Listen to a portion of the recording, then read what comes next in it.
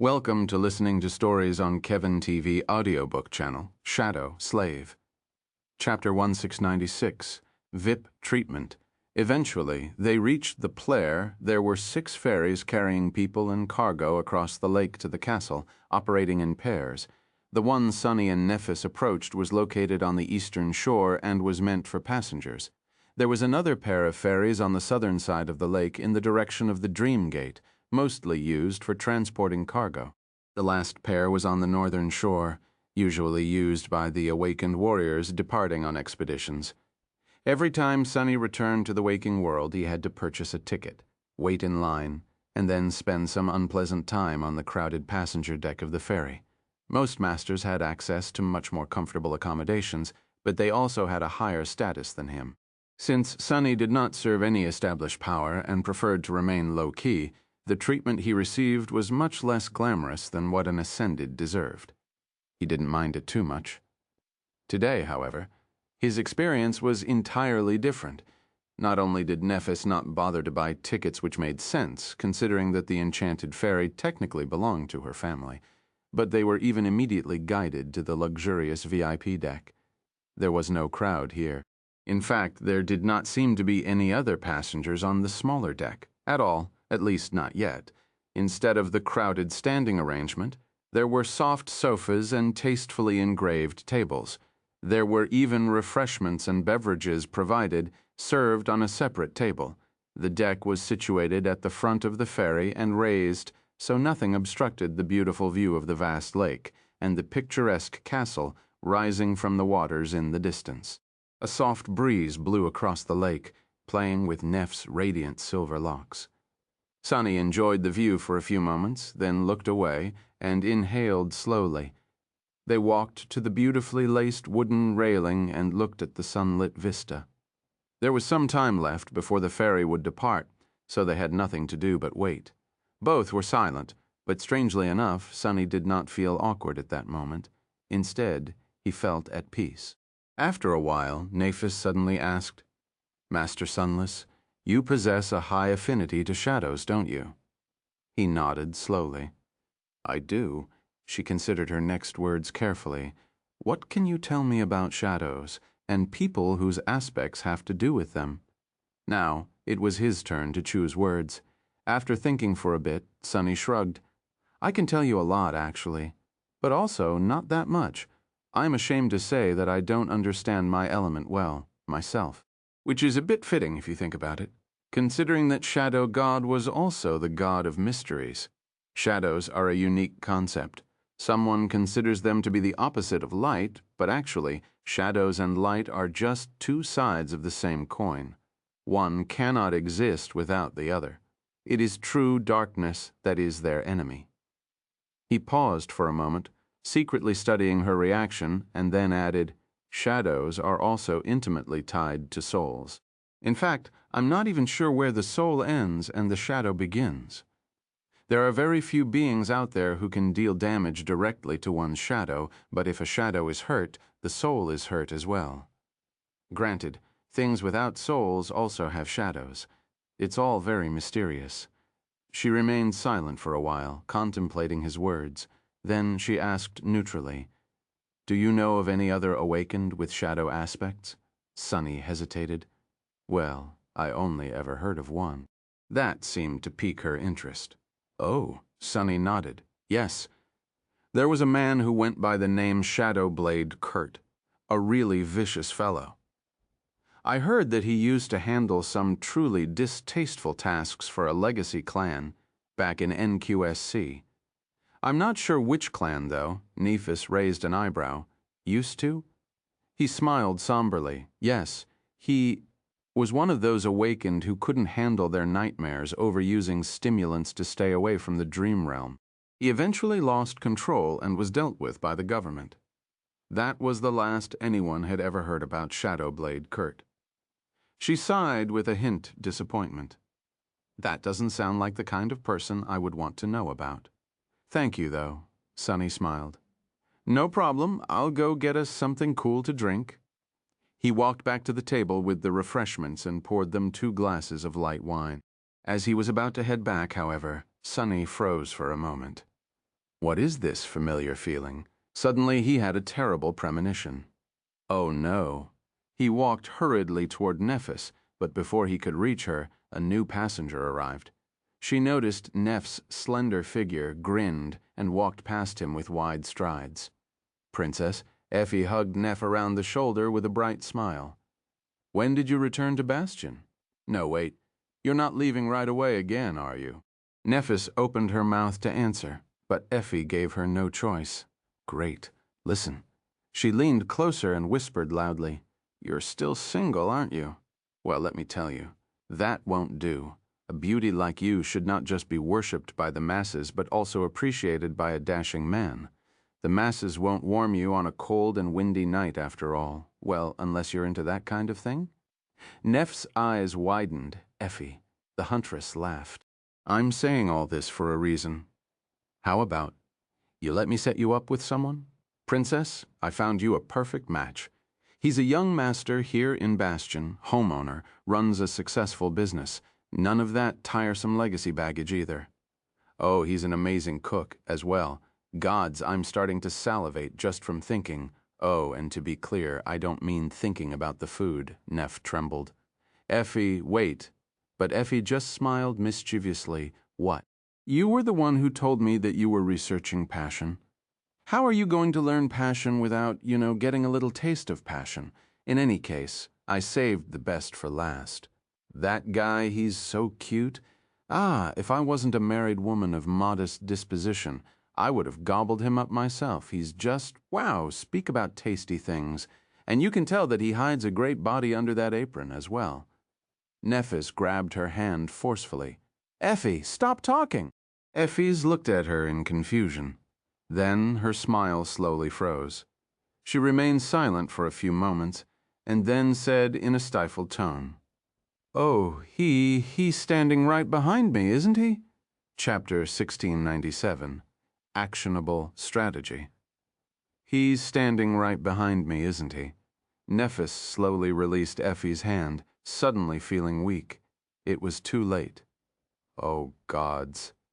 She briefly considered lighting the ferry on fire. That would resolve the situation, wouldn't it? Yes, she would not have to face Master Sunless, at least.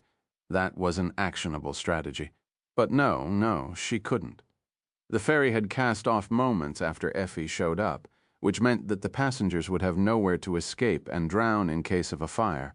It also meant that Nephis, Effie, and Master Sunless were stuck on the VIP deck, just the three of them, with nowhere else to go. There was no escape. Nephis barely suppressed a shudder. I can summon my wings and flee. But that would mean leaving the charming young man alone with Effie. She was unwilling. No, actually, she was vehemently against it, for some reason. So Nephis just stared at the boisterous huntress impassively and said in an even tone, Yes, he is. Effie trembled. Nephis wanted nothing more than to sigh and hide somewhere. She had just managed to regain her composure after the incident in the park, and now, oh no. Why did I think about what happened in the park? To her distress, the image of the beautiful enchanter, making timid excuses for his clumsiness, resurfaced in her mind, and all her composure evaporated. The memory of embracing him tightly surfaced next. At that moment, Nephis did something that she never thought she would do. Maintaining a nonchalant expression, she took a casual step left and hid behind Effie. With Effie's robust body hiding Nephis from Master Sunless, she suddenly felt much better. Wow, did you just heartlessly abandon a friend? Cassie's voice made her flinch.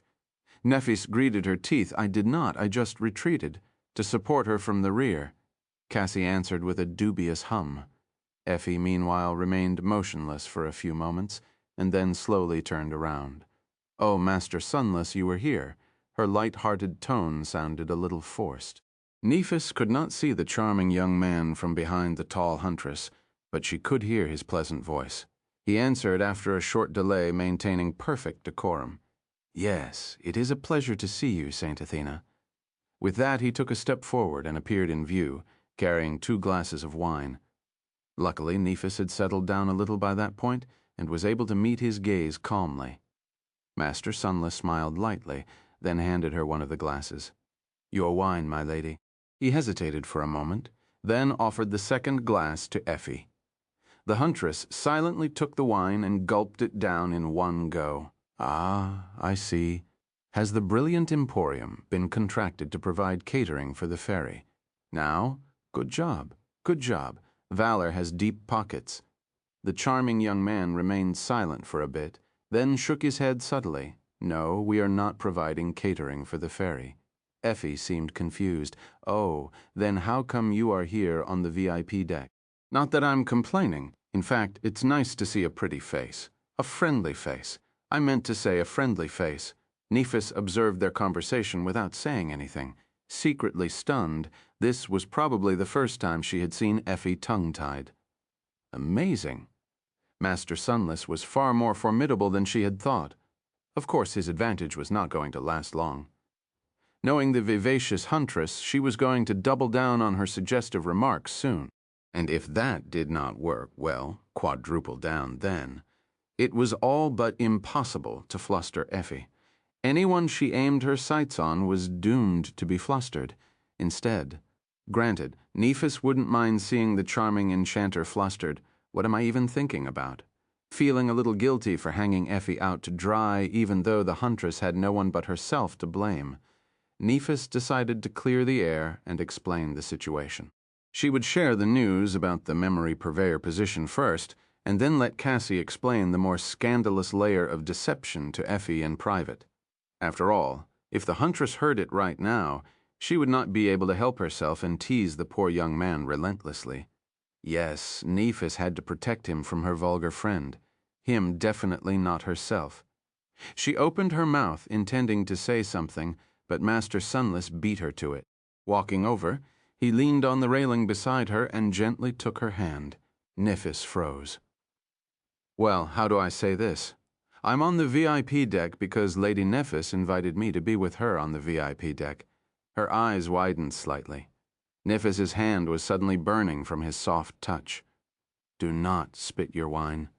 "Nephis." She gulped the wine down and smiled weakly. "Right? No, but how is his hand so soft?"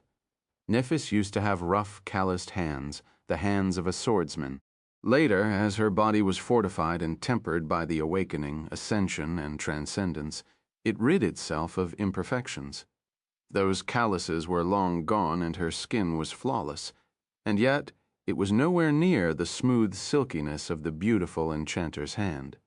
Nephis was unyielding and lived a life that was harsh and full of hardships, so she wasn't used to soft things.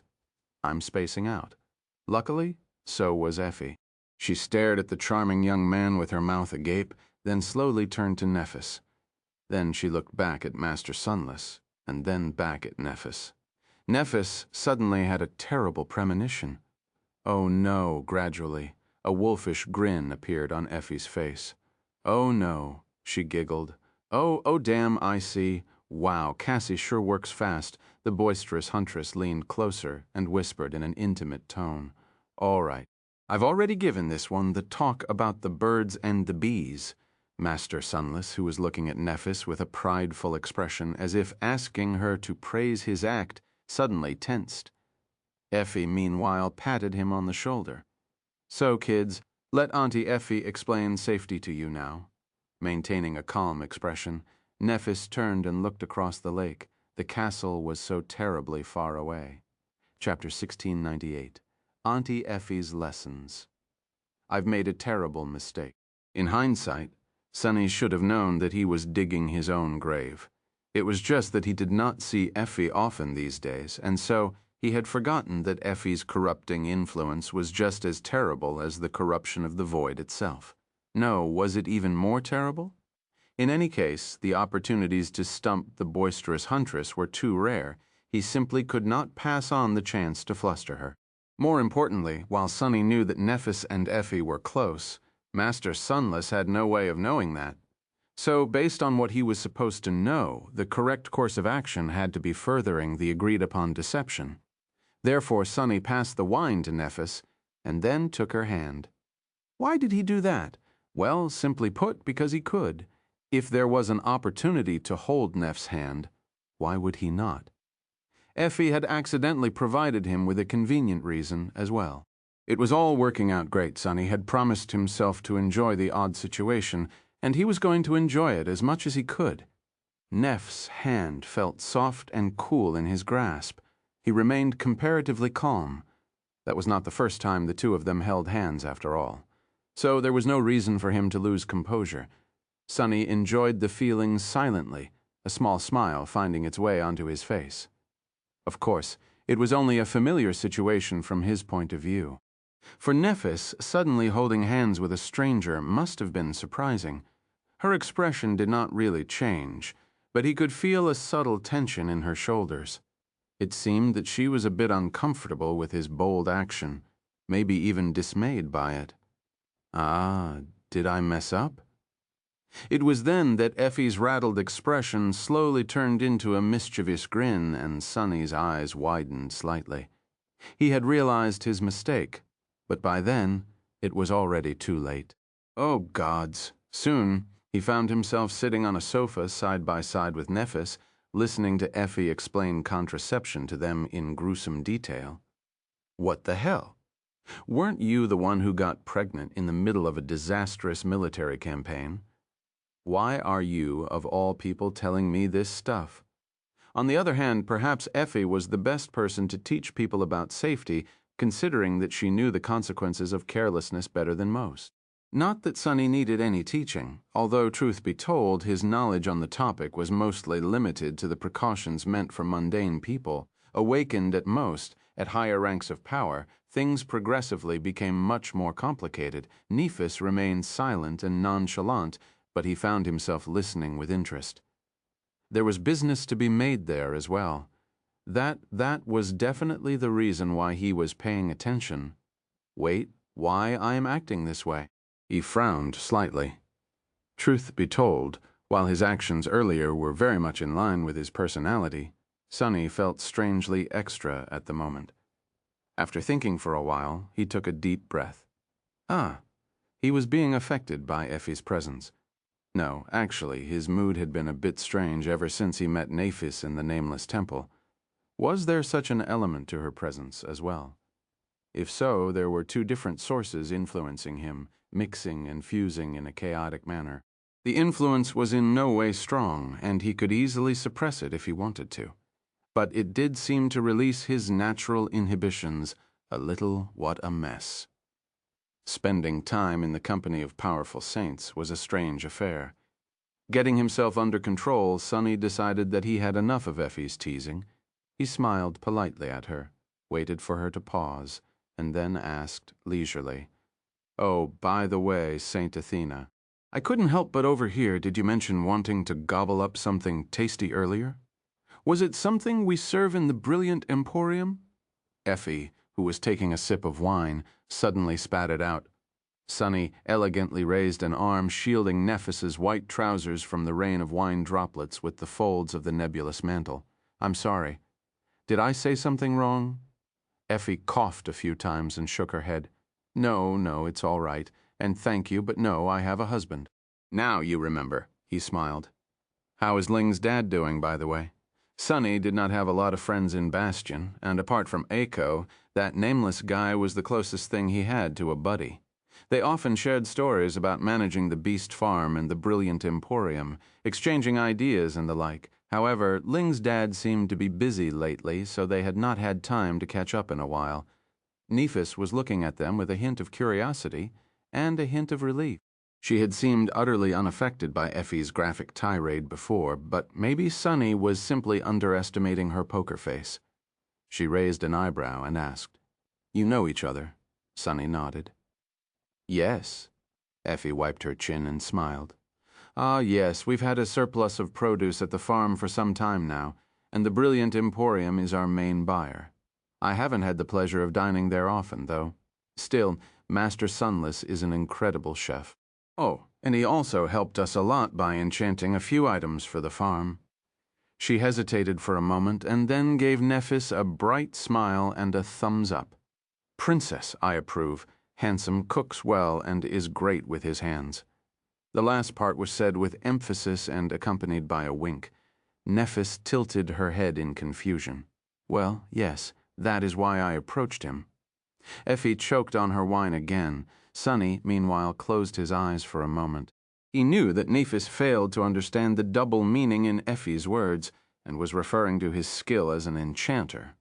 However, did she forget that they had not shared the details about the sword commission with the huntress? Yet, he let go of her hand, afraid that his palms would become sweaty. A memory commission. That is what she meant.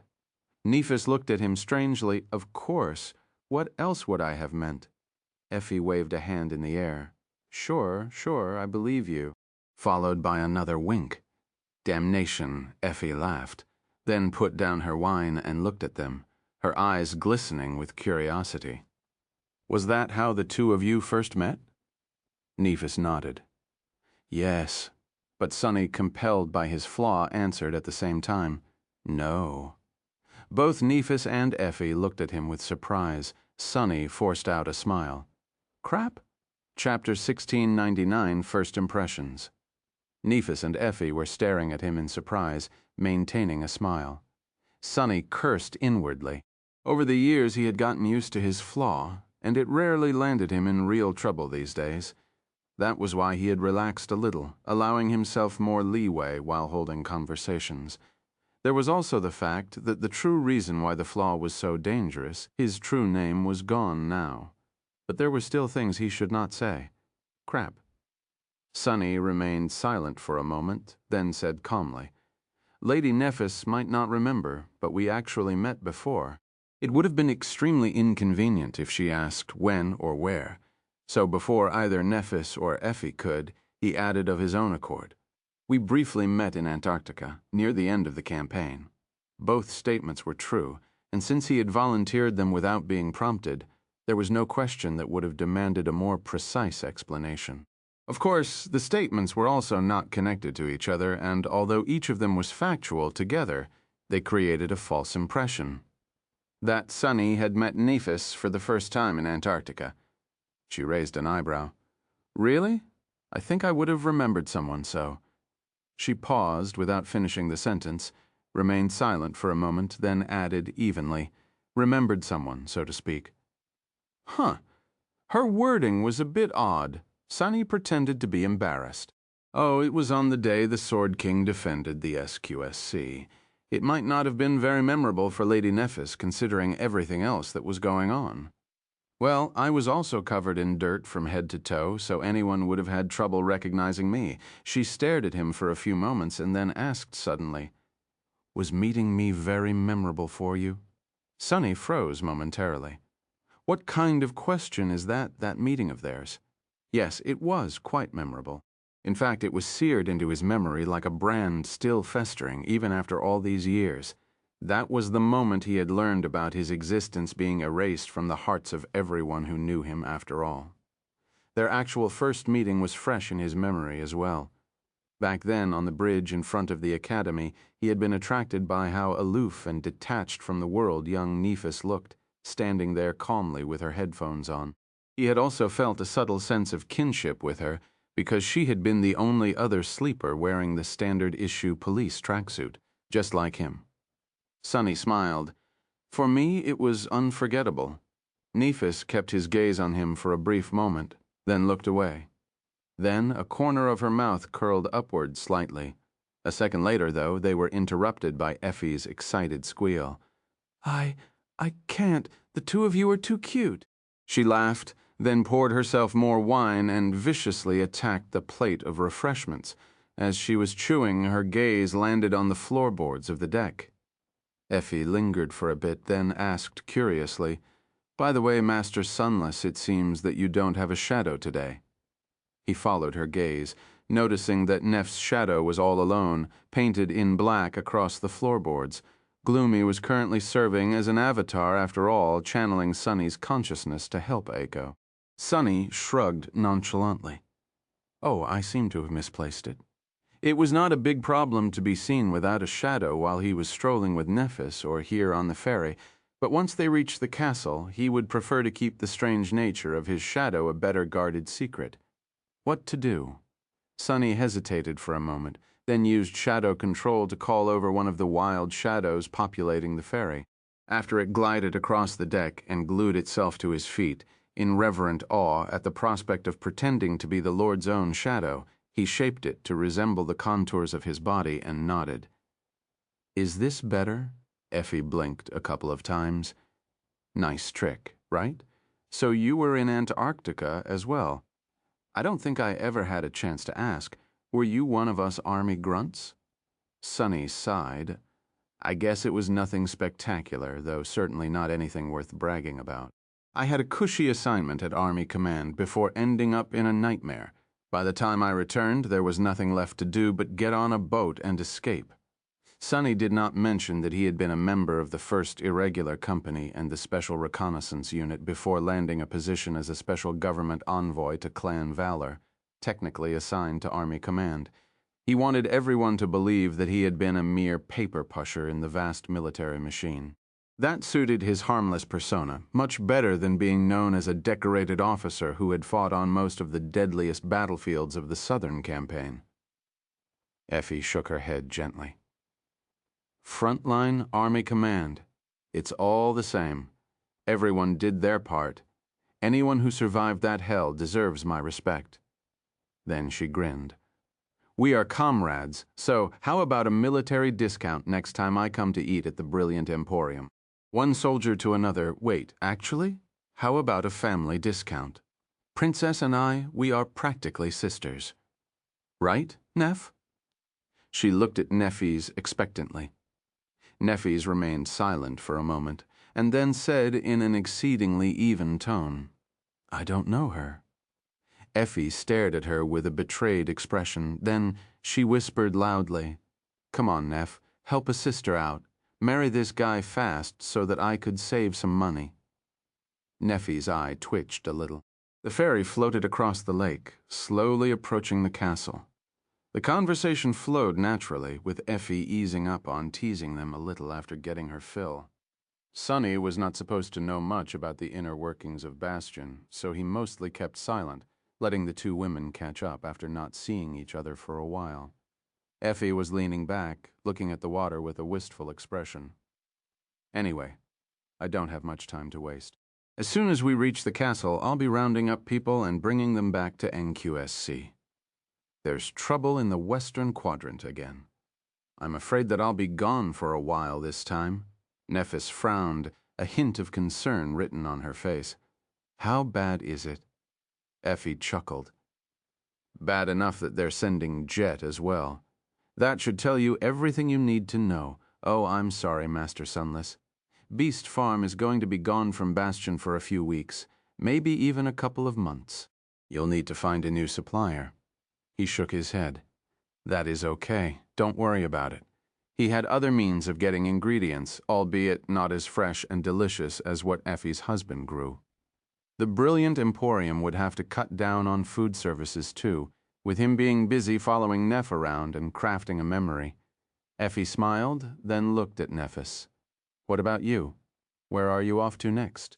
"I don't believe that those Valor Bast." She glanced at Sunny, then corrected herself. "That those wise Valor elders will let you rest for long." Nephis lingered for a moment, then answered in a calm tone. "Back to Godgrave, I suppose?" The huntress suddenly seemed excited. "Oh, right. You must have met him. That mysterious saint, the Lord of Shadows. What is he like, Sunny?" Was suddenly all ears. Chapter 1700. His own worst enemy. "Gossiping about me, huh? How exciting." Pretending to be oblivious, Sunny looked at Nephis and Effie with a little bit of masterfully performed confusion. Nephis spared him a short glance, then shrugged. "The Lord of Shadows. He is just as the rumors say, immensely strong, more than a little bit sinister, and highly eccentric." Effie chuckled. "Well, anyone who chooses to live in a death zone has to be a lunatic. Still to be called immensely strong by you, Princess. I am at a loss for words. Is there really such a monster in the world?" Sunny blinked. Hey, what did she mean, highly eccentric? He was the picture of perfect mental health. Well, maybe not. Still, Sunny was a little hurt. Nephis, meanwhile, smiled faintly. At the same time, he is nothing like what the rumors say. He is surprisingly considerate, despite his tyrannical strength, kind despite wanting to appear sinister, and very shrewd despite his eccentricity. Effie blinked, then briefly glanced at Sunny with a strange expression. Princess? Well, why are you smiling that way in front of your? Actually, never mind. Nephis raised an eyebrow. Oh, was I smiling? I didn't mean to. Sunny took a sip of wine. No, no, smile more. Why was Effie raining on his parade? What an insufferable woman. The insufferable woman in question, meanwhile, grinned. That's fine and all, but what does he look like? Is he handsome? I bet that even if he is, he can't be as handsome as Master Sunless. Sunny raised an eyebrow. Nephis shrugged again, seemingly uninterested in that topic. I don't know. The Lord of Shadows never shows his face. He is always either wearing a mask or a closed helmet. In fact, you can't even tell if there is a human body inside that armor most of the time. Effie seemed excited for some reason. Really? Damn, what a pity. I guess he's horribly disfigured, or just naturally ugly. Not that there's anything wrong with that. Wait, what if he is bald? Is he missing teeth? Did you say he never takes his armor off? He must really reek, then. Gods, what a slob. Master Sunless here is definitely way better. He smells very nice, simply delicious. Am I right, Master Sunless? Sunny stared at her wordlessly. Why is she dragging me into this? No, wait, what the hell does she mean bald? I'm not bald. But having feigned ignorance, he couldn't really defend his honor. The third Avatar's honor, no matter how much he wanted to. Hiding his frustration, Sunny said weakly, I guess. I never really paid attention to how I smell, to his surprise. Though Nephis suddenly came to the Shadow Saint's defense. No, you're wrong.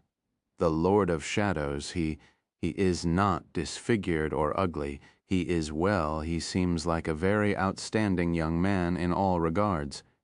Sunny nodded unconsciously. You tell her, Neph? But then he frowned. No, but why are you defending that bastard so much? I'm right here. Sunny was confused. The Lord of Shadows was him, but Nephis did not know that. So was she praising some random guy in front of her supposed romantic partner? That was unacceptable. But then their relationship was fake. They had only really met each other a few days ago, so technically she knew the Lord of Shadows longer and better. The two of them had even fought side by side against a harrowing cursed abomination. It was so confusing. What is this situation? How was he supposed to react? While Sunny was questioning his life's choices, Effie scoffed, if he's such an outstanding man, why is he hiding his face behind a mask? What is he, an 8th grader? Nephis frowned. Maybe it has something to do with his flaw. Maybe he needs to hide his identity for an important reason. In any case, all I know is that a man whose swordsmanship is so beautiful can't be unsightly. Effie glared at her silently, as if wanting to say, Princess, take a hint. What was the hint Nephis was supposed to take? Sunny did not know. The huntress took a deep breath. Well, anyway, that guy seems to be hiding a lot. Unlike Master Sunless, who is like an open book, an honest and sincere man like Master Sunless doesn't need to hide behind a mask, not to mention that hiding that face behind a mask would be a crime. She seemed to get distracted for a moment and then laughed. In any case, it seems that we are going to be arriving soon. Shall we change the topic? Nephis shrugged, seemingly confused by the whole conversation. You're the one who asked. Effie smiled, then looked at Sunny apologetically.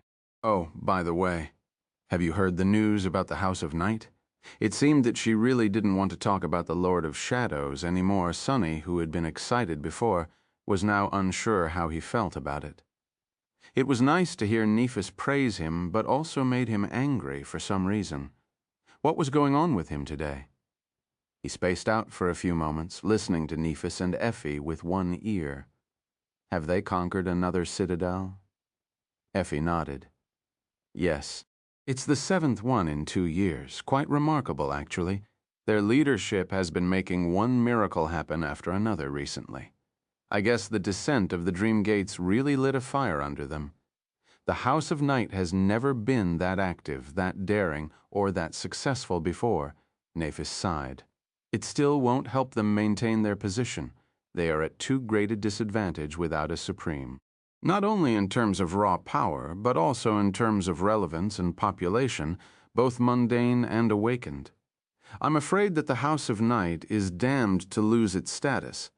That was true, but although the third great clan was now miles behind the other two, without any hope of catching up, it was still vitally important, both because of the role its ships played in the waking world and because of how they could break the balance of power in the upcoming war. An alliance with the House of Night could very well be the linchpin of the entire clash between the two domains. Not even due to their saints, but because the Twilight Sea bordered both the Sword Domain and the Song Domain in the south. Song and Valor were only clamoring to conquer Godgrave because the House of Night was stubbornly maintaining neutrality. If either of the great clans managed to lure the Nightwalkers to their side, they would be able to launch swift attacks into the enemy territory while bypassing the barrier of the death zones separating their territories. Effie grimaced. At least they are trying, and by the look of it, the House of Night is dead set on staying away from both Valor and Song. Well, I can understand why. Even if they join the winning side, there will be no future for them, but to be absorbed and assimilated after the whole mess is over. Sunny sighed quietly. He wondered how Knave was doing somewhere out there in the Twilight Sea. The friendly Nightwalker must be having it hard, considering how swiftly the fortunes of his clan had changed. Nephis, meanwhile, gave Effie a guarded look and then silently gestured to Sunny. You guys finally remembered that I'm not supposed to know anything about the war? Good for you. Effie blinked a couple of times, then shook her head. By the way, Master Sunless, did you know that all the legacy clans are about to go to war? Nephis's eyes widened. Effie. The huntress smiled with a mischievous gleam in her eyes. A war for this beautiful but dense princess right here. Now that she has shown interest in you, every legacy clan will probably scramble to get her hitched to one of their scions before it's too late. The elders of Clan Valor might put pressure on her, too. So that talk about safety I gave you, Effie grinned. Forget everything said. As a former soldier, you must know the value of a preemptive strike, so aim well and get her pregnant as soon as possible. That will show them the wine glass cracked in Nephis's hand. Sunny did not move, but somewhere far away, the Lord of Shadows gracelessly fell off his throne. The ferry docked at the castle, the silence broken only by the bright sound of Effie laughing uncontrollably. Chapter 1701, Illusory Castle. After they disembarked at the castle, Effie bid them farewell and went away, giggling as she walked. Sunny and Nephis stared at her back until she disappeared from view, both not in a hurry to say anything. What do I even say after that? Sunny sighed and decided not to say anything. Nephis seemed to be of the same mind. His thoughts, however, were on fire in the wake of Effie's antics. So, while Sunny kept quiet, his imagination was running wild against his better judgment. He did not know what Nephis was thinking about, but he was definitely thinking about all kinds of things that he probably should not have been thinking about. He threw a furtive glance at Neph. Was she really calm? Was he imagining things, or did her cheeks seem a little pink? No, that is definitely my mind playing tricks on me. There was no way Nephis would be fazed by mere words. It was just his wishful thinking. It was all Effie's fault. That Effie. She really had not changed at all. He would have thought that being a married woman with a child would curb her wilder tendencies, but alas, having a loving family only seemed to embolden the vivacious huntress even more, as if having a safe space to retreat to gave her wicked tongue more power. It's a miracle that little Ling is such a sweet boy, despite being raised by that miscreant. Sunny inhaled slowly. Nephis lingered for a few moments, then looked at him with a deadpan expression. After a while, she said in her usual impassive tone, "Don't mind, Effie. Saint Athena. She's always like this.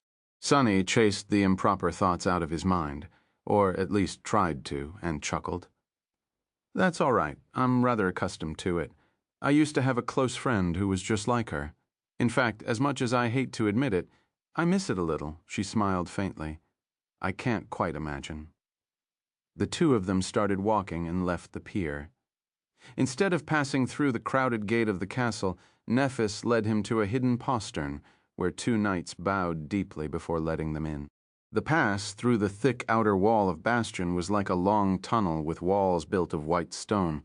Walking through it, Sunny wondered what could have brought this mighty wall down and left it laying in ruins, like it lay in the hidden realm that was imprisoned in the reflection of the illusory castle. But then again, that terrible foe had even shattered the moon, so why would Bastion fare any better? The castle was a city in and of itself. It was gargantuan, with somewhere around 1 million people living between its walls, almost half of them awakened. There were hundreds of masters here as well, and at least a dozen saints were always present, either guarding the stronghold or visiting from their own citadels on business.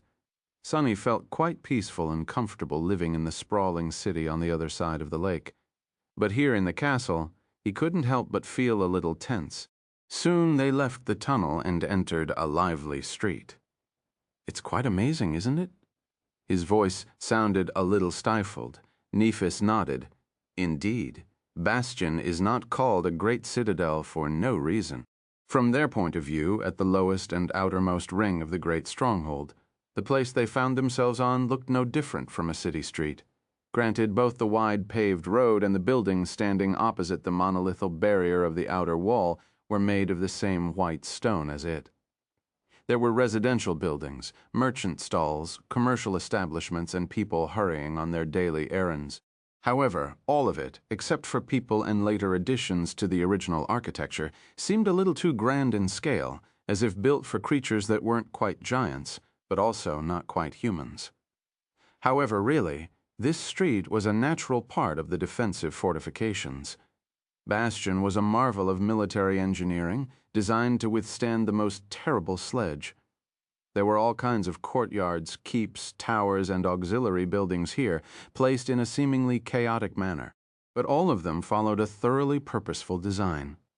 If viewed from above, Bastion resembled an artificial mountain separated into distinct levels, with concentric circles of inner walls protecting each of them, and the main thoroughfare piercing each of the walls, as it scaled the mountains in a spiral. If one wanted to reach the main keep from either of the outer gates, they would have to circle the mountain many times, passing many lesser gates in the process. Even things like the direction of the thoroughfare were full of purpose. If someone managed to breach the outer wall, they would have to follow it clockwise, which meant that their sword hand would be to the next wall, while their shield hand would be away from it, letting the defenders rain arrows on the attackers more effectively. All in all, Sunny did not envy the warriors of Clan Song, who might have to siege this castle one day. Even he felt that the task was much too daunting. Bastion seemed truly impregnable. But of course it wasn't. The ruins hidden in the moonlit reflection were proof. Nephis led him deeper into the ancient castle, making sure that they would be seen by everyone who had time to look. The reactions people were giving them were much more intense than those at the lakeshore settlement, mostly because much more of them recognized who Nephis was. Sunny could practically feel the veneration and admiration they felt for her. Wherever Changing Star went, people's faces suddenly looked bright and inspired, as if just seeing her gave them strength. Well, it made sense. Nephis had become somewhat of a symbol after the Forgotten Shore, and her fame only grew further in the last 4 years, especially for the people of the Sword Domain. She was a champion of peace and prosperity, a radiant figure who defended them from the horrors of the nightmare spell and whose light illuminated all of humanity. Princess Nephis, one of the 2 invincible sword sisters of Anvil's domain. The nickname Effie had given her in the Dark City was not that outlandish anymore, if at all, so Sunny could understand the gazes of adoration directed at Neph. However, the more intensely people admired her, the more confusion and simmering hostility his presence by her side caused them. Who was that dainty stranger walking by, changing stars side? Who does he think he is, being so close to our princess? Suddenly, he felt a little uncomfortable. I might have underestimated the consequences of playing Neph's secret darling. He might have underestimated it severely. As a passerby glared at him with obvious hostility, Sunny made sure that Nephis could not see and glared back with a cold menace. You can glower all you want, but are you worthy? All of you wretches combined are not fit to stand by her side, only I am. Well, that was what his glare was meant to convey, at least. Chapter 170:02, Legendary Encounter. Sunny was not unfamiliar with the castle, since he had to come here every time he wanted to return to the waking world without raising any suspicions. However, he would usually spend quite a lot of time following the main thoroughfare to the main keep, where the gateway was located. This time, Nephis led him on a shorter path to the pinnacle of the stronghold, across narrow stairs and hidden posterns that he had not even known existed. There was no need to waste time at each checkpoint either, so their progress was rather fast. Who would dare to stop the transcendent daughter of a sovereign? After a while, Sunny asked with a hint of curiosity, "By the way, Lady Nephis, where exactly are we going?" He knew that they were about to sign a contract, but wasn't sure where the signing would take place. Was he going to make a deal with Clan Valor, or with the Firekeepers directly? Who else would be involved? She looked at him with a hint of confusion, then suddenly seemed a little embarrassed. "Oh, please forgive me. I have forgotten to explain properly." With that, Nephis raised her hand and pointed to one of the tallest towers in Bastion. The tower was not much different to all the others, with one big exception.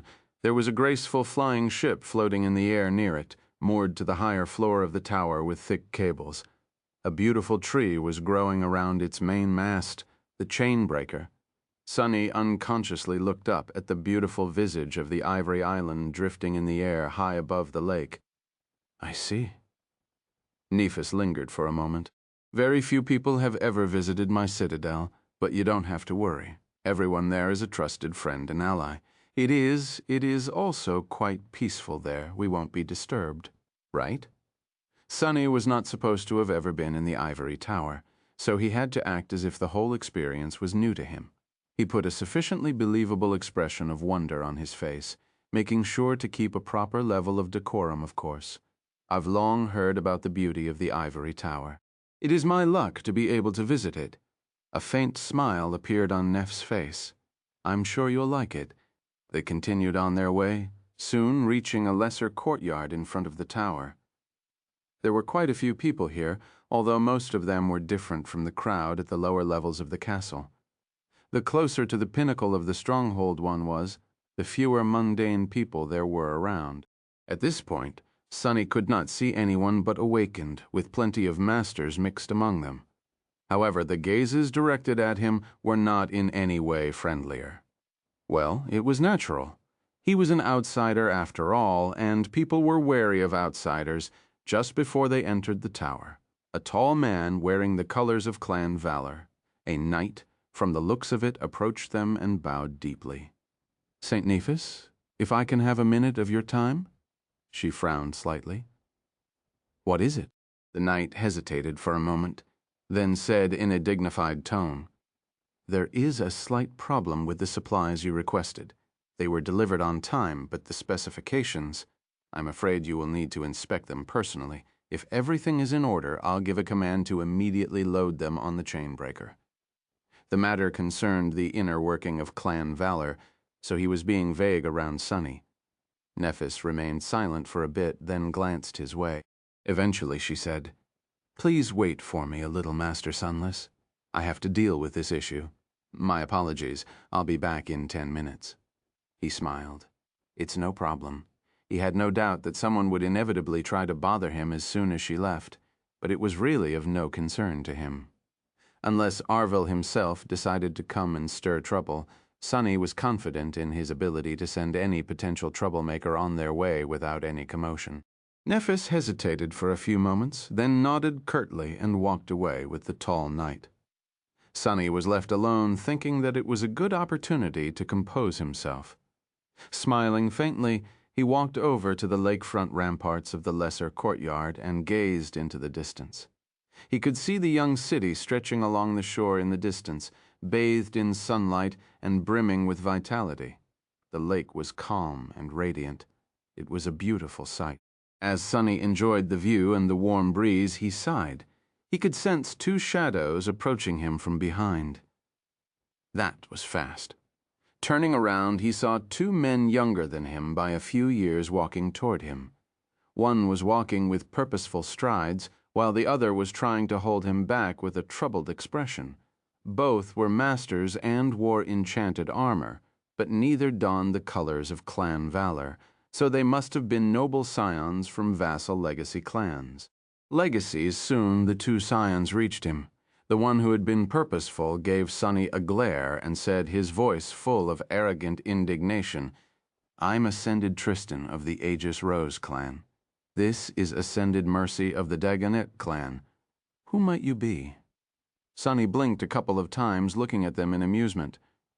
"Wait, it can't be. Is this the legendary arrogant young master encounter?" "It is, isn't it? Gods, the legends are true." He reminded himself to remain calm. "Keep your cool. Be polite. Don't start trouble." Sunny smiled politely. "I am Ascended Sunless. How may I help you, gentlemen?" Master Tristan frowned. Ascended Sunless? Of which clan? Sunny remained silent for a moment. Why was everyone so insistent on waving their family name around? Of no clan. The young man scoffed, while his friend tried to pull him away. "Tristan, drop it. Come on. We are going to be late for practice." Master Mercy of the Dagonet clan seemed to have a little bit of brain, at least. But the scion of Aegis Rose clan did not want to listen. Scowling fiercely, he moved a step closer to Sunny and asked, his voice harsh and domineering, "Master Sunless of no clan seems to have some business with Lady Changing Star, but that doesn't give you the right to don't think I didn't notice you ogling her with lewd eyes, scoundrel." "What eyes? Huh?" The second legacy gave Sunny an apologetic glance and tried to pull his friend away harder. He seemed exasperated, hinting that Master Tristan had a habit of saying rash things. Sunny took a deep, "Be polite. Don't start trouble. Be polite." He calmed himself down, then opened his mouth and said, "Why does a moron like you have the confidence to open his mouth and spout nonsense? If you were born brainless, at least have the decency to keep quiet. Better yet, get lost altogether. Don't think I didn't notice you being dropped on your head as a child, you cretin." Chapter 1703, Courting Death. Sunny's words hung in the air, contrasted starkly against his polite smile. The two young masters seemed frozen, as if unable to digest what they had just heard. Mercy of Clan Dagonet let out a stifled breath. At the same time, Ascended Tristan's eyes widened. His face, frozen in a state of stunned disbelief, was slowly contorted by a grimace of righteous wrath. Trembling in outrage, he bellowed, "You dare!" Sunny couldn't quite believe it. He held his breath, his heart beating wildly. Is he going to say it? He's going to say it. He totally is. His smile remained perfectly pleasant. "I do dare. Why? Wasn't that obvious from my remark? Or has your flaw made you deaf? Goodness gracious, dumb and deaf. What an unfortunate fate. You have my sympathy." The young master stared at him, mouth agape. After a few moments of silence, Tristan pointed a trembling finger at Sunny and hissed, "You are courting death, mongrel." He said it. He had really said it. That was... Sunny had no words. It was really too astonishing. He struggled to suppress a burst of laughter. Amazing. But also, what is it with legacy brats and calling people mongrels? Sunny kept his composure with titanic effort and shrugged. "Funny, you should say, but I am indeed somewhat of a mongrel." His smile widened, which seemed to send the young master into a spiral. With his face turning a concerning shade of red, Ascended Tristan outstretched a hand and growled, "You've gone too far, scoundrel. You need to be taught a lesson. I, Tristan of Aegis Rose, hereby challenge you to a duel." Sunny blinked. "Huh. No, he was just speaking metaphorically when he suggested that the fool had been dropped on his head. But now it seemed like maybe there was some truth to the statement. By now, their spat had attracted a lot of attention. The people in the courtyard were all gazing at them with strange expressions. Master Mercy had abandoned his attempts to drag the second legacy away and was now looking around helplessly. A duel, huh? Sunny erased the smile from his face and said in a solemn tone. I refuse. Tristan grinned. Great, then summon your... What, you refuse? Sunny nodded. Yes, I refuse. What? Are you really deaf? The young master seemed flustered. He stared at him in confusion for a few moments, then asked in a trembling voice, How can you refuse? That's cowardly. Don't you have any honor, amused? Sunny simply shook his head. That's right. I am a coward, and I don't have any honor. In fact, I wouldn't be caught dead having honor. Such a distasteful thing. After being accosted by an arrogant young master and asked if he was courting death, all Sunny had to do to experience the entire triumvirate of cliches was to slap ascended Tristan across the face. However, he had no intention of doing that. Who knew, perhaps the poor fool was really suffering from a character flaw. His behavior was too outrageously hot-blooded to be explained by simple foolhardiness. Plus, it wouldn't be a good look for Sunny to go around beating children, not to mention that his meticulously cultivated harmless persona was not supposed to be able to win a duel with a legacy ascended. No matter how much he wanted to teach the loud brat a memorable lesson. Ascended Tristan huffed and puffed, staring at him with angry eyes. Then, a mocking smile suddenly twisted his lips. Don't be too afraid, coward. I won't kill you. We'll just duel to first blood. I refuse your refusal. Summon your weapon and face me. Sunny stared at him incredulously for a bit. To hell with it, he sighed. To first blood? Fine. I accept. His smile turned a little sheepish. But, I don't have a memory weapon, so I can't summon any. Hearing these words, young Master Tristan paled. You don't even have a single memory weapon? And you call yourself an Ascended? Sunny scratched the back of his head, his face full of embarrassment. I do call myself an Ascended. But not all Ascended are like you, scions of storied legacy clans. Personally, I manage a small cafe and a shop. The last time I was in a battle, I had to run away and barely escaped with my life. It had been a battle against a cursed tyrant, but they didn't have to know that. Master Mercy seemed relieved. He let out a long sigh and said tentatively, Then let us just drop this matter. Tristan, he is clearly not a... But his friend shook his head furiously, summoning a memory. No, I simply can't let this matter rest. I demand satisfaction. Soon, a heavy greatsword manifested itself from sparks of light. He scoffed contemptuously and shoved the sword into Sunny's hands. Here, this sword is called the Heartbreaker, and it is a family heirloom of my clan. I'll lend it to you for today. It is your privilege to be able to hold it, knave. With that, he shook his head and mumbled under his breath. This? Really? I just don't understand why Lady Nephis would associate with such a profligate wastrel. He must have deceived her with his looks. The scoundrel, Sunny held the greatsword awkwardly and rested its tip on the ground.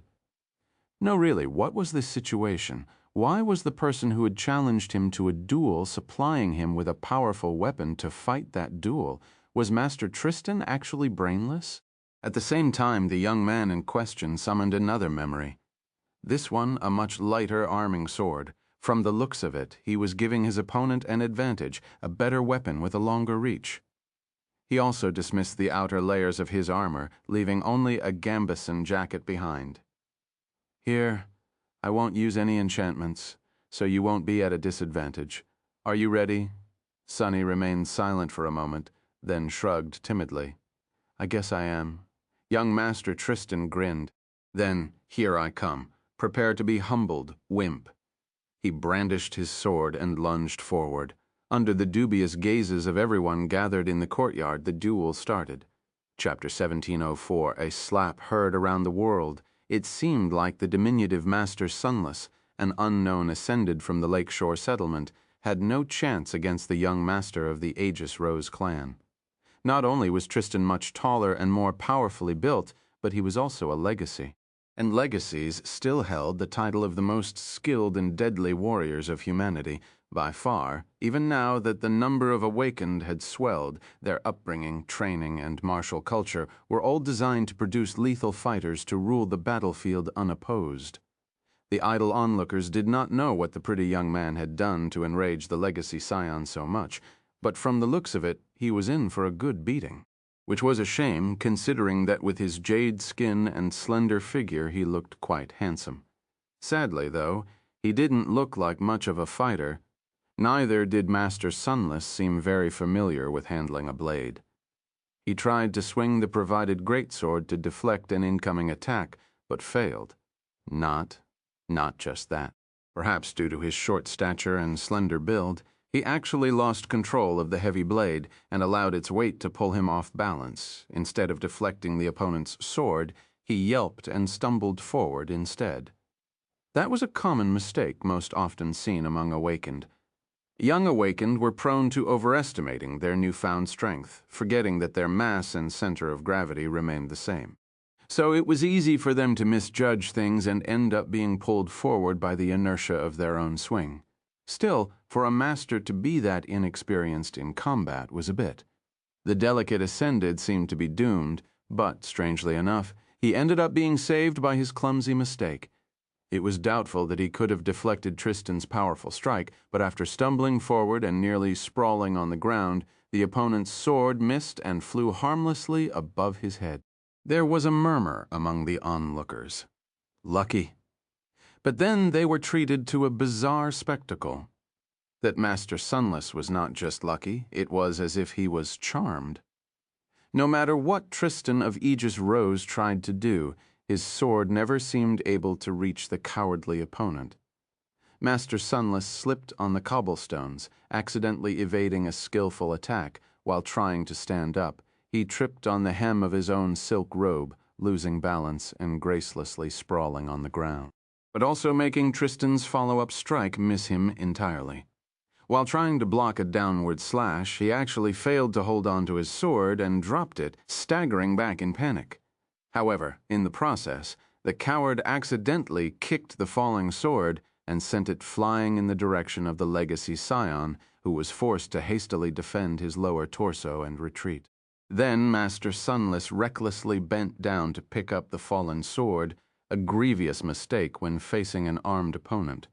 However, it was exactly because no one in their right mind would think of leaving themselves so open to a lethal blow that Tristan had never anticipated it.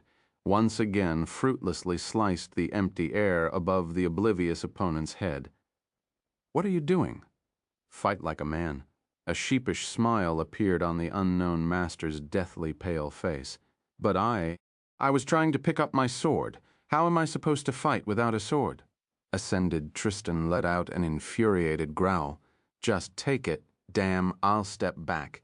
Under everyone's bewildered gazes, he took a step back and waited patiently for his opponent to arm himself. But Master Sunless did not seem to be in a hurry. Breathing heavily, Tristan's face twitched. "What are you doing?" The delicate young man coughed. "Well, you didn't specify that I should pick it up immediately, did you? So I thought I'd catch my breath real quick." The legacy scion seemed stuck between complete disbelief and apoplectic fury. "Pick it up, right this second." Master Sunless bent down and gripped the sword. All right, there's no need to shout." Soon the oddly comical duel continued. He continued stumbling blindly through the hurricane of steel, remaining unscathed by sheer ridiculous luck. But even that helpless fool's luck was bound to run out sooner or later, and finally, in less than a minute, Tristan's sword pierced the silk robe and bit into the delicate young man's shoulder. He had held back, not wishing to deliver a serious wound to the offending profligate, so the cut was shallow. Still, a cut was a cut. It also hurt like a real cut. Sunny grimaced. Young Master Tristan, meanwhile, gave him a disdainful smirk and retrieved his sword. The two of them were standing close to each other, and the legacy was staring down at Sunny, his face full of pleased indignation. "Serves you right, scoundrel. The victory is mine now. Apologize. Recount your misdeeds and humbly beg forgiveness. I'll let you off easy if you do, but if you don't blame me for being ruthless." But Sunny simply tilted his head. "Who says that the victory is yours?" Tristan blinked. "What? I clearly just won. What are you?" But Sunny was nonplussed. He raised the collar of the nebulous mantle, revealing the black shirt beneath. "We agreed to fight to first blood." "Do you see any blood?" The young master stared at his chest in confusion. There was clearly a cut in the little knave's shirt, but where was the blood? Even the blade of his sword was clean. He frowned and started to speak, his tone full of confusion. "How?" But before he could finish, and to the absolute shock of everyone watching, the next moment Sunny's fist slammed into his face with an audible bang, sending young Tristan of Aegis Rose staggering back. The legacy scion collided with his friend Master Mercy, while covering his face with a hand. His stunned eyes were opened wide. There was blood dripping between his fingers beneath them. Suddenly the courtyard was silent. In that silence, Ascended Tristan slowly lowered his hand, revealing 2 red streams flowing out of his nostrils and marring his handsome face.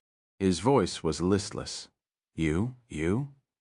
Sunny dropped the heavy greatsword on the ground with visible relief, rubbed his wrists, and let out a sigh. Then he smiled. "Well, it seems like I have won. Good fight, good fight. Now, shall we proceed with begging for forgiveness? You don't need to kneel. I'm not a pervert, so I'm not into such stuff." At that moment, young Master Tristan looked like he would spit blood. That, too, would have constituted Sunny's victory. If the legacy wasn't already bleeding, then Tristan's features contorted, and he seemed to completely lose his mind.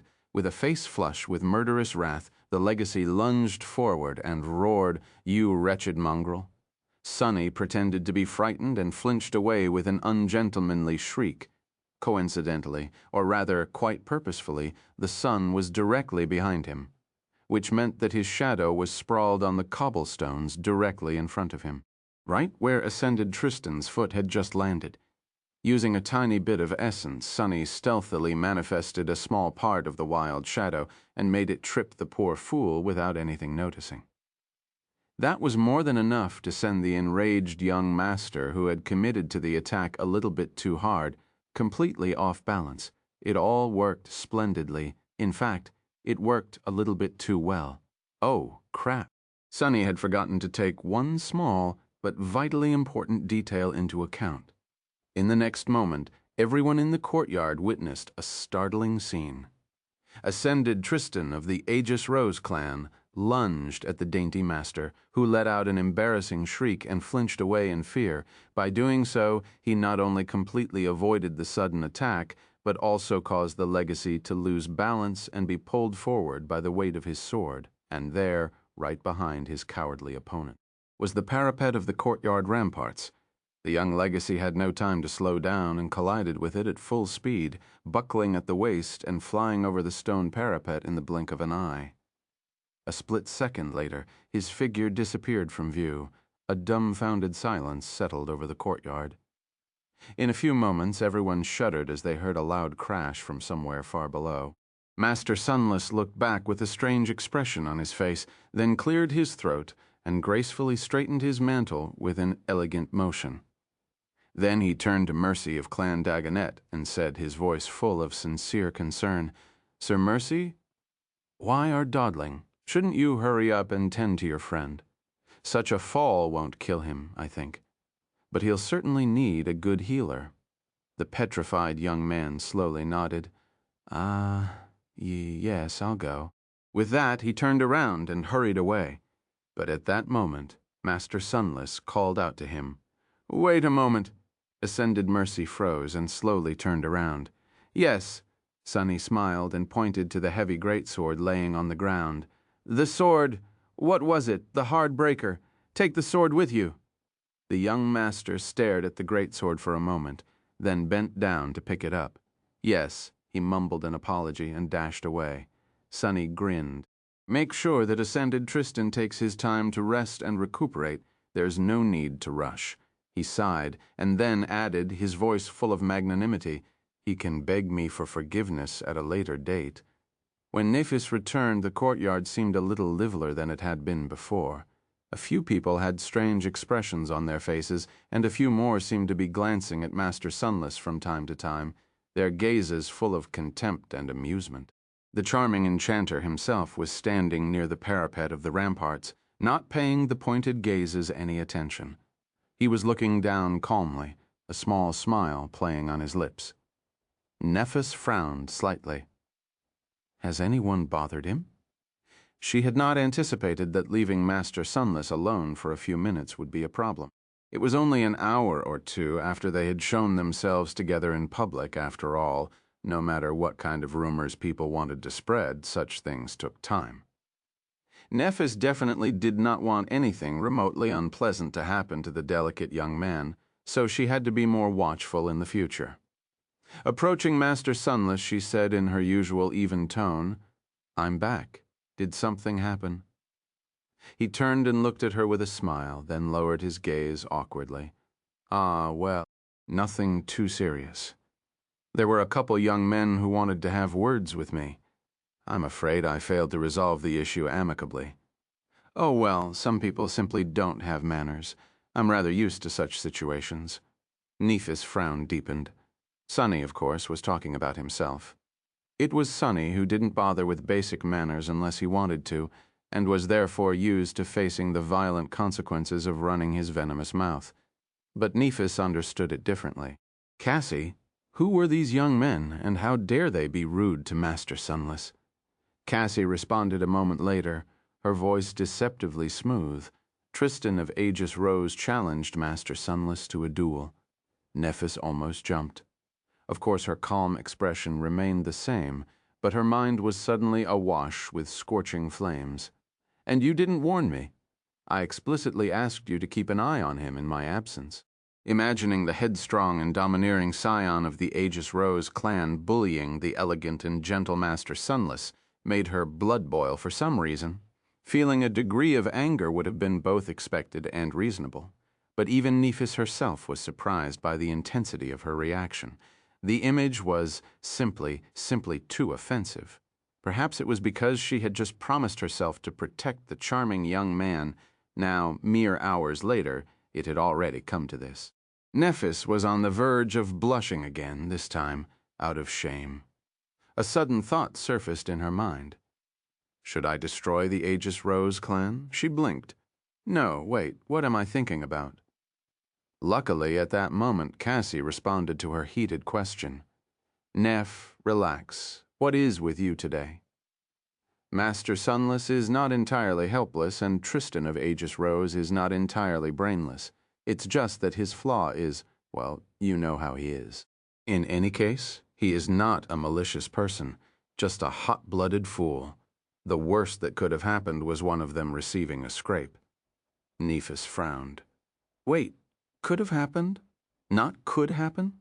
The duel already took place. Cassie coughed. About that. Maybe don't mention anything to Master Sunless. It might be embarrassing for him, even though he technically didn't lose. Nephis studied the charming young man silently. Almost immediately she noticed a thin vertical tear in his robe, where none had been before. I should offer to heal him. She imagined laying hands on his chest and infusing it with her flames. But how could she offer to heal him without hurting his pride? Cassie said not to mention the duel. Nephis lingered for a few moments, and then reluctantly decided not to say anything. If Master Sunless wanted to keep what had happened to him a secret, she had to respect his wishes. He was already on the losing side of their relationship, which was to say, employer and employee relationship. So she had to be mindful of his pride. The Aegis Rose clan, however, Nephis usually stayed away from the internal politics of the sword domain, but if she wanted to exert influence, there was plenty of influence to go exert. Young Master Tristan was about to experience some hardship in his life, not enough to kill him, but plenty enough to teach him a few lessons on how to manage his flaw better. That will also clearly show the other clans that I favor Master Sunless, and that touching the person I favor, pretending to favor, will not go unpunished, which could further the deception and at the same time protect the charming enchanter going forward, thus killing two birds with one stone. Nephis took a deep breath, still feeling guilty. Then she contained her emotions, nodded lightly, and said, "Then, please, follow me. There won't be any other delays." Master Sunless smiled and gallantly gestured forward. "After you, my lady," as they ascended the steps of the tall tower. Nephis remained silent and thought back to what Cassie had said. What is it with me today, indeed? Many people thought that Nephis was a cold and emotionless person, but they were all wrong. Her emotions, in fact, often burned with a frightening intensity. It was just that she rarely showed them, if at all. Still, looking back, she felt like she had been too flustered in the last few hours, and even before that, being in the company of the charming enchanter had a strange kind of effect on her. Granted, anyone would have been flustered after what Effie had done. Just thinking about it. No, Nephis refused to think about it. But it was an undeniable fact that she couldn't help but act unlike her usual self around Master Sunless.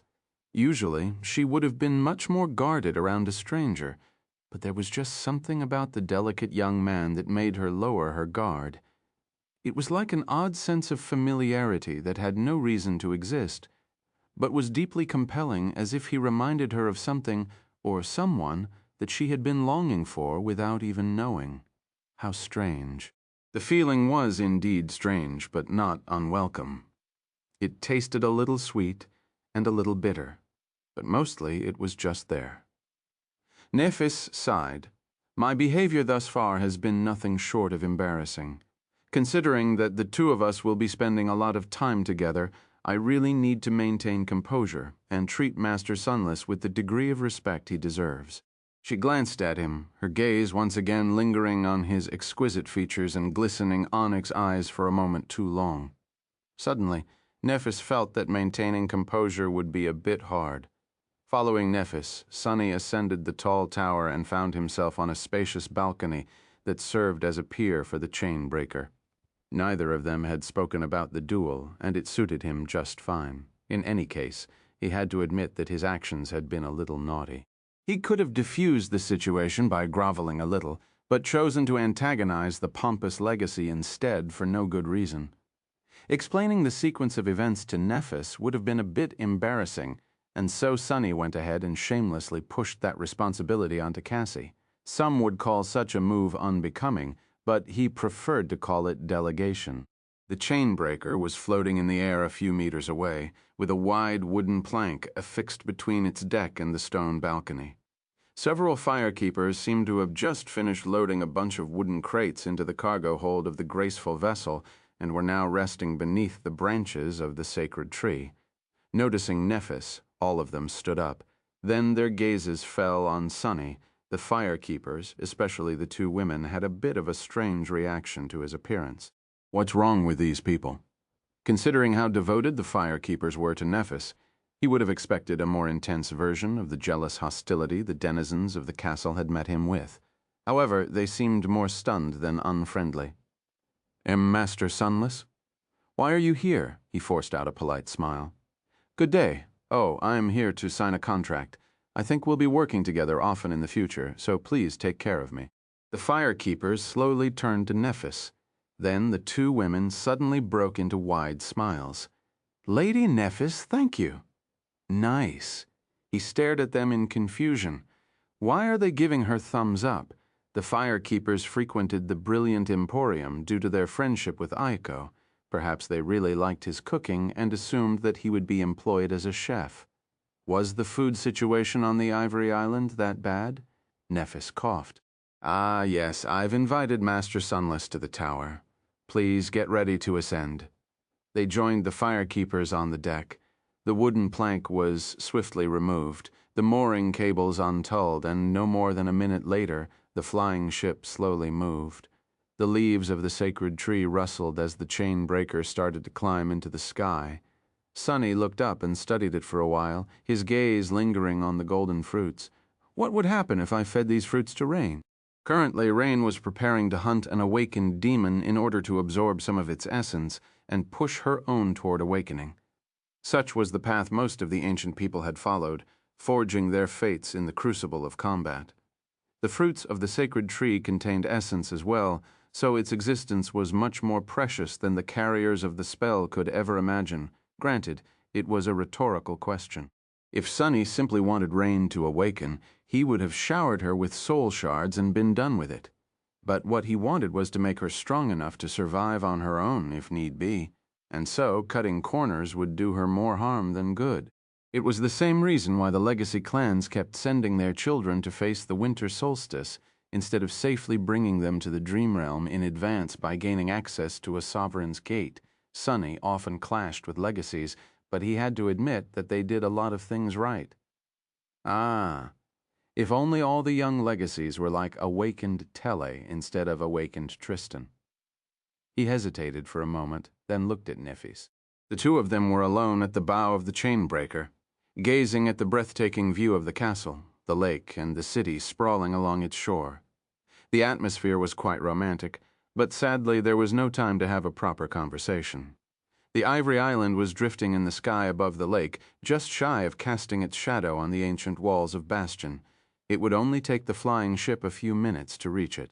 And indeed, the chain-breaker landed softly on the waters of the smaller lake, glistening among the emerald grass of the island before Sunny could think of anything to say. "Please come this way." Nephis led him toward the ivory tower, but she didn't seem to be in a hurry. On the way they toured most of the island, with her showing him around and explaining how the citadel was organized. It was just as beautiful and tranquil as Sunny had remembered. There had been a few changes in the past 4 years, with the island looking much better cared for and settled. However, the essence of the place remained the same. The emerald grass, the clear lake, the grove of ancient trees, the sun-bleached bones of the mighty dragon, and the great pagoda of pristine white stone towering above it all like a heavenly palace. Sunny had last visited the Ivory Island almost immediately after killing the winter beast. Back then, he had been skulking in the shadows and in a hurry to leave, unwilling for anyone to notice his presence. It was much nicer to stroll across the verdant grass in the open, and in Neff's company on top of that. A smile found its way onto his face, this one genuine, not forced. Eventually, they found their way into the tower and ascended its steps, reaching Cassie's chambers on one of the higher floors. The blind seer occupied several rooms, one of them serving as her bedroom, one as her office, and one as a parlor to receive guests and hold meetings. The two of them entered the office. The chamber was bathed in sunlight with tasteful wooden furniture placed sparsely on the stone floor. Cassie herself was sitting behind a desk, her hair a little disheveled. There was a serious expression on her face and solemn focus in her beautiful blue eyes. However, there was a bit of a strange smell in the office. Sunny frowned in confusion. "Huh, why does it smell like popcorn?" Not that it mattered. Throwing the unnecessary thought out of his mind, Sunny bowed courteously and said in a polite tone, "Saint Cassia." Cassie nodded. "Master Sunless, please have a seat." Sunny and Nephis sat down in front of her desk, after which the blind seer handed him a stack of papers, with the clause of the contract written on them in neat and pretty cursive. She must have asked one of the firekeepers to serve as her eyes while writing, because otherwise that tidy handwriting would have been skewed and incomprehensible. Cassie smiled. "There is a lot to discuss, but please read and sign the contract first." Sunny gave her a long look. "It's your lucky day that I know cursive." Everyone who received a proper education did, but Sunny had only ever known how to type things before coming to the academy. He had learned cursive later, after returning from the Forgotten Shore and getting himself a position as a research assistant, but of course no one had any way of knowing that. Signing deeply, he looked over the contract and signed it. Nephis watched him with intently as he did. The moment his signature was put on paper, the corner of her mouth seemed to curl upward slightly. Sunny smiled. "Well, as long as she's happy. It's a pleasure doing business with you." And that was how Sunny became the memory purveyor of the firekeepers. Unbeknownst to him, though, something else was happening while he was signing the contract. The news of Sunny's duel with Tristan of Aegis Rose was spreading across Bastion with the speed of a forest fire. Of course, with each retelling, it collected embellishments and turned more and more outrageous. People were talking about it all over the city, have you heard? Some unknown master defeated Lord Tristan in one strike. They say that they were fighting for Changing Star's affection. There were several Valor knights and dozens of awakened in the courtyard, but no one even tried to stop the duel. There were dozens of Valor knights in the courtyard trying to stop him, but he defeated them all before striking Lord Tristan in the face. There were 100 Valor knights in the courtyard trying to stop him, but he easily defeated them all, and then beheaded Lord Tristan with one strike. That unknown master is too scary, too tyrannical. What a monster. If Sunny had heard these whispers, he would have paled. He would have also probably said something like, "Oh, no, not again." But he didn't hear anything until the next morning, when Aiko stormed into the kitchen of the brilliant emporium and tossed a newspaper on the table. "Boss, what the hell is this?" Frowning, Sunny picked up the newspaper and read the title on the first page. The title read, "A Duel for a Saint's Heart, Wretched Mongrel, Master S defeats the noblest of knights, Lord T." His hand trembled, Chapter 1707, The Fine Nuances of Demon Hunting. The stars shone brightly in the cold black sky. Sitting on a wide tree branch, Rain studied them silently, surrounded by darkness. It's strange. Some of the stars looked familiar, but she couldn't recognize any constellations. The alien sky of the dream realm was different from that of Earth, but worse than that, it was both fickle and unreliable. The stars shining upon the Song domain were different from those illuminating the Sword domain, and even various regions of the two kingdoms did not share the same heaven. Some places did not even have a sun, while others were bathed in the light of many moons. Astronomers were probably going crazy. "Why are you still awake? Sleep. You'll need all your strength tomorrow." Her teacher's voice resounded softly from the darkness, making Rain sigh. He was right. She had climbed the enormous tree and tied herself to the branch in order to rest, but now that there was nothing else left to do, I can't sleep. Sleep was escaping her. Her teacher chuckled. Nervous Rain remained silent for a while. Was she nervous? She couldn't tell. They had spent a lot of time preparing for this hunt, from searching for suitable prey and learning all that could be learned about it, to coming up with plans and contingencies, studying the terrain and preparing all the necessary equipment. The process was only different from all the previous hunts because it had been so extensive. She was supposed to kill an awakened demon this time, after all. So, Rain did feel a little nervous, frightened even. But at the same time, she was a little excited. Not only because successfully slaying the demon would finally allow her to grasp the key of awakening, which she had been trying to do for many years, but also because of the challenge itself.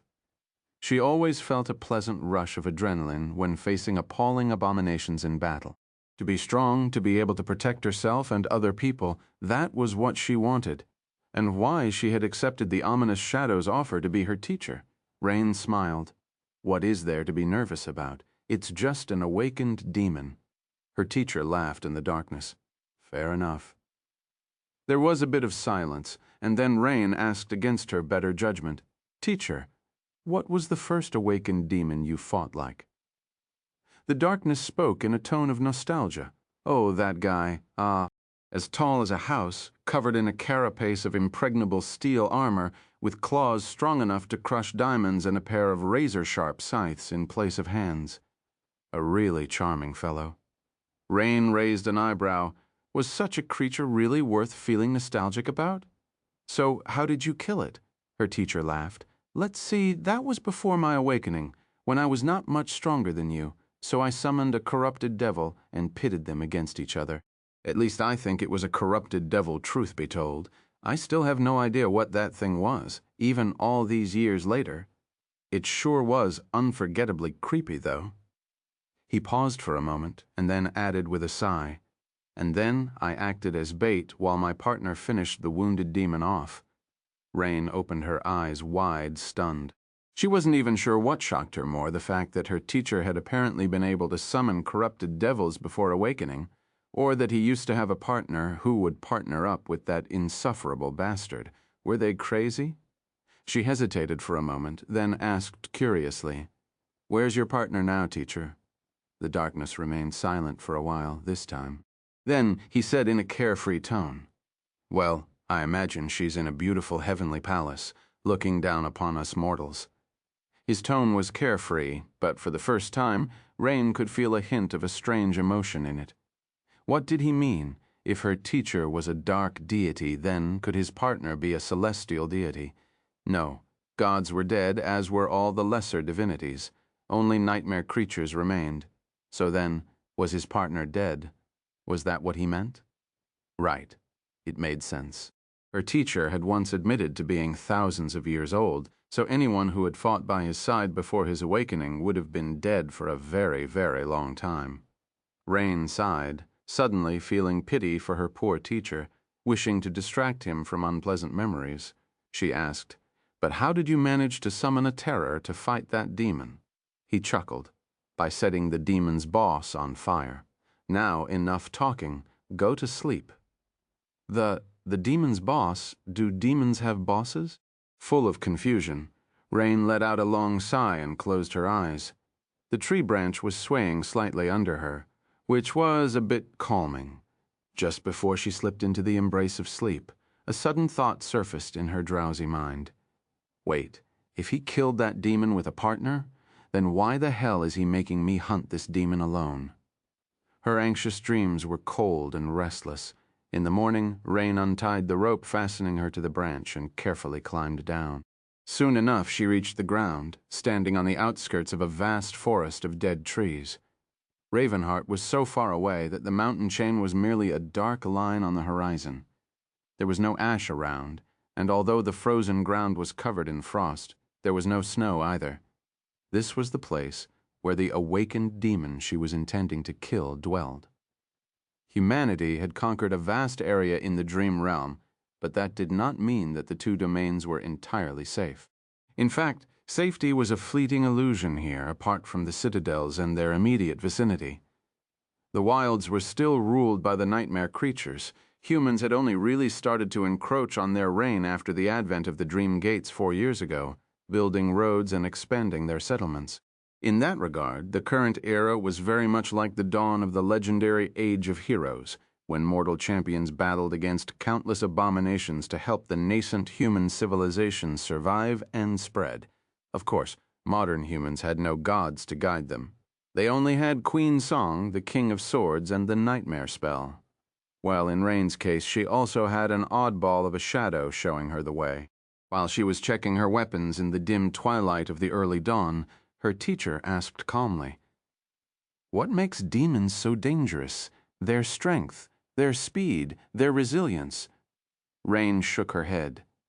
"No, it's their intelligence. Beasts and monsters might be stronger, faster, and much more resilient than me, but they are also not too bright. A demon, however, is as intelligent as me. It might even outsmart me if I'm not careful." Her teacher emerged from her shadow and nodded. "So, how do you kill a demon?" She counted her arrows while answering, by being more prepared, by controlling the battlefield, knowing the terrain, and learning about the enemy in advance, by taking initiative and not making any mistakes, by having a clear mind and deadly resolve. He smiled. "No one is perfect. Mistakes happen whether you want to or not, so what are you going to do if you do make a mistake?" Rain stared at him for a moment, then returned the smile defiantly. "Curse you bitterly while I die." Her teacher laughed. "Go on and try dying. See what happens." She stared at him for a bit, then shook her head. "Fine. Since teacher insists I won't die," he nodded with a smile. "Good. Now go and kill that demon."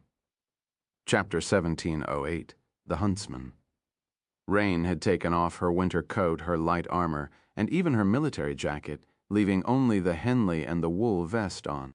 No amount of armor was going to protect her from the awakened demon, so she wanted her movements to be as agile and unobstructed as possible. It seemed a little poetic, as if she was proclaiming that there would be no retreat, only victory or death. It was also a bit funny. Awakened warriors were often shown preparing mentally for battle while donning their armor, but she was doing the same while taking it off. Such was the pitiful life of a mundane hunter. The preparations had long been complete. The traps were laid. All Rain had to do was venture into the depths of the forest and face the demon. Taking a deep breath, she went through a series of stretching exercises. She had always been nimble, but after years of training under the sinister shadow, her flexible body was like that of a snake. No, a gymnast, a very graceful, limber gymnast. That was a much better mental image. Still, she had to be careful when going all out.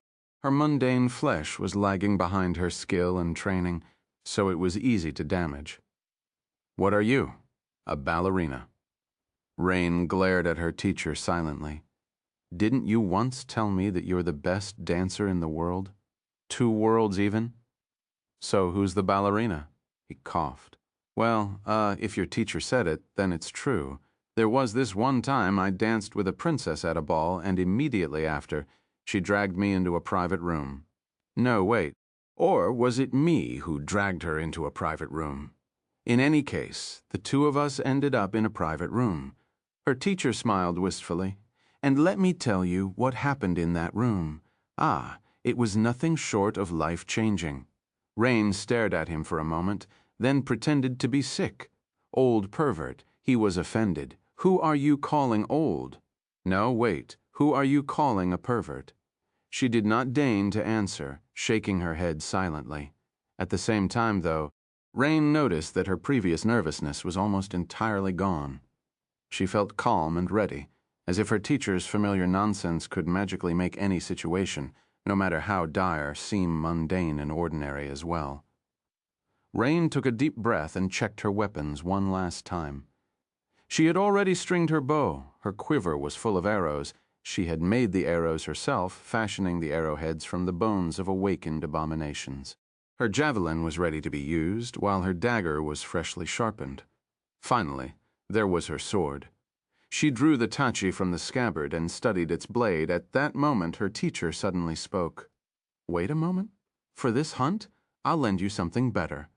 He walked closer and then bent down, reaching for the shadow of her sword. In the next moment, something strange happened. Her teacher's hand seemed to reach into the ground and pull the shadow off it. Suddenly, her tachi didn't have a shadow anymore. However, there was an identical tachi in his hand, only made entirely of lusterless black steel. Rain looked at it, suddenly feeling a cold chill run down her spine. The black tachi seemed sharp enough to cut the world in half, like a blade made of pure killing intent. It was as if she was looking at death itself, and that eerie sword was tossed at her carelessly a moment later. Rain scrambled to catch it and grasped the black hilt. It was strange, despite the overwhelming feeling of cold and dark power the black sword emanated. It felt exactly like her own in the hand. The weight, the balance, even the tactile feeling of the leather ito. She looked at her teacher silently. It was easy to forget because of how easygoing and immature he was, but her teacher was immensely powerful. Actually, she didn't even know how powerful he was. Exactly. It was only in moments like this one that Rain was reminded of the fact pulling out a sword worthy of being wielded by a saint out of nowhere. No matter how shocking, that was exactly the kind of thing her teacher would do. She carefully sheathed the black tachi, making sure that it didn't slice the scabbard apart. "This sword seems too powerful to be wielded by a mundane human." "You didn't forget that I can't control my essence, did you?" Her teacher shrugged. "That's all right. It's infused with mine." Rain nodded, then collected the things she was going to leave behind and placed them in a nook between the roots of the old tree to be retreated later. Her original sword went atop the neat pile. She stood up, looked into the depth of the forest, and started walking. As she did, her teacher spoke. "That sword should be able to cut the flesh of an awakened demon even in your hands. Still, don't rely on it too much, remember. The sword is just a tool. You're the weapon. You're the one who has to kill the enemy, not your sword." Rain nodded calmly. "I remember. She cleared her mind of all distractions, focusing solely on the hunt. The demon she was going to kill was called the Huntsman, quite ironically. That was what the people in Ravenheart called him, but actually the creature's proper name was Chalice Knight. The reason why Rain and her teacher had chosen him was precisely because there was a lot of information to be learned about the Chalice Knights. These abominations were not independent nightmare creatures. After all, rather, they had been mid-rank minions of a fallen titan. The Titan's territory used to be about 100 kilometers away from this forest. Coincidentally, it lay between Ravenheart and one of the other large cities of the Song domain, preventing the construction of a convenient road. A year or so ago, Song Seishan had battled the Titan and destroyed it, obliterating most of its minions in the process and scattering the rest. Rain remembered that event well because there had been a series of missions issued by the town hall in the aftermath of the battle, all having to do with hunting down the remnant abominations. She wasn't quite strong enough to challenge them, but many awakened cohorts were, so the surviving minions of the slain Titan had been swiftly eradicated, all except for one Chalice Knight who had found his way into this forest. Despite the fact that the abomination had lost its monstrous steed, thus becoming much weaker, he still managed to decimate several cohorts that ventured into the forest to kill him. Perhaps there was something special about this particular demon, or perhaps the awakened warriors had come unprepared. In any case, they were forced to retreat, and the oddly fearsome Chalice Knight earned a foreboding nickname, the Huntsman. Rain did not consider herself to be stronger than the awakened fighters who had tried to slay the creature in the past. However, she was definitely much more cautious and prepared than they had been. So she was going to hunt the Huntsman. Once she did, her essence would awaken, and she would be able to start forming a soul core. And once her soul core was formed, then, finally, she would be stronger. Chapter 1709, Hunter's Prey. The huntsman was so dangerous because he ruled the forest like a stealthy predator. He moved unseen and attacked from the mist and darkness, picking off his victims one by one. He also seemed to know the value of intimidation and mental pressure, displaying the mutilated corpses of his victims on the branches of the ancient trees for everyone to see. Or maybe skinning corpses simply spoke to the abomination's aesthetic sensibility. In any case, his human enemies often faced him already shaken and rattled, which was a deadly poison for anyone going into battle.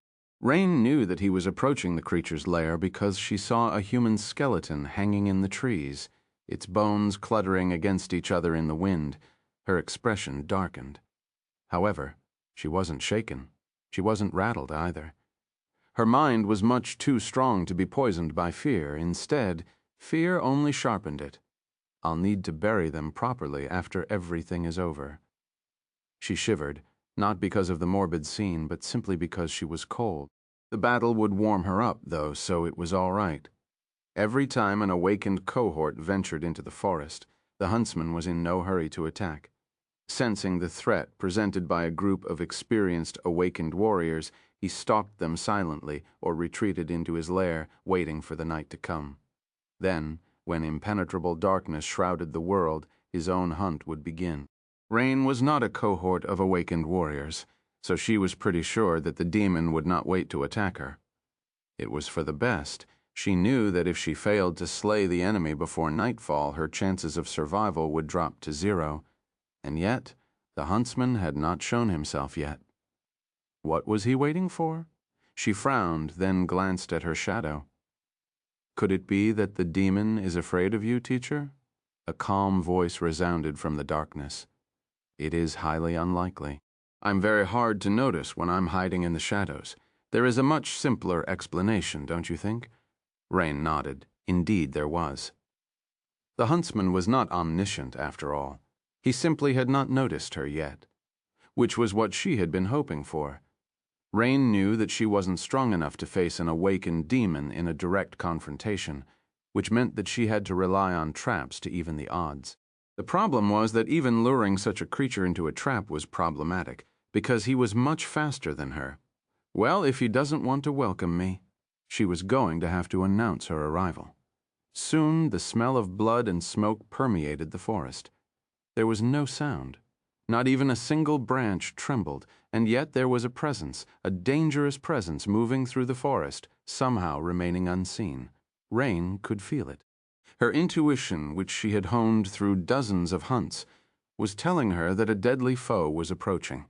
Sitting on a branch downwind of where the smell of smoke was coming from, her skin smeared in ash to mask her scent. She was watching the forest intently. Even then, she was only using her peripheral vision to observe it many nightmare creatures could sense when a gaze was directed at them, so she knew better than to stare.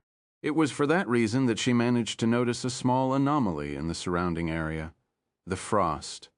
The patterns of frost on the ground were broken. It was as though someone heavy had walked past, leaving footprints on the frozen soil, and yet avoided her sight completely. He's like a chameleon. Once she knew what to look for, Rain quickly managed to notice a subtle anomaly. There was a patch of air that seemed to be a little hazy, but still transparent, as if distorted by heat. But how could there be heat in this frigid cold? No, the almost unnoticeable distortion was the masked figure of the huntsman, moving noiselessly in the direction of the smoke. The demon was cautious and prudent, but not as prudent and cautious as she was. That was because Rain was weak, and had no other choice but to remain humble. No wonder so many awakened were defeated by this demon. This Chalice night was a bit special, indeed. Luckily, Rain had known about that strange ability of his in advance. She had talked to the members of the cohorts who had ventured into the forest to slay the huntsman in the past and learned quite a bit about this abomination. That was why she had come prepared. She held her breath, feeling the world grow stark and clear. Her battle-ready mind entered the state of clarity. That state. She had been quite angry at her teacher for how vague and confounding his explanations about the meaning of clarity were. But after finally mastering it, Rain finally understood every word: master the body, master the mind. The essence of combat was murder, and every action she took in combat only served one of two purposes: to kill the enemy or to prevent the enemy from killing her. Something like that could not be explained with words only learned in battle. However, once Rain truly understood that unfathomably deep but simple truth, every battle she had fought after that was easier. Time seemed to slow down as her perception expanded, her thoughts accelerated, and at the same time, the scope of the world grew narrower, eliminating all unnecessary distractions. She could feel every minute detail of her environment with striking sharpness, from the direction of the wind to the slowly dancing snowflakes. Down below, the almost invisible menace slowly approached the bonfire she had made with wet branches, and the butchered corpse of a dormant beast she had laid as bait. It was time to strike. There was no way back anymore.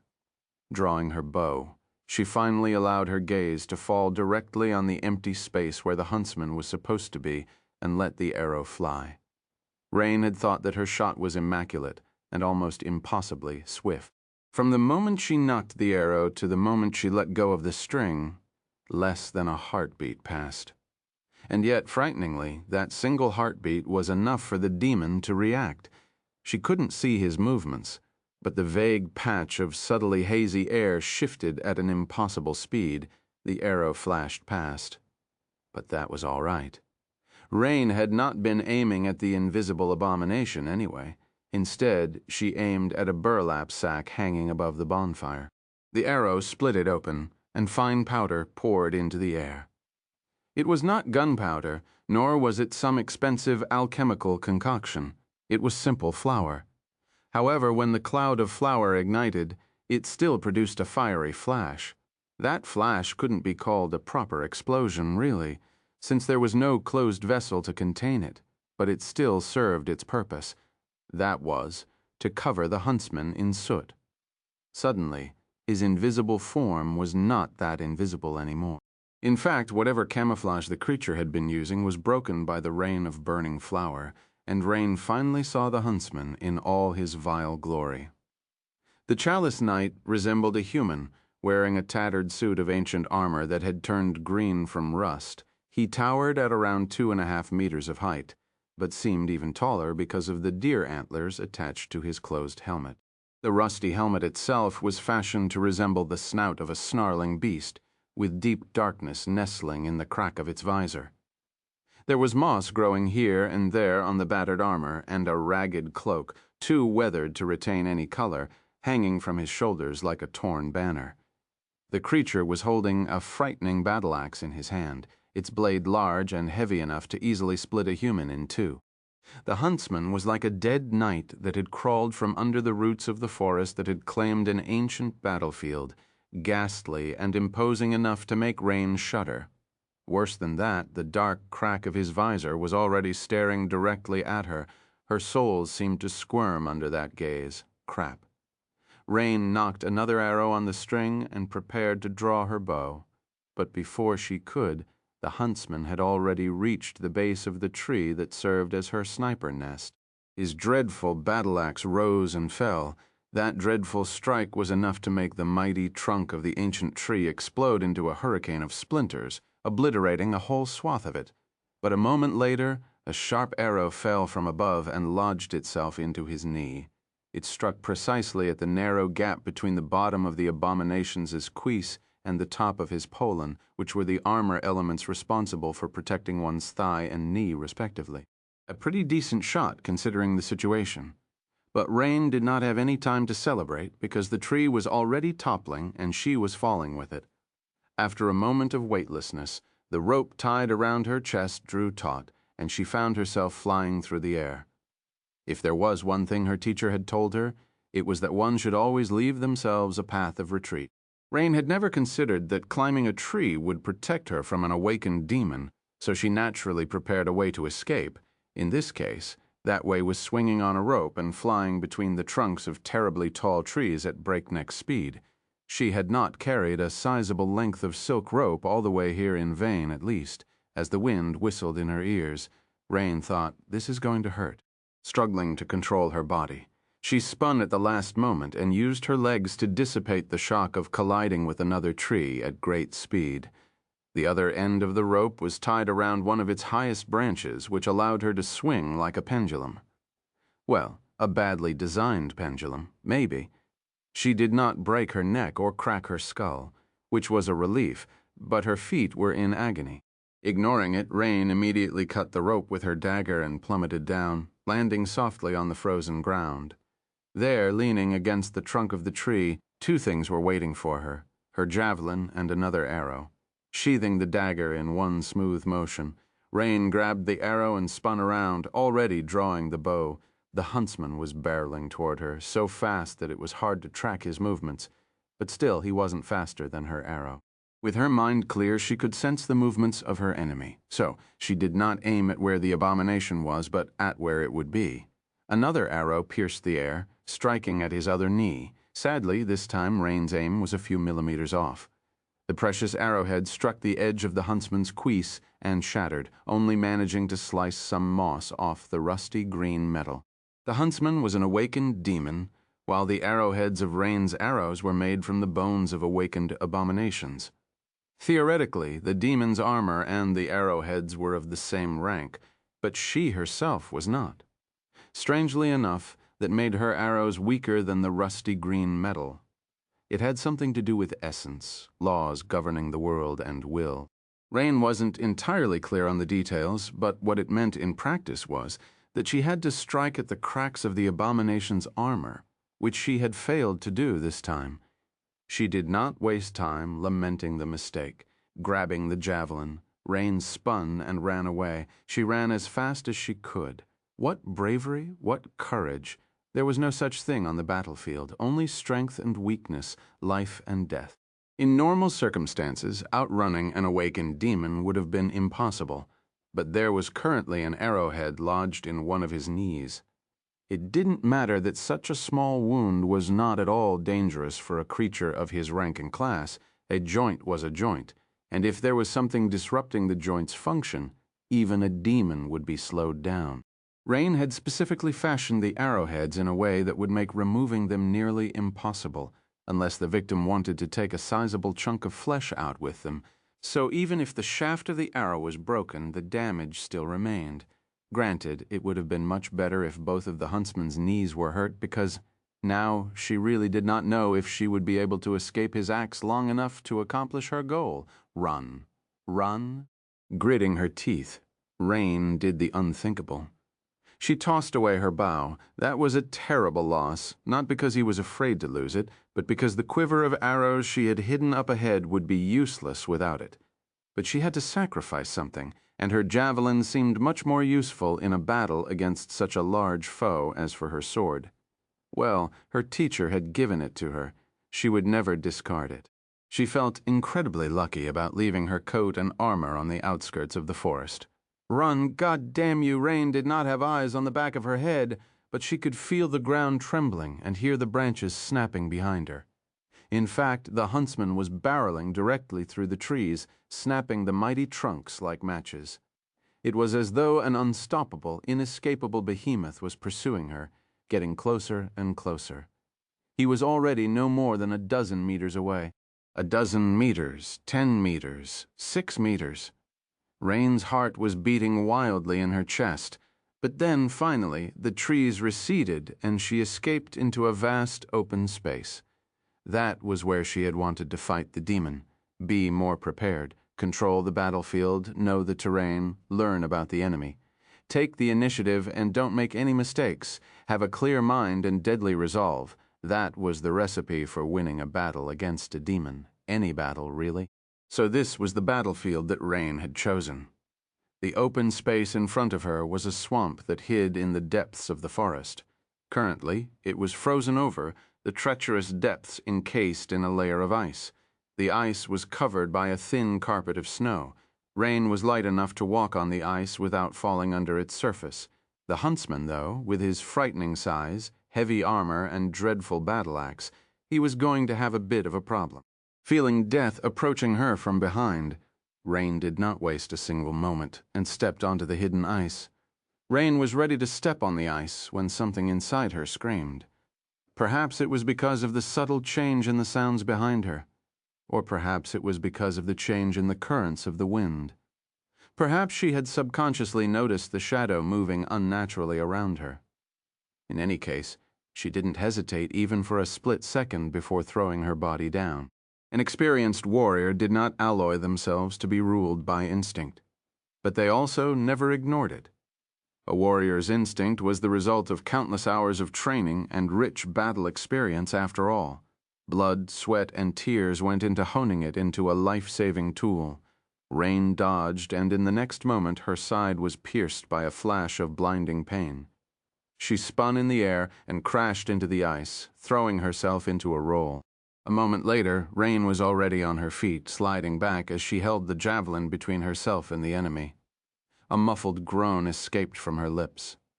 The huntsman was spinning his grotesque battle-axe, a few drops of blood marring its heavy green blade. Damn it. Rain briefly glanced down to assess the damage. It wasn't anything serious. The axe barely grazed her, leaving a long cut across her ribs, but if she had been even a little bit slower, it would have split her open like a log. More stitching. It was a little absurd, but she was more upset about having to mend her bodysuit than about receiving a wound. Her body was much more resilient than the threadbare bodysuit after all, you bastard. As soon as the words left her mouth, the demon took a step forward. Suddenly they were surrounded by silence. The huntsman entered the vast clearing, his armored boots sinking into the snow. Simultaneously, Rain backed away from his towering figure. They were like a fearsome predator and its powerless prey. The predator preparing for a lethal lunge, the prey raising its quills in a vain hope to save itself. The heavy javelin usually gave Rain confidence, but in front of the dreadful master of frozen forest, it seemed a fragile willow branch. Come on, come closer. She needed to lure him into the depths of the swamp, but to Rain's outrage, the abomination halted after barely stepping on the ice. The darkness nestling in his helmet moved mockingly, and he raised the axe, pointing it at her. Curse you. The demon was just as smart as she was. So, Fee seemed to have easily recognized the threat that a thin layer of ice hiding the treacherous swamp posed to him. Rain had expected as much. She smiled darkly and continued backing away, increasing the distance between them with each passing moment. Demons were intelligent, but they were also absolutely crazy, like all nightmare creatures were. She could allow herself to walk away from the battle if she wanted to.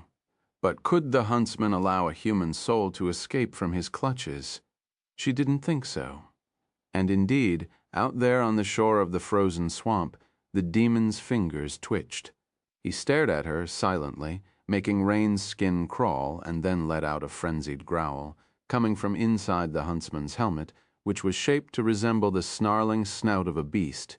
His growl sounded more than a little bit menacing. Rain's mouth was suddenly dry. Really? Wow. Come get me then. The demon struck the ground with his axe, sending a tremor through it, and then took another step. An echoing melodious sound resounded from below them as the cover of ice started to crack. She prepared herself. In the next moment, the huntsman lunged forward with stunning speed. The wind howled as his massive body tore through it, the terrible axe rising to deliver a fatal strike. It all happened very fast. As the demon was advancing, his foot fell through the ice, and in the next moment he plummeted down. Black water and pieces of ice flew into the air as if there was an explosion, and Rain felt the swamp tremble. Cold drops pelted her face. Of course, water alone was not going to slow the huntsman down. A human would have been rendered helpless by the need to struggle against its weight, but an awakened demon was powerful enough to shrug such a burden off without any effort. At that distance from the shore, the water was only to the huntsman's waist, so he continued moving forward after a momentary delay. But still, it wasn't a lake or a river. There was no ground under his feet, only the treacherous mass of the ancient swamp. Although the abominations managed to prevent himself from sinking for now, its speed still dropped. More than that, the moment he fell through the ice, Rain was already moving. And before the huntsman could regain his bearing, the heavy tip of her javelin had already crashed into his helmet. She did not get greedy with that attack. Greed was the third most common cause of death among experienced fighters, following directly behind arrogance and bad luck. After delivering a strong blow to the demon's face, Rain immediately pulled back and jumped away. And just in time, a split second later, his axe whistled past the spot where she had stood before, colliding with the ice and splitting it. The attack was much too fast for her to perceive and react in time. If Rain had not anticipated the danger and disengaged in advance, she would have died. Her side burned with cold pain, but that pain only made her mind sharper. Her heart was beating steadily, pumping blood throughout her body. Her muscles seemed to have come alive, making her body light and alert, brimming with energy. It was a state of absolute focus and awareness, so heightened that it couldn't last for too long. Let's see which one of us is the real demon. Brandishing her javelin, Rain grinned and escaped the cracking ice, already searching for a way to deliver another blow to the frenzied abomination. Less than a minute later, a vast swath of the frozen swamp had turned into a ravaged scene of devastation. The pure white snow was washed away. The ice was broken and shattered, its shards floating in the black water like dirty glass. The water itself was restless, boiling and rippling from the furious movements of the huntsman and the escaping gas. The swamp was trying to swallow the frenzied abomination, but was getting battered by him instead. The demon would sink deeper from time to time, but then tear himself from the insidious embrace of the marsh. Even though that struggle allowed Rain to survive so far, it was not enough to grant her victory. She was breathing laboriously. Rain had continued to retreat deeper into the swamp, and the demon continued to pursue her like a demented executioner.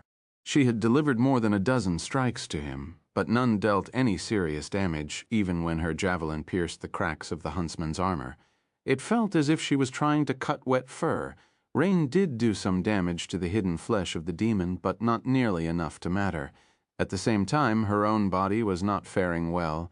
She had not been cut by the dreadful battle axe again, so there was little blood, relatively speaking, however. There were bruises. In fact, after being tossed around by the furless power of the demon's blows, Rain felt like her entire body was one glant bruise by now. And that was even considering that she fought as cautiously and cowardly as she could.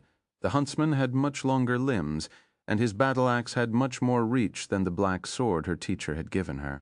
So even if Rain was willing to risk clashing with the abomination face to face, despite being slower and weaker than him, he would have held a great advantage. Stories like to speak about exalted skill and unbreakable resolve. But in a real fight, the outcome was often decided by the most mundane of things. Reach trumped skill, and weight definitely trumped will. Well, perhaps it was different for the awakened whose power refused to obey common sense. But for someone like Rain, having a longer weapon meant emerging victorious more often than not, which was why she did not draw her sword yet, relying instead on the heavy javelin. It's all right. Her javelin was crafted from the same material as her arrows, and it was not as if a mundane human could not leave a scratch on the body of an awakened abomination. In fact, it was entirely possible to slay one just a bit hard. Things would have been different if Rain was facing a fallen nightmare creature, but then again, she would have never allowed herself to end up in such a situation. Her teacher tasked her with slaying an awakened demon precisely because it was not impossible for her to succeed. It was just that. The huntsman had proven to be much tougher than she had anticipated. Rain had expected to be powerless against his armor, but even when she managed to bypass it, the result was minimal. It as though there was another layer of protection hiding behind the suit of rusted green armor. Something had to change. The demon was just as domineering and frightening as before, his movements just as foreboding. Rain, on the other hand, was starting to feel tired. Not only did she have to attack and dodge the terrible axe, but she also had to be careful about the ice. If she fell under it, then she would die from her own trap. And with more and more of the ice ending up shattered, staying away from the black swamp was becoming more and more difficult. Her lungs felt like they were on fire. And not only because she was pushing her resilient body too far, the air reeked as well, full of foul gases released when the ice encasing the swamp was broken. Something had to change soon. Luckily, a change was coming up. Not too far behind her, and drawing closer with each frenetic sequence of offense and retreat, was a twisted tree. The tree itself did not mean anything, but the fact that it stood in the middle of a swamp meant that there was enough soul there to support its roots. There was a tiny island underneath the tree which could save Rain or doom her. To hell with it. Rain was about to take another step back, but then paused and stood her ground instead. Her body tensed like a powerful spring and surged with strength. From her feet to her thighs, through her core to her shoulder, and finally into her arm, a powerful force was transferred and multiplied, and as Rain's torso turned, her arm flew forward like a whip. She let go of the javelin. The heavy weapon flashed through frigid air dove under the huntsman's axe and plunged deeply into the crack on his rusty breastplate. The power of her throw was dire enough to give the demon a momentary pause. Using that short moment, Rain turned around and dashed toward the distant tree. She knew that the abomination would follow, but it was slowed down by the swamp sinking deeper. The deeper they ventured into it. By now, the dirty water was already above the huntsman's waist, and his speed had dropped significantly. Rain ran to the tiny island, pursued by the sound of breaking ice and surging water. There was just barely enough time. Reaching the tree, she ignored the quiver of arrows hidden beneath its branches. Without a bow, they were all but useless now. Instead, she grabbed something else, a bottle of hard liquor her teacher had procured somewhere the day she turned 20. Currently, there was a length of cloth dangling from the mouth of the bottle. His voice suddenly resounded from the shadows. "Whoa, wait, what are you doing, ungrateful brat?" "That's my most expensive bottle." Rain ignored the startled voice and produced a brass lighter. She wasn't fond of drinking anyway. No, really. What had he been thinking, gifting a young girl alcohol? What kind of attitude was that for a teacher? Had her teacher been a delinquent in his youth? Igniting the cloth, Rain stood up and swiftly turned around. The huntsman was barreling toward her like a frenzied icebreaker.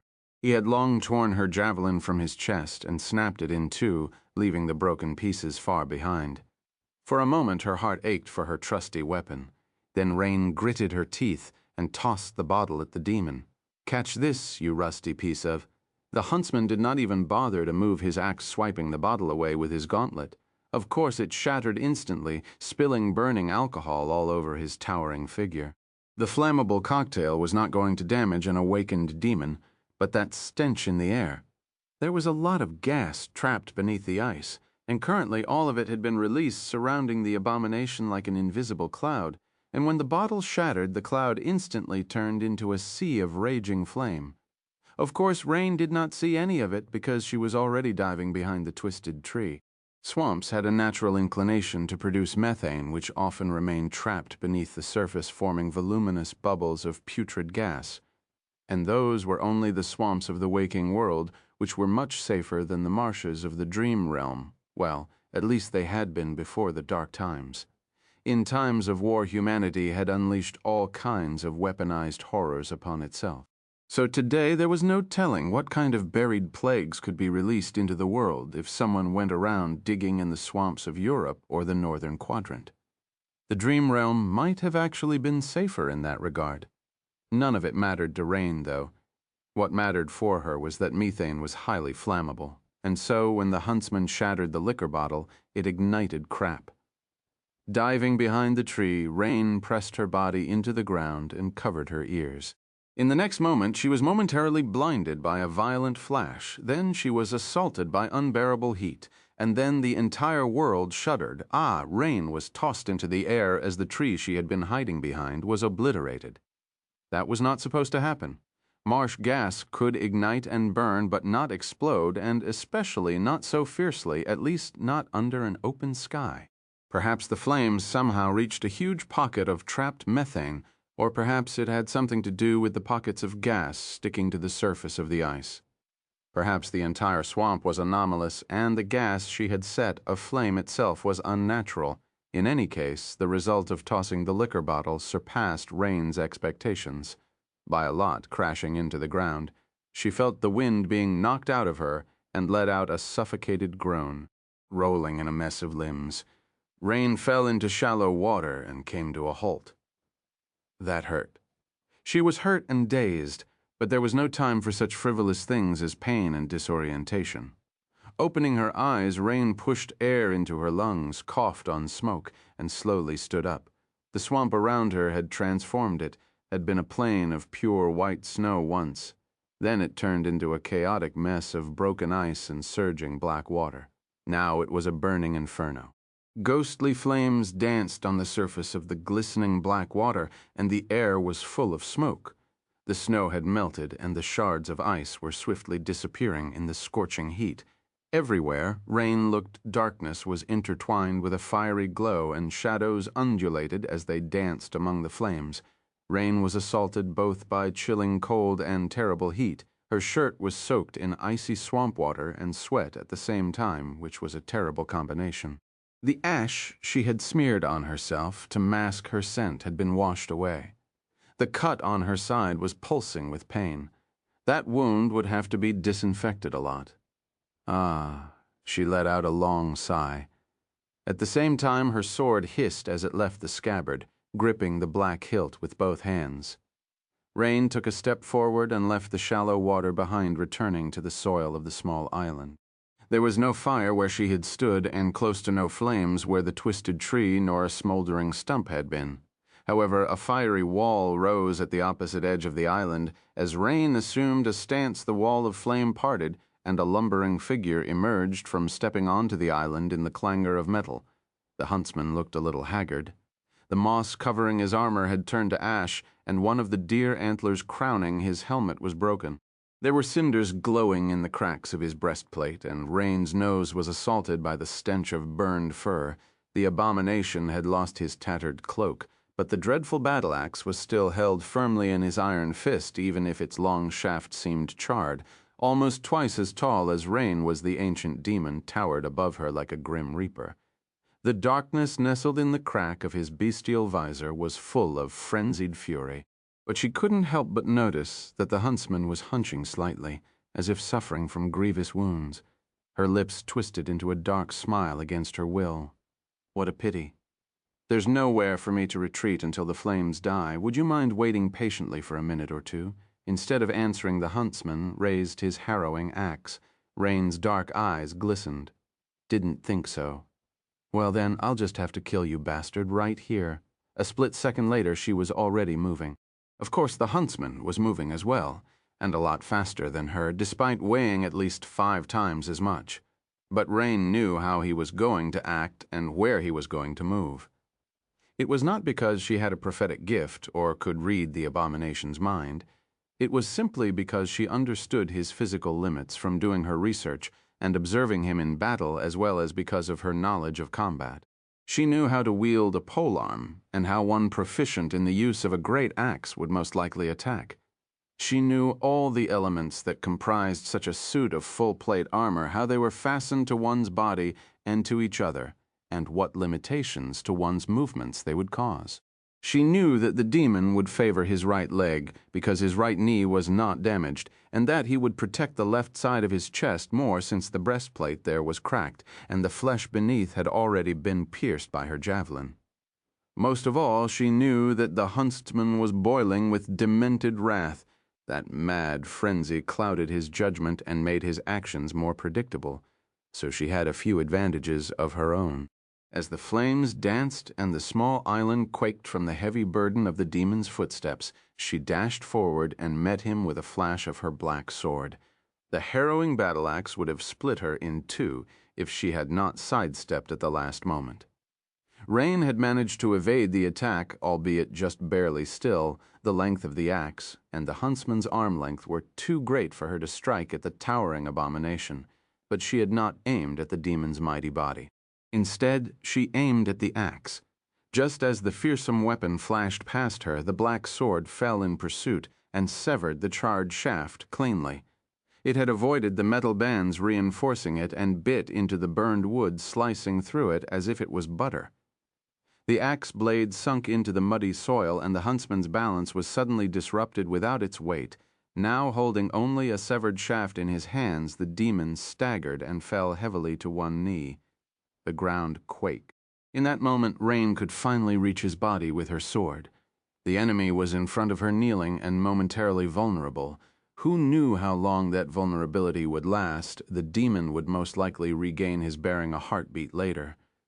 Everything inside Rain screamed for her to attack, to throw her body forward and slay the abomination before that happened. After all, she could not be sure that there would be another chance later. Adrenaline flooded her bloodstream and her heart thundered feverishly. Her pupils widened, her mind drowning in excitement, fear, and frenetic urgency. But at the same time, the memory of the teacher's arrogant voice rang in her ears. Bruise? What do you mean it will leave a bruise? Listen, disciple. You should be grateful to your kind and gentle teacher for educating you so tenderly. The last time I made such a mistake, I was stepped on by a mountain. Not that left a bruise. It was the mark of a skilled warrior to keep a cool head in the middle of the fiercest of battles. And so she suppressed her excitement, ignored her fear, and cast away her sense of urgency. Don't be greedy. Greed will get you killed. It is a sin, and only those strong enough to bear the consequences have the right to be sinful. Rain did not abandon her caution and attacked calmly. The tip of her black sword slid into the seam of the huntsman's breastplate, plunging deep into his side. This time there was very little resistance. Unlike her javelin, the dark tachi pierced the demon's flesh almost effortlessly, but instead of leaning into the thrust or twisting the blade to wreak more damage, Rain immediately pulled it back and jumped away, and just in time. Although the huntsman seemed momentarily dazed and his weapon had been destroyed, his fist was already tearing the air with stunning speed. If Rain had been a split second too slow to disengage, her head would have been turned into bloody pulp. As it was, she had enough time to block with the dark tachi and received the harrowing blow on its blade. She was thrown backward like a rag doll, which was the intended outcome. If Rain had been stubborn and tried to stand her ground, her body would have received the bulk of the impact, but by allowing her to be carried away, she dissipated the force greatly. It still hurt like hell. It felt like every bone in her body was about to burst, but they didn't. Rain was tossed back into the shallow water once again and skidded in the mud. The lay water washed away her sweat and numbed the pulsing pain in her side, which felt almost pleasant. Ah, I need to stand up. This time it took her a little longer to gather herself, feeling the mud starting to pull her down. Rain groaned and rolled onto her stomach, then staggered to her feet. The black tachi rose into a high stance, sending drops of dirty water flying. How badly did I wound him? It had to be a pretty terrible wound. The black sword created by her teacher was even sharper, deadlier, and much more frightening than she had imagined. If the huntsman had been a human, he would have been dead by now, his heart pierced by the dark blade, but he wasn't. He was a Chalice Knight, a demon from the retinue of an ancient titan that had haunted these lands for thousands of years. So even though the wound Rain had delivered him was ghastly, it was definitely not enough to bring the abomination down. She had done something equally important, though. She had destroyed his axe, effectively disarming the horrid demon. Looking up, Rain stared at the huntsman. The abomination was still kneeling, his hands resting in the mud. Fated blood was spilling from the seams of his scorched armor. The bestial snout of his snarling helmet seemed even more terrifying now, and there was dark liquid flowing from between the green fangs. Come on. Disarming the huntsman was not that important in and of itself. Sure, without the great battle axe, his reach would shrink, allowing her to engage the abomination in melee. But he was more than strong and ferocious enough to tear her apart with his bare hands. Rain could hold out for a few seconds and survive a handful of exchanges, but attempting to fight the demon up close would inevitably result in her death. However, Chalice Knights were not simple abominations. These towering armored warriors of the bygone era harbored a ghastly secret. Rain had not learned that secret from talking to the awakened who had ventured into the forest and faced its fearsome overlord. Instead, it was something that everyone in Ravenheart knew, that she had known from the day Seishin, Queen Song's daughter, killed the terrifying leader of the Chalice Knights. The tales of that battle had spread far and wide in the Song domain. More than that, detailed information about the surviving abominations was provided by the town hall when it issued the extermination missions. The bestial helmet of the huntsman was no mere decoration. It hinted at his true nature because all Chalice Knights were shapeshifters. There was a rabid beast living in each of them, and when the ancient warriors faced a powerful enemy or was in danger, that beast came out. The dreadful demon that she had been fighting so desperately did not even show the true extent of his harrowing power yet. But now that his axe was destroyed and his blood was pouring into the mud, he would, and that was Rain's best chance to kill him. Out of there, in front of her, the kneeling huntsman let out a husky growl. His limbs flinched as if struck by a painful convulsion. Then his growl grew into a deafening roar. The demon's armor cracked. No, it was his bones cracking underneath it. His spine bent, and dark fur suddenly burst from the seams of the rusted armor. Long claws tore through the metal of his gauntlets. The transformation had started. It seemed gruesome and gruesomely painful. It was also deeply frightening, not only because Rain knew that the unleashed beast would easily rip her to shreds and devour her, but simply because watching something human-like suddenly change into something inhuman was terrifyingly appalling. None of that mattered to her, though. What mattered to Rain was that, from what she knew, the transformation of the Chalice Knights took some time to happen. Even if it was just a couple of seconds in a battle, those seconds were like an eternity. She had been waiting to stake her life on that eternity the whole time. As the huntsman's bestial roar reverberated across the burning swamp, Rain dashed forward.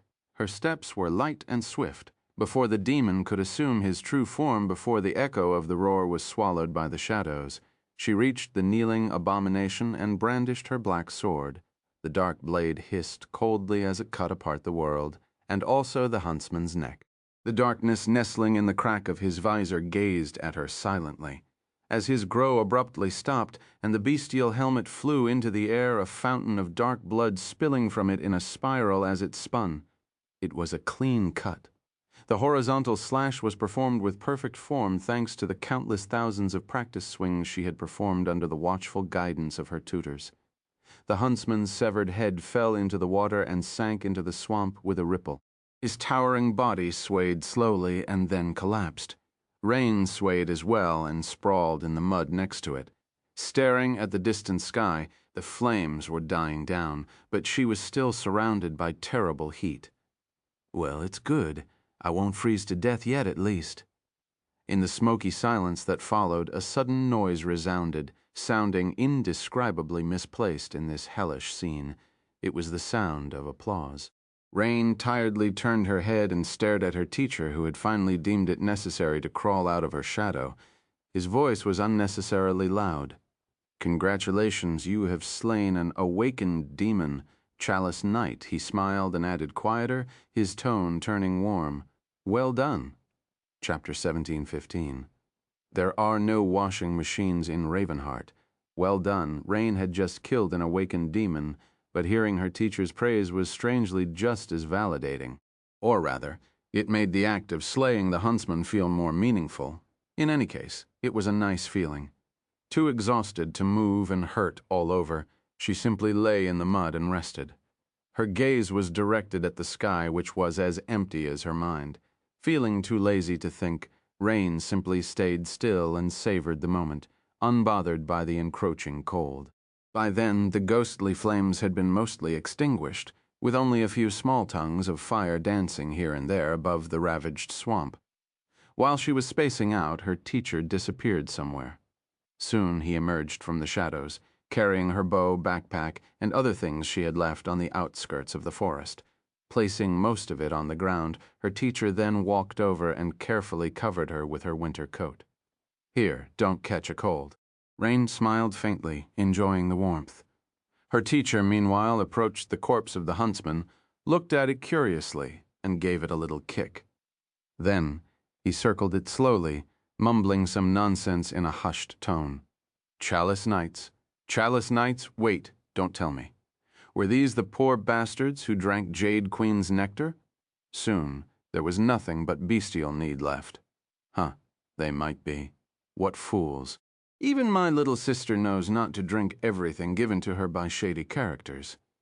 It's you're the shady character." Rain wanted to scoff, but then decided against it. Instead, she asked, "Teacher, can I awaken now?" She knew the answer, of course, but hearing it again would give her confidence. He smiled. "Well, you've already made great progress and learned how to sense your essence. I'm pretty sure that absorbing the soul shards of this demon will be the final straw and serve as a catalyst to make your essence awaken. Of course, that alone won't make you an awakened." Her teacher looked at the mud with a finicky expression, then reached into the shadows and pulled out an opulent wooden chair out of them. Placing it on the ground, he sat down and let out a satisfied sigh. "The problem is that there will be no vessel to store your essence and no bridge between your soul and your body, at least that is how I understand it. However, you will be able to control your essence, and by controlling it, you will be able to create such a vessel, which is itself the bridge, a soul core. It will require time and effort, but with your level of enlightenment, I am sure that you will manage splendidly. When you do form a soul core, that is when you'll undergo a rebirth and become awakened." Rain listened to his voice silently, then sighed. "How long will it take?" Her teacher chuckled. "I have no idea. That wholly depends on you. But from what I am told, learning to control essence is the hard part. Forming a soul core is relatively easy, albeit tedious, so a few months, a year. We'll have to wait and see. I bet I can do it in a day." Rain didn't voice her defiant thoughts and smiled. "What comes next?" Sitting comfortably on his luxurious chair, her teacher smiled. "Ascension is a step of rising above one's mortal nature. You will have to accumulate power by improving the quality of both your soul essence and your body. That can be achieved naturally, by slowly refining the essence or by slaying powerful enemies. Once your essence reaches a qualitative change, the last step is to reform your soul core. That's a bit tricky." He shook his head. "The easier part of the process is learning how to access your soul sea. The harder part, sadly, it requires the knowledge of a soul refining technique. In the past, many such techniques were known to us humans, but sadly that legacy has been lost. These days, everyone simply relies on the nightmare spell." Rain raised an eyebrow. "So what? I can't ascend.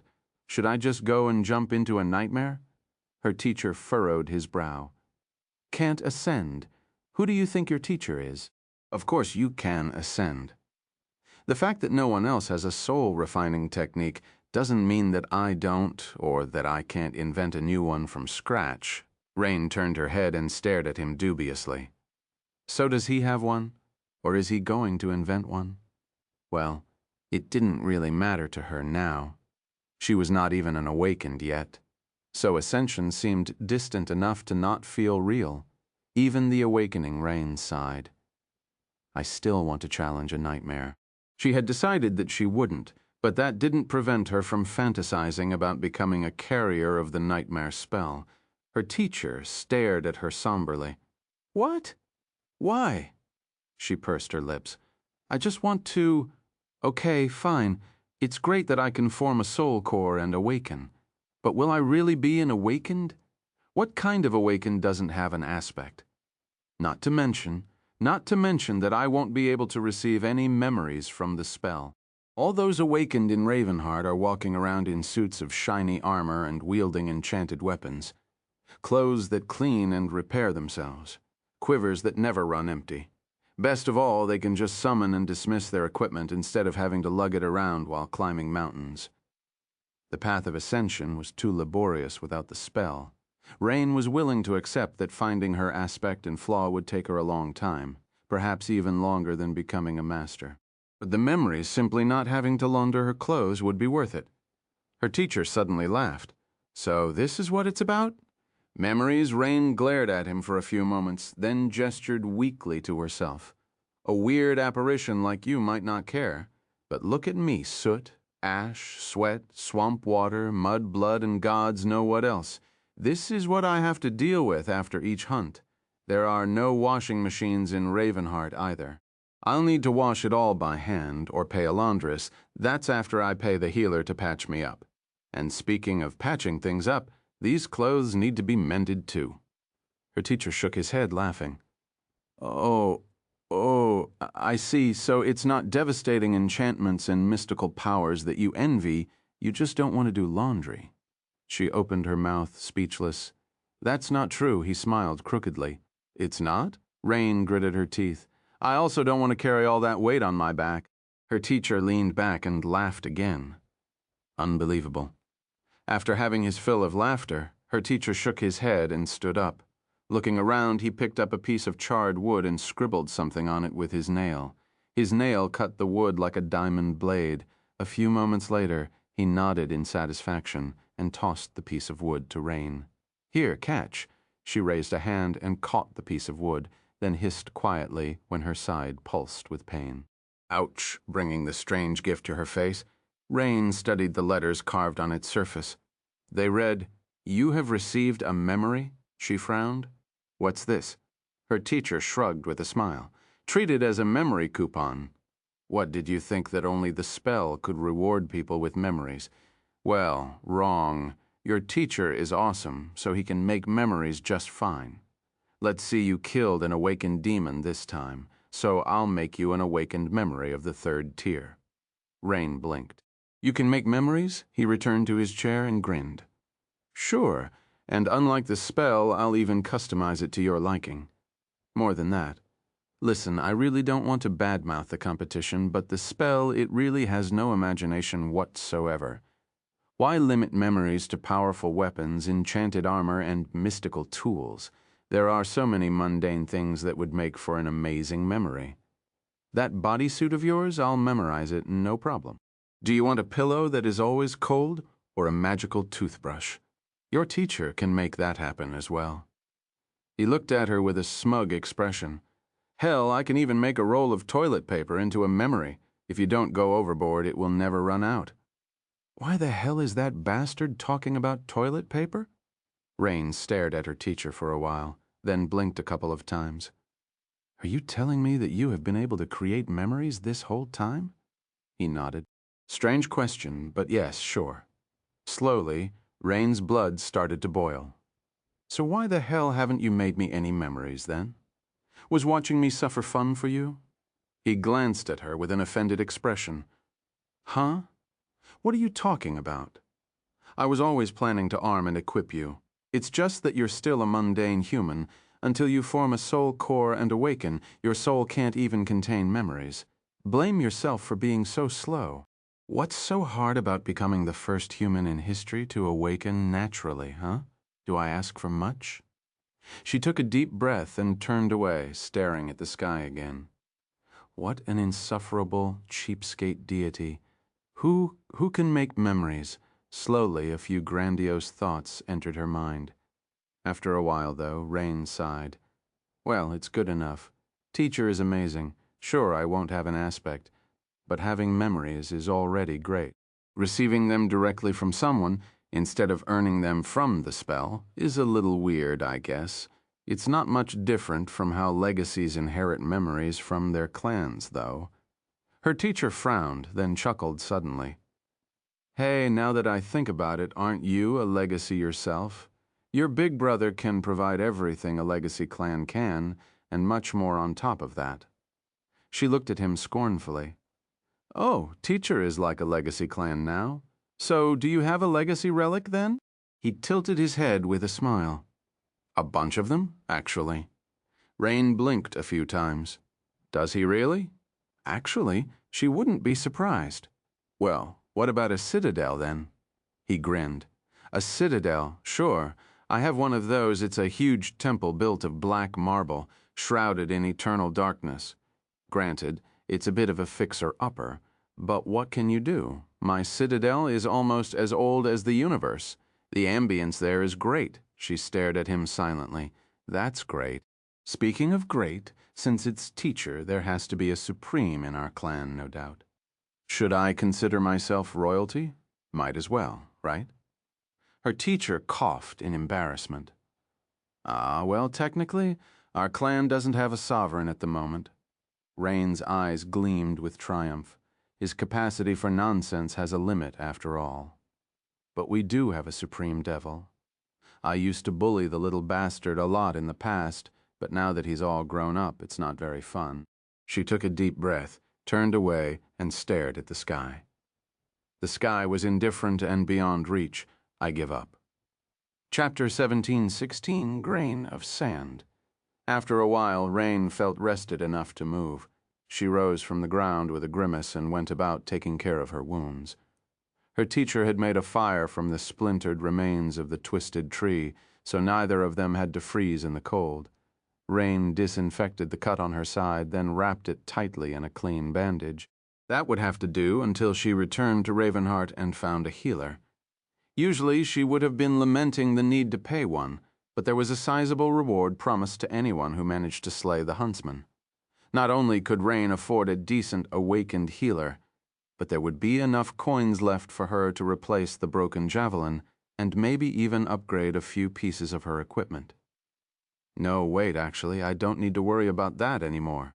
Rain still had hope of awakening swiftly.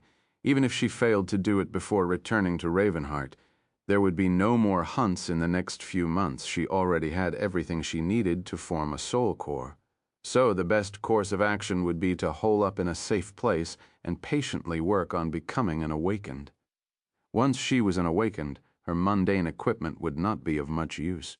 She would be able to draw a much more powerful bow, wear armor crafted from much heavier mystical materials, and even wield memories. Her entire arsenal would need to be changed. She would have to purchase a lot of things. Suddenly, Rain did not feel rich anymore. She was so poor. Full of sorrow, Rain put on her winter coat and approached the remains of the huntsman. She stared at it for a while, then glanced at her teacher. Should we harvest his armor? It should sell for a lot of coins. He scratched the back of his head. Who's going to carry it all the way back to Ravenheart, though? Rain sighed. How can a deity be so useless? Yeah, still, we should take the axe blade at least, to prove the kill at the town hall. That axe blade alone would sell for a hefty amount of coins. She fished the giant blade from the ground and attached it to her backpack. Her teacher, meanwhile, looked at the remains of the dreadful Chalice Knight and clicked his fingers. Several shadows suddenly rose from the ground and sliced the carcass apart. Cutting the rusted armor like paper, Ray didn't look at the bestial features of the corpse as she harvested the soul shards and sat down, staring at them solemnly. There were 3 of them. The glimmering crystals were not too large, but to her they meant the world. This is it, then. She had been striving desperately to reach this moment for 4 long years. Those years had been full of pain and hardship, but also joy, satisfaction, and fulfillment. And now the final stretch of the road was right in front of her. Her teacher sat on the ground across from her and smiled with encouragement. Go on. You worked hard to be here. Rain looked at him, remained silent for a moment, and smiled back. I did. With that, she unsheathed her knife and crushed the soul shards one after another with its pommel. She felt a stream of power flowing into her soul, and then her soul suddenly surged. Rain struggled to describe the way she felt with words. It was as though her entire body was suddenly permeated by a cool, vibrant, nurturing flame. However, that flame simply passed through her flesh, unable to touch it. What is happening? Her teacher was looking at her with keen interest. The gaze of his onyx eyes was strangely intense. I can see it. Your essence is awakening. It is as though your soul, which had been dim and drowsy, is suddenly coming to life. A soft radiance is spreading, and it is lively. He remained silent for a moment and then spoke in a calming tone. Try to control it. Guide it throughout your body, following the roadmap of your major blood vessels. Your blood is circulating because of your heart, but you don't have a soul core, which is like a heart for soul essence. So for now you'll have to substitute it with your will. Rain took a deep breath and closed her eyes, imagining the map of her body. She could feel her essence flowing freely, chaotically, with no shape or form. So she slowly extended her will and tried to guide it. She had never been able to control her essence before. It had always felt like trying to push a boulder to the top of a mountain. The boulder was dead weight. It was cold and reluctant to move. The moment she lost concentration, even a little, it rolled back to where it had come from. But this time, her essence felt alive and responsive. It followed her guidance, flowing slowly in a complicated cycle. At first, there was a lot of chaos and colliding currents in its flow. But as Rain deepened her concentration, the torrent of her soul essence grew increasingly stable and orderly. Her teacher chuckled in amazement. Wow, on the first try, you're doing great. Rain did not open her eyes. So how do I form the core? His voice was calm and confident, like an anchor that she could use to keep steady. The method is simple. Once you can make the essence circulate freely, increase the speed, make it rush like a mountain river. Then increase the speed even more until it's spinning inside your body like a raging whirlpool. Make it condense under the pressure of its own weight and the pull of the rotation. You don't need to form the entire soul core all at once. 1 grain of sand is enough. Next time you will create one more, and then one more. Sooner or later, the density of your essence will reach a critical point, and a soul core will be formed. Rain smiled. She could imagine it vividly. It was a beautiful process, like stars and planets forming from incandescent stardust. She concentrated fully, making the essence circulate faster and faster and faster. The greater its speed, the more willpower she needed to keep the raging force of the whirlpool under control. Come on, a little more. She could feel a condensed mass of energy slowly forming in the place where her heart would have been. It was not solid yet, but also not as ethereal as the usual state of soul essence, more like a shimmering liquid, and at the very heart of that mass where the pressure was most crushing, something solid was slowly being born, a tiny crystalline gemstone so small that it could only be called a grain of sand. Ah! Rain opened her eyes and shuddered, her entire body drenched in sweat. The whirlpool of essence dissipated, and she sprawled on the ground in utter exhaustion. Her chest rose and fell heavily, as if she had just run a marathon. The mental fatigue was even worse. Her teacher raised a fist. Success. You did great, but Rain was full of bitter disappointment. A single grain of sand. Did I really boast that I'll form the soul core in 1 try? Ah, so embarrassing. Thank the gods I didn't say it out loud. How long would it take her to create enough of these tiny gemstones for them to merge into a core? A month? A year? Rain wanted to groan. But doing that would undoubtedly make her teacher way too happy. She couldn't let the enemy win. She sighed, and then slowly sat up. I'll stay home for an entire month, let Mom pamper me, and work on awakening, slowly disappointed. Who was disappointed? A whole month, or even several months of doing nothing and being spoiled, rotten. No biting cold, no blood and sweat, no hideous abominations and revolting corpses. Just eating well and meditating in peace. It was a dream come true. Wouldn't it be great to rest for a few months while being absolutely safe with nothing terrible happening? It sure would. Her teacher suddenly looked at, "Hey, you didn't just think something stupid in your head? Like, finally, the worst of it is over, or that demon is definitely dead. Nothing bad will happen, did you?" Rain raised an eyebrow and put on an innocent expression. No. Why would I? Only a complete fool would think something like that in the middle of the dream realm. He studied her dubiously for a moment, then exhaled slowly. Well, good. And, don't use such harsh words. Some people, very smart people, were known to make small mistakes like that in the past. Anyway, time to head back to Ravenheart, then. Chapter 17:17. Russell Rain collected her things and holstered the backpack onto her shoulders. The axe blade was terribly heavy, which messed with her balance a little, but she could handle it. The frightful black sword her teacher had given her was already gone, and her tachi regained its shadow. She studied the familiar sword for a few moments, then sighed and sheathed it smoothly. Rain was ready to leave, but she didn't. Teacher, we might have a problem." He turned to her and raised an eyebrow in confusion. "A problem? What's the matter?" She hesitated for a moment, then awkwardly scratched the tip of her nose. "Well, you see, that explosion was much more powerful than I had expected, so all the ice is broken. How am I supposed to get back to shore?" He stared at her for a bit, then glanced at the ravaged landscape of the vast swamp. Indeed, the little island was surrounded by nothing except mud and black water, with not a single intact piece of ice in sight. The deadly expanse of treacherous sludge stretched all the way to the distant shore. Her teacher lingered for a bit, then sighed and approached her. Crouching, he pointed to his back. "Climb on, brat." Rain didn't make him ask twice. There were ways to traverse a swamp, but none that were both safe and timely. Not to mention that she had just disinfected her wound and didn't want to get it wet and dirty again. Plus, her battered body was exhausted. Why would she refuse a piggyback ride offered by a powerful deity? Climbing onto her teacher's back, Rain wrapped her arms around his neck and smiled. He lifted her like a feather, not showing any strain at all despite how thin his body looked, and headed for the swamp. Ah, how humiliating. A divine shadow like me being reduced to carrying ungrateful, mundane girls.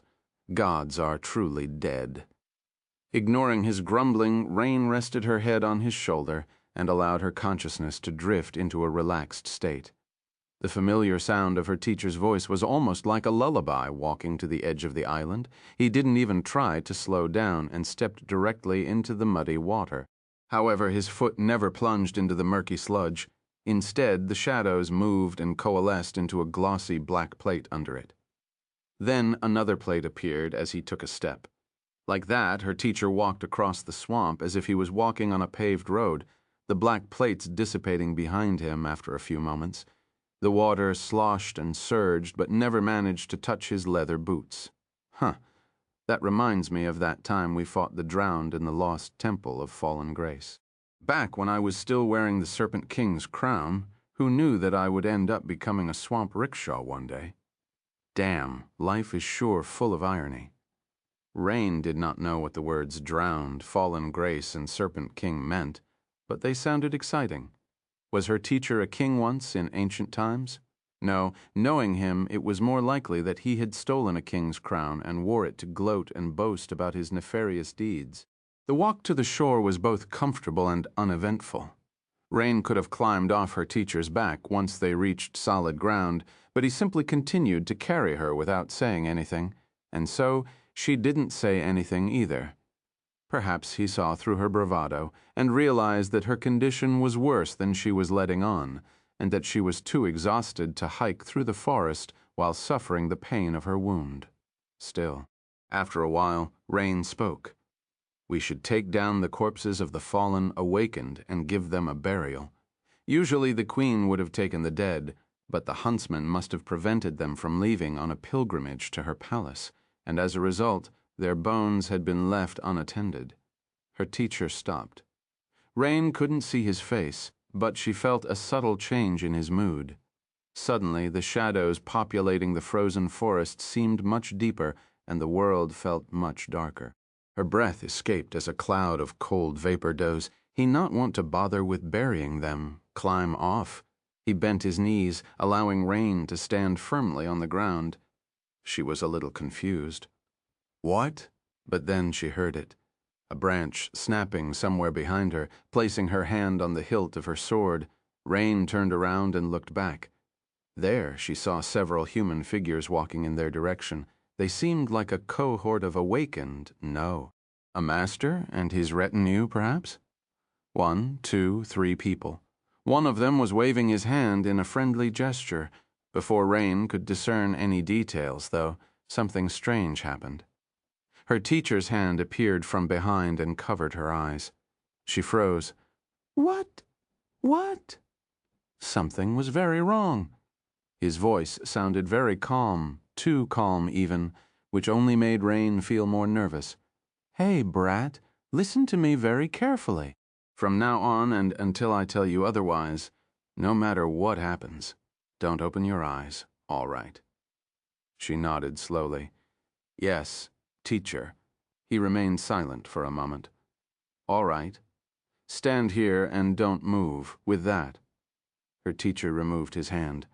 Rain's eyes were tightly shut, so she couldn't see anything, but she felt him walking past to stand between her and the approaching people. Their steps were drawing closer. Wrong, wrong. This is very wrong.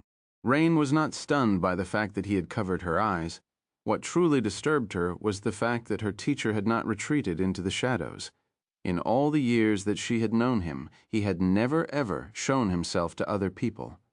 It was to the point that Rain had considered him a hallucination at first, but now her teacher remained in the open in front of absolute strangers. Why? Her silent panic was interrupted by his bright, carefree voice. Greetings. Who might you be? The sound of steps halted, and a deep baritone answered in a friendly tone. Greetings. Greetings. I am Master Sean, and these are my companions, Master Skiff and Awakened Arden. We were on our way back to Ravenheart. Are you headed that way as well? Rain frowned. Master Sean? Master Skiff? She had not heard of these Ascended before. Granted, there were thousands of Ascended in the world, but still, each of the Song Domain's masters was like a minor celebrity, especially those in Ravenheart. There was something else that seemed strange about these people, too. She was standing there, frozen, with her eyes closed, but they did not seem to care enough to react in any way. Wouldn't it be natural to ask what she was doing? Her teacher lingered for a few moments. Yeah, we were on our way back to Ravenheart, too. Then there was a long stretch of silence. Eventually, Master Sean asked, his voice sending a chill running down Rain's spine for some reason. You look a little familiar, young man. Say, have we met before? The tone of his voice was perfectly friendly, and so were his words. But she suddenly felt suffocated, as if there was something eerily, maddeningly wrong with it all. Her teacher's answer was a little somber. As a matter of fact, we have indeed met before, although I doubt that you'll remember. In any case, why don't you and your friends continue onward? Let's part on friendly terms and go our separate ways. How about it? There was another lengthy silence. Shivering, Rain heard a strange rustle come from the direction of the three strangers. Their surroundings were slowly turning colder. What was that rustle? How about it? How about it? How about it? Master Sean's voice still sounded human, but his speech had turned strangely incoherent. Another voice joined, its mannerisms and intonations too similar to the first. We are on our way back to Ravenheart. These are my companions. Master, we are on our way. How about it? Rain was still stuck on her previous thought, unable to throw it out of her head. What? What was that rustle? She had never heard a sound like that before. Just at that moment, the disturbing rustle grew louder, and a third voice added, amicably, "These are my companions. My companions. My companions, that rustle. How about you become my companions, too?" Her teacher took a deep breath. Rain could hear his voice turning dangerously cold. "Listen here, bastard." She had never heard such coldness in his voice before, and the unfamiliarity scared her. "You might have managed to claw your way out of Dread's tomb, but so did I. You might have survived in the depths of 1,000 hells, but so did I. So save me the theatrics and be on your way. Otherwise, I'll stop being gracious and skin you alive." Rain shuddered. Skin him. Suddenly a thought flashed in her mind. The skinwalker, the great abomination that had been the nightmare of humanity for the past 4 years. A great abomination. 3 of the indescribable horror's vessels, no less. Her terror was so vast that she couldn't even move. All Rain could do was keep her eyes closed and tremble. "I'm dead. I'm so dead." No, death would be a mercy at that moment. Master Sean Skinwalker's vessel spoke with a hint of curiosity in his voice. "You, whose companion are you?" Her teacher scoffed. And then the world quaked. Chapter 17:18, Sounds of Battle. The world quaked, and then Rain was suddenly enveloped by absolute darkness. It was as if an impenetrable wall rose to surround her from all sides.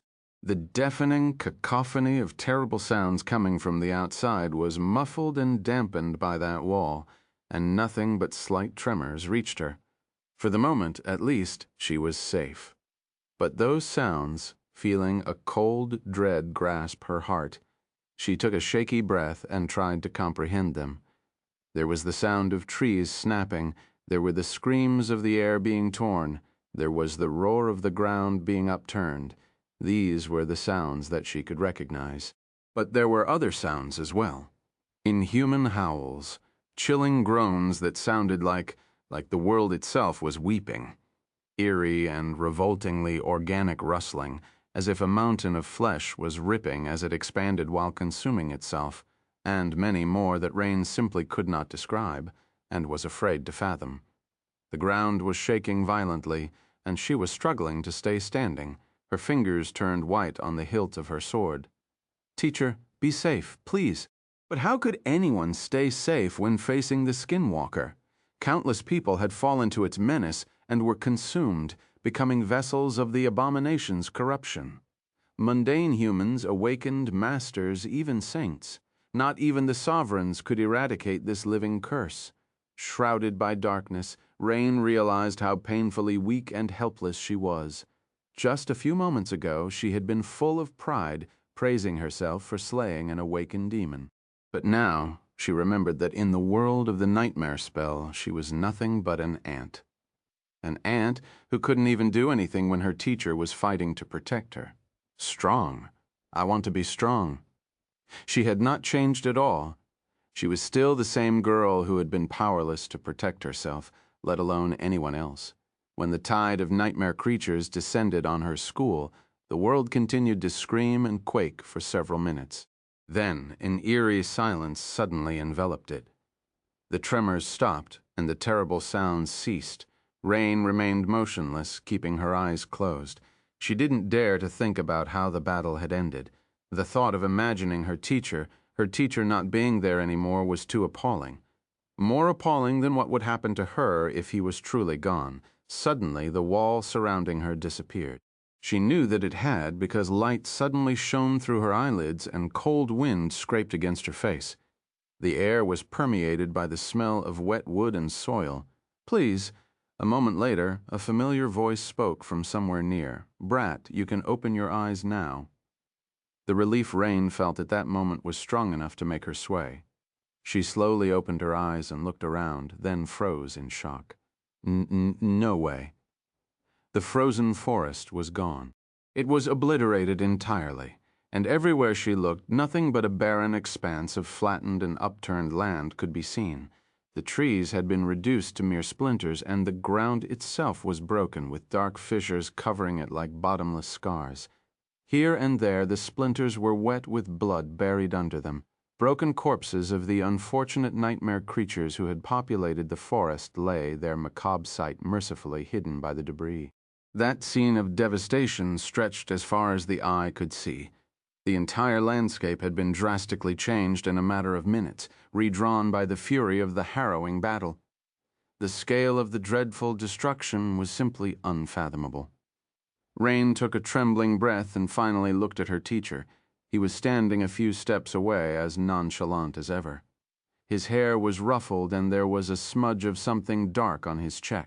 But other than that, he was the same pale, roguish scoundrel she knew. Of course, Rain struggled to perceive him in the same light. She had known that her teacher was a powerful being, of course, but this was the first time she really witnessed his power. Where were the vessels of the skinwalker? Rain tried to compose herself. The skinwalker?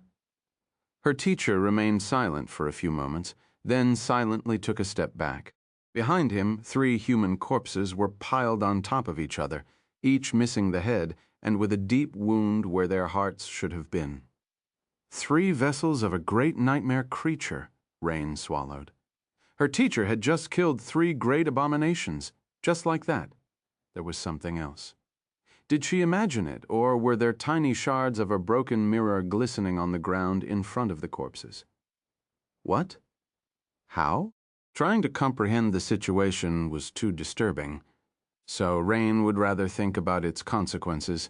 Her teacher had revealed himself, and although they were far away from Ravenheart, such a drastic change of landscape would not escape notice, which meant that they had to get out of here as soon as possible. Receiving the reward for the huntsman was also not an option now. Rain would have to keep the fact that she was anywhere near this place a secret. It was a good thing that she had not shared her plans to hunt the demon with anyone. No one could know that a being who could slay 3 vessels of the skinwalker lived in her shadow. She would have to return to Ravenheart and lay low for a few months. Luckily, that was what she had wanted to do anyway. Her teacher sighed. I know what you're thinking about, but, Rain, sadly, you are wrong. She tilted her head a little. What? Why? Because you defeated the skinwalker? He lingered for a moment, then shook his head and pointed to the 3 corpses. No, drawing attention to myself is not a good thing, sure. But actually, we have a bigger problem. This guy, Master Sean, I recognize him. He was an ascended from the House of Night. Rain failed to understand what he was trying to say, so her teacher sighed and rubbed his temples in frustration. Right, you don't know.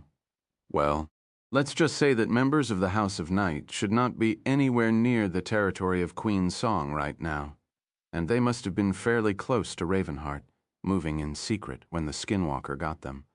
So, I'm afraid that you and I have seen something that we were not supposed to see. She hesitated for a few moments, remembering everything that her father had mentioned about the House of Night and its relationship with the Song domain. Was there some problem between the two? It didn't seem that way. If anything, the Song domain seemed to be moving toward having a problem with the Sword domain, while trying hard to maintain a friendly relationship with the weaker House of Night. All of it was very mysterious. But at the same time, Rain understood the underlying meaning of what her teacher had said, something that we were not supposed to see. Got it? Promising that I won't tell anyone is not going to work, I guess. So just how big of a secret is it? Her teacher's face was a little somber. Big enough for Clan Song to erase any witness from existence. Well, not any witness, but a mundane girl with no backing? They won't hesitate to silence you even for a split second. Rain felt a cold chill run down her spine. Damn, the royal clan? Why would Clan Song pay attention to someone as small and insignificant as her? She gritted her teeth and looked at him stubbornly. I do have backing, though. My father works for the government. His rank is pretty high now, too. Surely Clan Song won't want to spoil their relationship with the government because of something like that. Her teacher smiled wistfully. Ah, the naivete of youth. First of all, you are overestimating the significance of your father's position.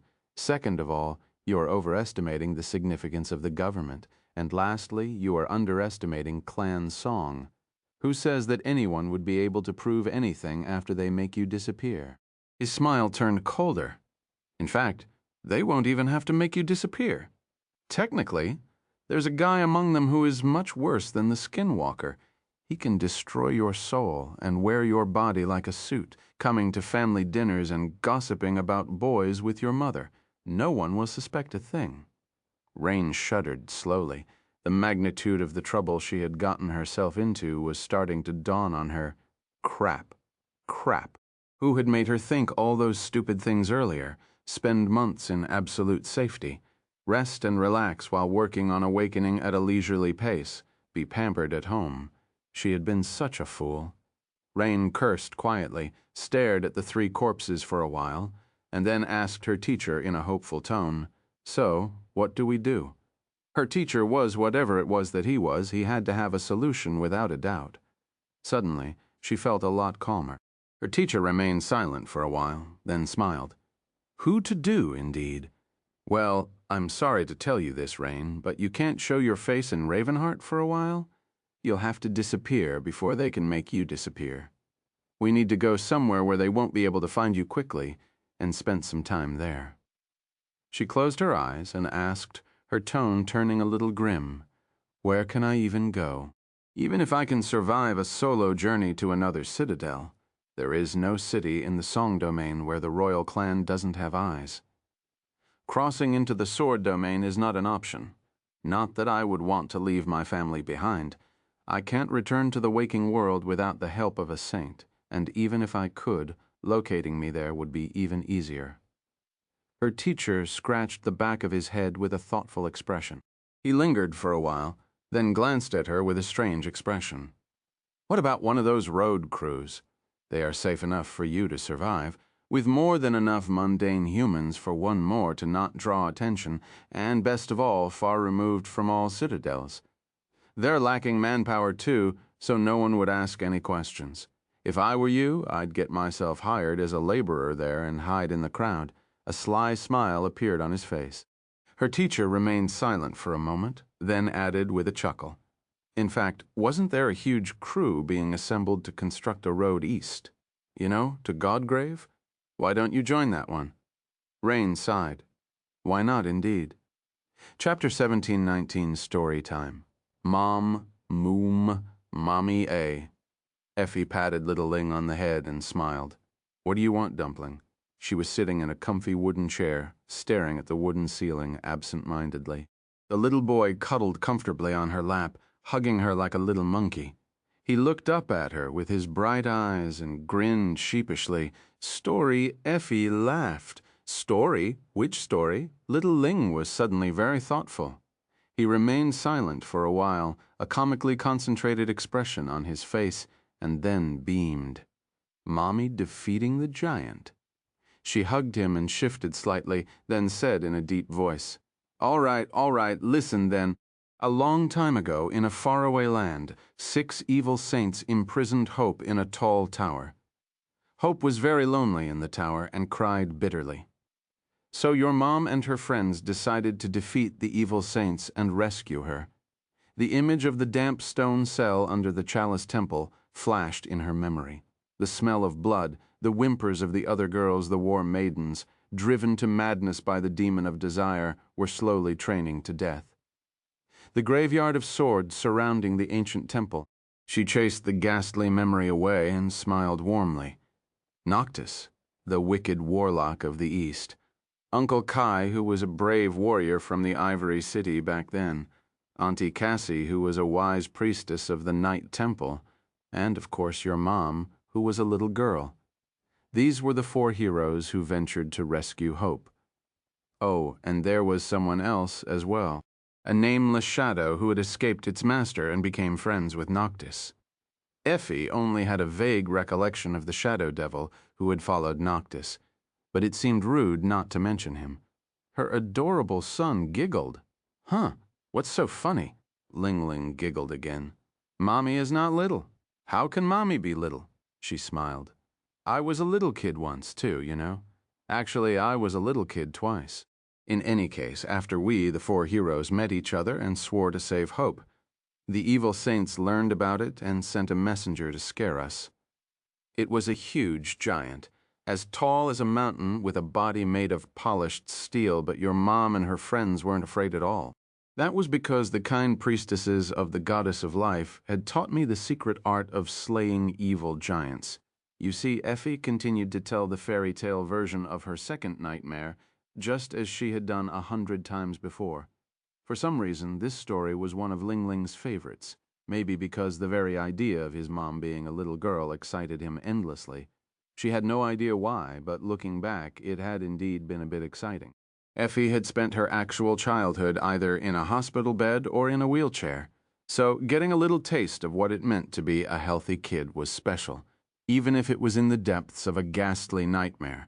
Of course, she had removed all the distasteful parts from the story, replacing them with fantastical and exaggerated adventures. Flying ships, eccentric sorcerers, fire-breathing dragons, and a happy ending. The sugar-coated version of the Nightmare of Hope had everything one needed for a great fairy tale. And so Cassie dropped the flying ship right on the evil giant's head. Boom, crash, bang. The ship shattered into 1,000 pieces and the giant fell down, making the ground shake. Auntie was perfectly fine, of course. She had jumped away just in the nick of time and glided down with the help of her magical rapier. A huge shadow was still. Just then the door opened and a handsome young man walked into the room. Way too handsome, even. Effie smiled at her husband and took and exhaled slowly, trying to maintain a relaxed expression, Daddy. Little Ling jumped off her lap and ran to hug his dad. Luckily, this time, he remembered to control his strength. Picking the boy up, Ling's dad smiled at him and then glanced at Effie. He was hiding it well, but she could see that the smile did not reach his eyes. "It's time," her husband nodded, and then looked at the little boy in his arms. "Hey, Wolfie, how about you and Dad go on a little adventure?" Little Ling seemed to be torn, but Mommy didn't finish the story. His dad laughed. "The evil giant story? I'll finish it for her." Or, how about it, Dad has an evil giant story too. There are really too many evil giants in the world now that I think about it. This one was named Goliath and only had one eye.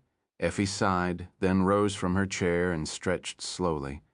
Then she followed her husband out of the room. They were currently in their spacious, sunlit cottage. It had been built from natural wood by none other than him and had a simple, cozy charm to it.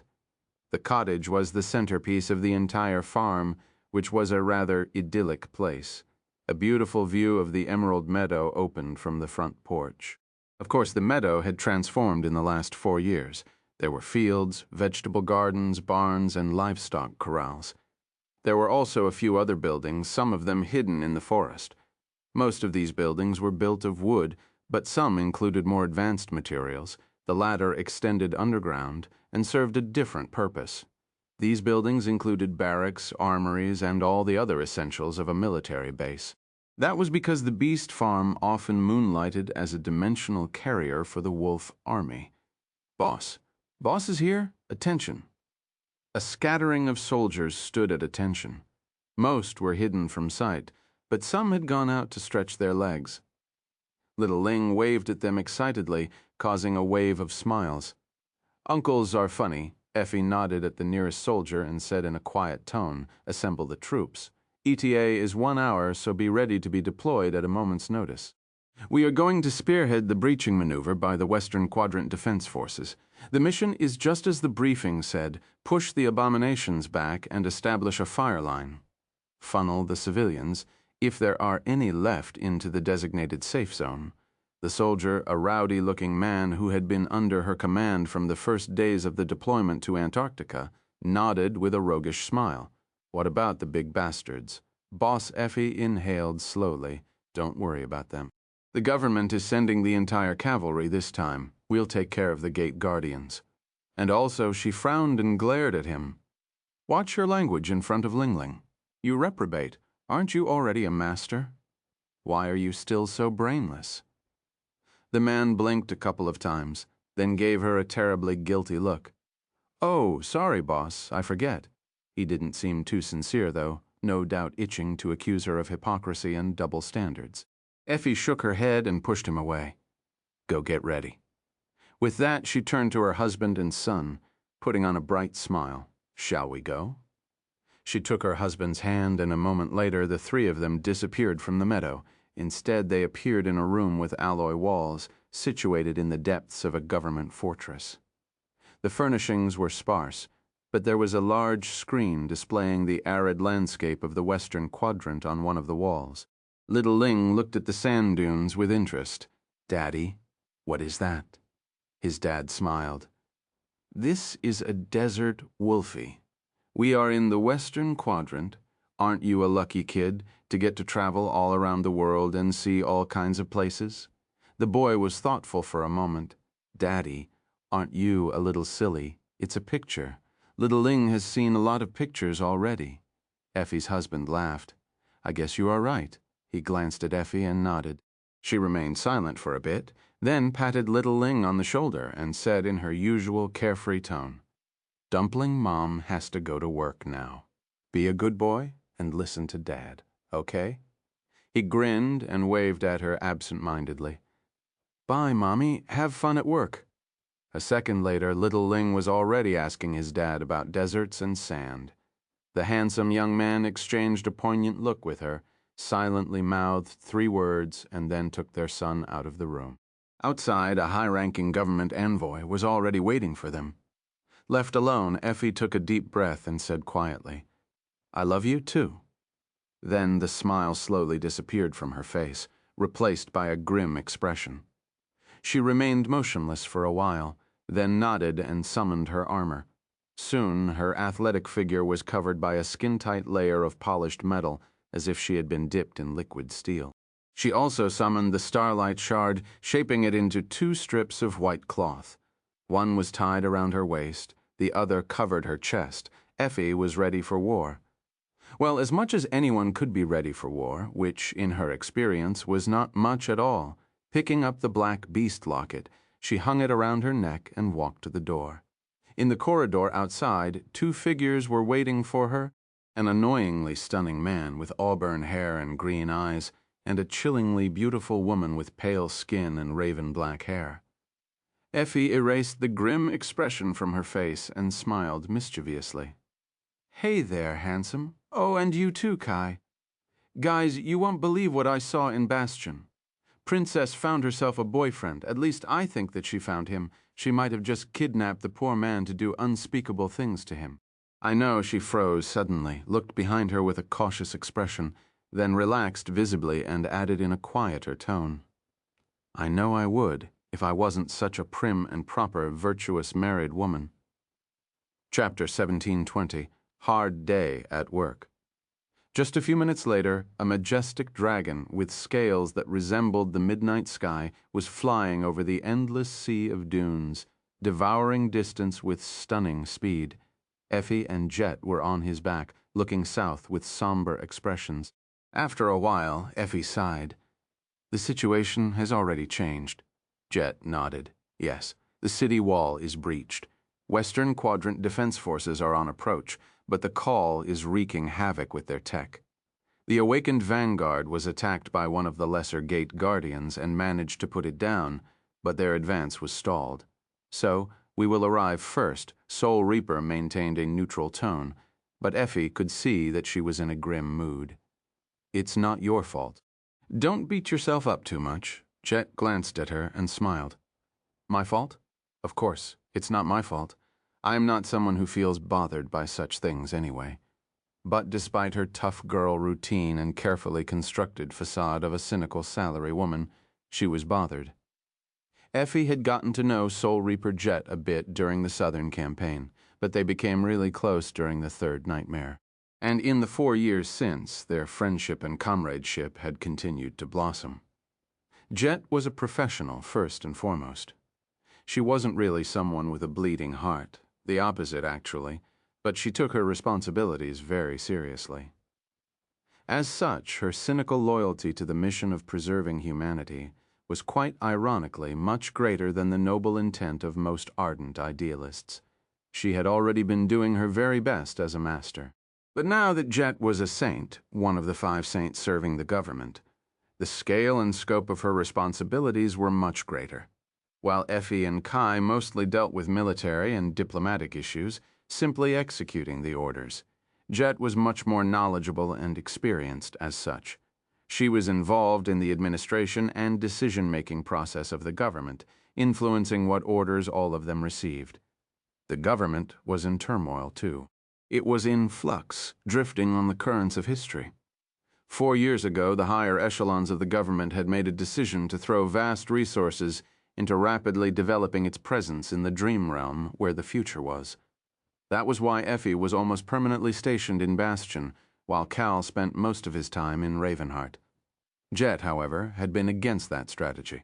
She had insisted on keeping the government saints in the waking world spread across the 3 remaining quadrants to lessen the inevitable losses as much as possible, even at the cost of the future inferiority of the government's position in the brave new world of domains and sovereigns. It was not that she disagreed with the notion that the future of humanity lay in the dream realm, it was just that she advocated for a different allocation of resources. Sadly, she had failed to turn her opinion into policy. If she had, the current disaster could have been avoided, or at least lessened. Effie sighed. "You're angry." "I can smell that you're angry. Well, guess what? There's nothing better for treating anger than a good slaughter, and we'll be drowning in abominations in a few minutes, so there's no day like today." Jet chuckled. "You're right, sure, but also let's not use the word slaughter, okay? Makes me queasy." At that moment, Kai's pleasant voice resounded in their heads. "Ladies, if you feel queasy and are going to be sick, please wait until I land. At least, really, don't go around despoiling my scales. I have an image to uphold." Effie grinned. "Oh, what about your image? Who are you trying to impress? Queen Song's daughters?" The dragon didn't respond to her provocation. Instead, he lingered for a while, and then asked, "How is Aiko doing?" Effie sighed. "Come ask her yourself." "She's still pretending to be angry." "Oh, but she's doing fine, by the way. Her new boss is kind, handsome, and treats her very well." Kai answered nonchalantly. "I'm glad, as long as she's doing well." A few seconds later, he asked in the same neutral tone, "Just out of curiosity, how handsome are we talking? What about his style? Who makes his clothes?" Effie grinned and chose not to answer. In front of them, the sea of dunes slowly turned into a desolate plain with a vast, dried riverbed cutting it like an endless scar. Far away on the opposite side of the immense chasm, a large city stood where the river's shore had once been shrouded in haze. Their banter abruptly stopped. The city was burning, with towering plumes of black smoke rising into the piercing blue sky. Even from that distance, Effie could see the signs of cataclysmic devastation. The toll of human lives must have been terrible. Cal, with his incredible sight, could see much more. He didn't say anything, but his silence suddenly seemed sorrowful and forlorn. Effie gritted her teeth and looked away. "Do you see it, Kai? Was the last transmission accurate?" The dragon folded his wings and rushed toward the ground. His voice was even. "Yes, 7 gates. 6 of them Category 3, 1 Category 4. The gate guardian of the latter seems to be a great devil." He paused for a moment, then added, "The city is overwhelmed. A horde of abominations is rampaging on the streets. The local garrison seems to have fallen." Jet closed her eyes for a moment. "It's good, then?" Kai asked quietly, the emotions in his voice suppressed. "Good." She nodded. "Yes. If the abominations are rampaging, it means that there's still someone alive." A moment later, the dragon landed on the ground, raising a cloud of dust.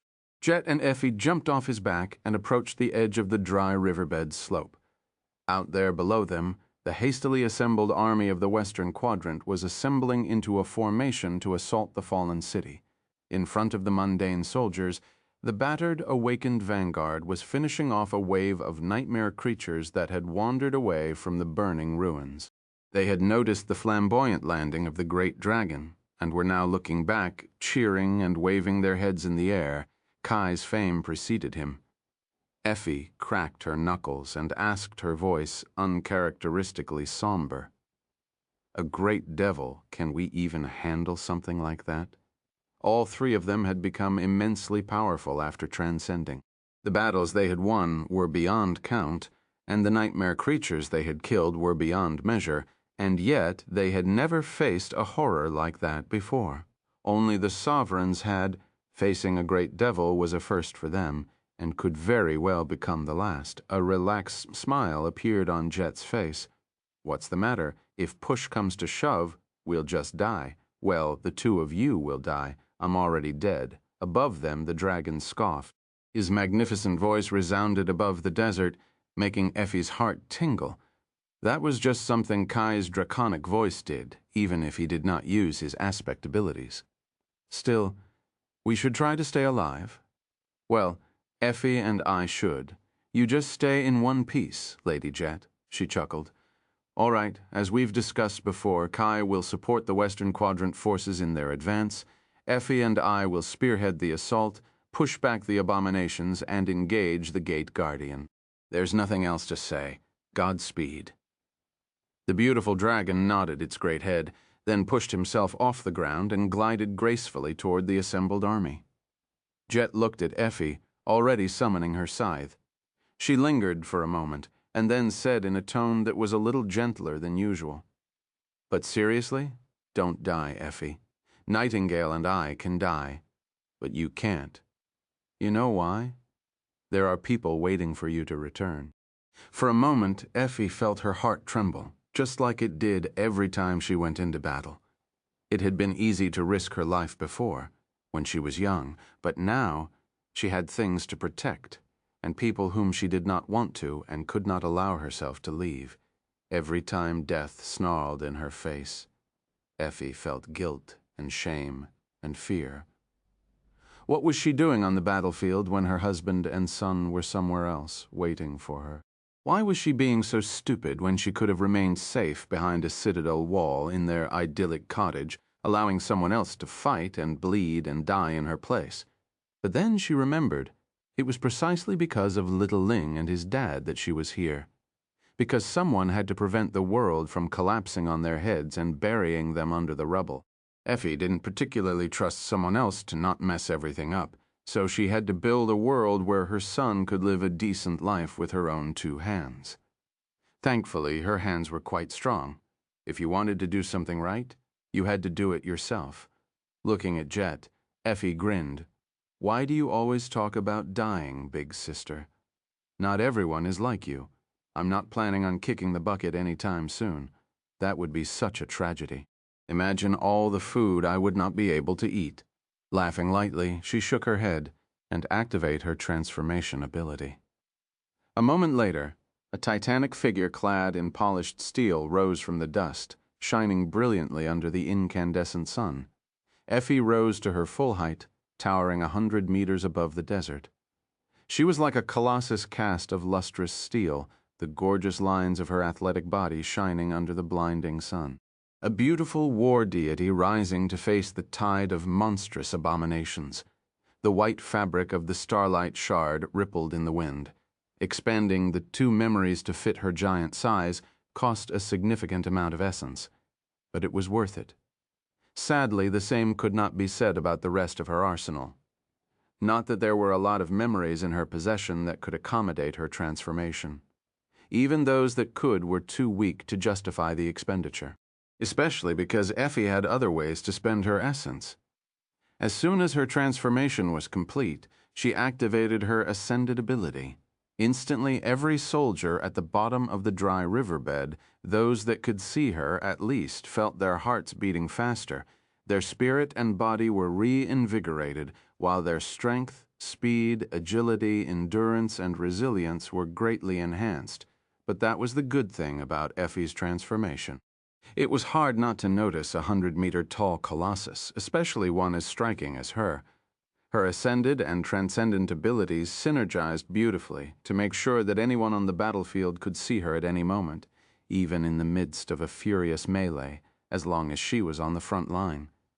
The loud, reverberating roar rose from the riverbed as thousands of soldiers, both mundane and awakened, chanted in exhilaration. Raised by wolves, Saint Athena. War beast is here. Their impassioned voices were full of resolve and grim determination, and as they looked at her, Effie felt her essence being slowly replenished. Well, at least someone is in a good mood. Looking past the exultant soldiers, she gazed at the burning city from her current height. Effie could see the eerie fissures of the nightmare gates surrounding it like 7 ghastly siege towers. One of them was especially tall, reaching even higher into the sky than she did. There were several gargantuan figures moving in the sea of nightmare creatures. The great devil was not the only calamity unleashed by the 7 gates. There were other gate guardians as well. 2 of them was even titans, a great devil, a corrupted tyrant, 2 fallen titan, and a swarm of terrors. One way or another, today's battle was going to end up in the history books. It was not quite the chain of nightmares, but definitely the worst crisis the waking world had faced since the Southern Campaign. By far. What would the history books tell? That on that day the forces of humanity triumphed valiantly over a dreadful enemy, or that on that day humanity mourned the loss of many of its most brilliant warriors even now on the precipice of the battle, Effie could not tell. To hell with that. She grinned and kneeled, then placed the back of her hand on the ground, the open palm facing the sky. Who cares about history? This battle might seem dreadful, but it was destined to become an insignificant speck in the tapestry of horrors that awaited humanity in the coming decades. In the near future, there would be 100, 1,000 battles much more terrible than this.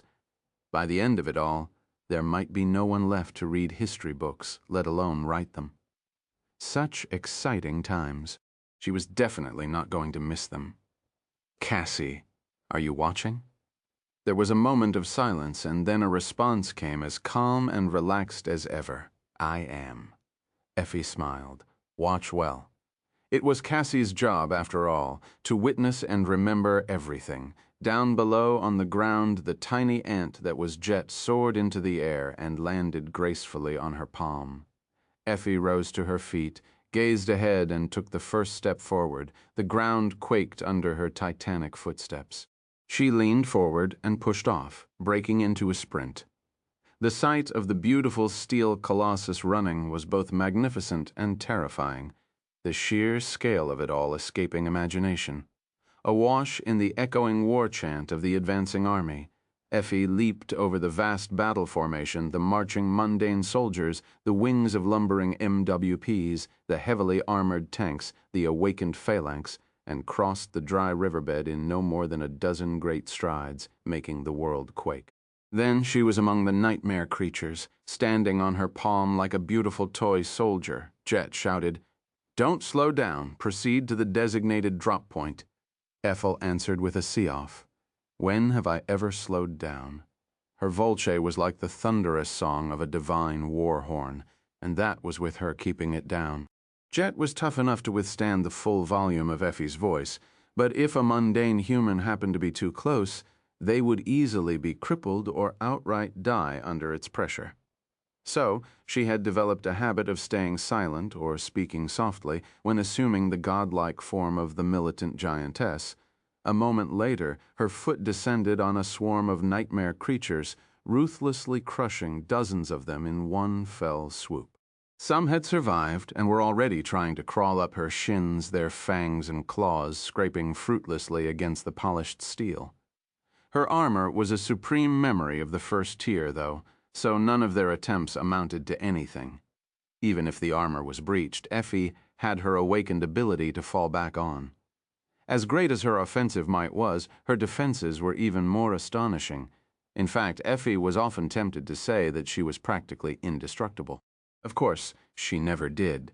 Saying something like that was just inviting trouble. There were all kinds of nightmare creatures out there. Many of them had means of bypassing physical defense, or could deal entirely different types of damage. The moment a powerful awakened became arrogant was usually the moment they died. The spell whispered into her ear, "You have slain, you have slain, you have slain." Ignoring the sonorous choir of its voice, Effie leaned forward a little and delivered a powerful kick, pulverizing an especially large abomination. The creature must have been at least a dozen meters tall, and would have looked like a towering behemoth to the advancing soldiers, but to her, it was no bigger than a large rat.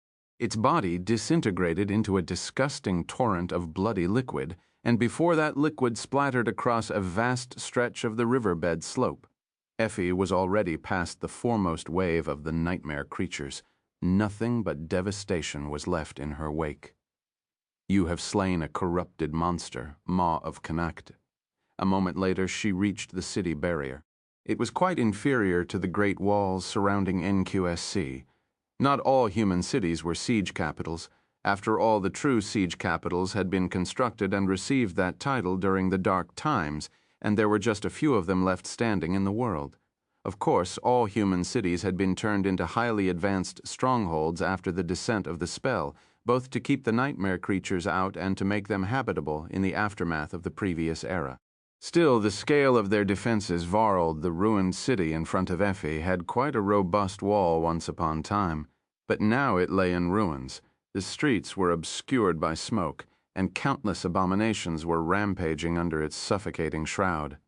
From this close, she could hear a terrible cacophony of crumbling buildings, bestial roars, sporadic gunfire, and human screams. There were indeed survivors there below her, which was why she had to be careful to your left. Jet's shout was very timely. Turning her head, Effie saw a wide highway piercing into the heart of the city. There was a fortified railway in its middle, with a mess of overturned train cars laying on the tracks. The highway itself was crowded by military vehicles, all empty and painted red by blood. This was where the city garrison forces had tried and falled to stop the tide of abominations after the walls fell. What was important to Effie, though, was that she would be able to use the highway to reach the heart of the city without trampling countless civilians to death and toppling damaged buildings. Paving a bloody path through the horde of abominations, she stomped her way to the highway. Countless abominations perished under her footsteps. Those that were more powerful were crushed to death in her grasp, torn apart, or splattered across the concrete. Their assault was like a dark tide. Some were large enough to pose a threat to even someone as giant as her, but Effie did not only have size on her side. She also had her skill, intellect, and battle experience. The combination was truly devastating, and none of these meddling creatures could withstand her might. It would have been even more devastating if she had a proper spear and shield to wield. But alas, she did not. So Effie fought with her bare hands, or rather with her entire body except for one hand, which was being used to carry Jet, in accordance with the ancient hand-to-hand combat techniques hammered into her bones by the war maidens of the Chalice Temple. There were swarms of flying abominations as well. When those descended upon her, even Jet received an opportunity to bloody her blade. Reaching the highway, Effie advanced swiftly toward the heart of the city. As she ran, shattering the road and flattening overturned train cars and abandoned military vehicles with each step, she kept her eyes on the true threats. To her left, on the edges of the city, the colossal shape of the fallen Titan was toppling residential towers and feeding on the crushed corpses of countless humans. To her right, the massive figure of the corrupted Titan was consuming the remains of the government compound. Another Titan was nearby, having already breached the ceiling of a deep underground shelter. And finally, far ahead, on the opposite side of the city, past the shattered barrier, a vague silhouette of the great devil was towering above the local outskirts, moving slowly in the eerie silence. There were two more gate guardians spread throughout the ruins as well, both already gazing at her and narrowing the distance. And a sea of nightmare creatures following them. Everyone once in on the party. Finally, she reached the drop point. Effie sent a shockwave spreading from the spot where the edge of her foot had dug into the ground to stall her momentum and came to an abrupt halt. In the next moment, her voice shook the sky with a thunderous, defiant call. "Wolf Army, charge!" The wolves had been accompanied during the Southern campaign, consisting of around 100 awakened and 10 times as many mundane soldiers, as well as a platoon of MWPs and a robust stable of specialized vehicles. The majority of the mundane members of the Wolf Company were not frontline specialists, but instead support personnel meant to facilitate and enhance the combat effectiveness of the Awakened. However, the company had swelled in the past few years, turning into a battalion consisting of 1,000 seasoned Awakened warriors and around 5,000 mundane soldiers. It had also distinguished itself as one of the most elite combat units of the government forces, earning the official title of the Wolf Army. The Wolves were, first and foremost, shock troopers.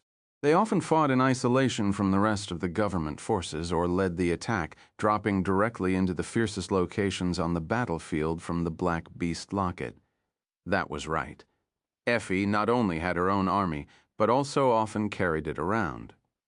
Their most common strategy was for her to assume the giantess form, cleave her way to a strategically important point, and deploy her legion in a flash of shocking violence.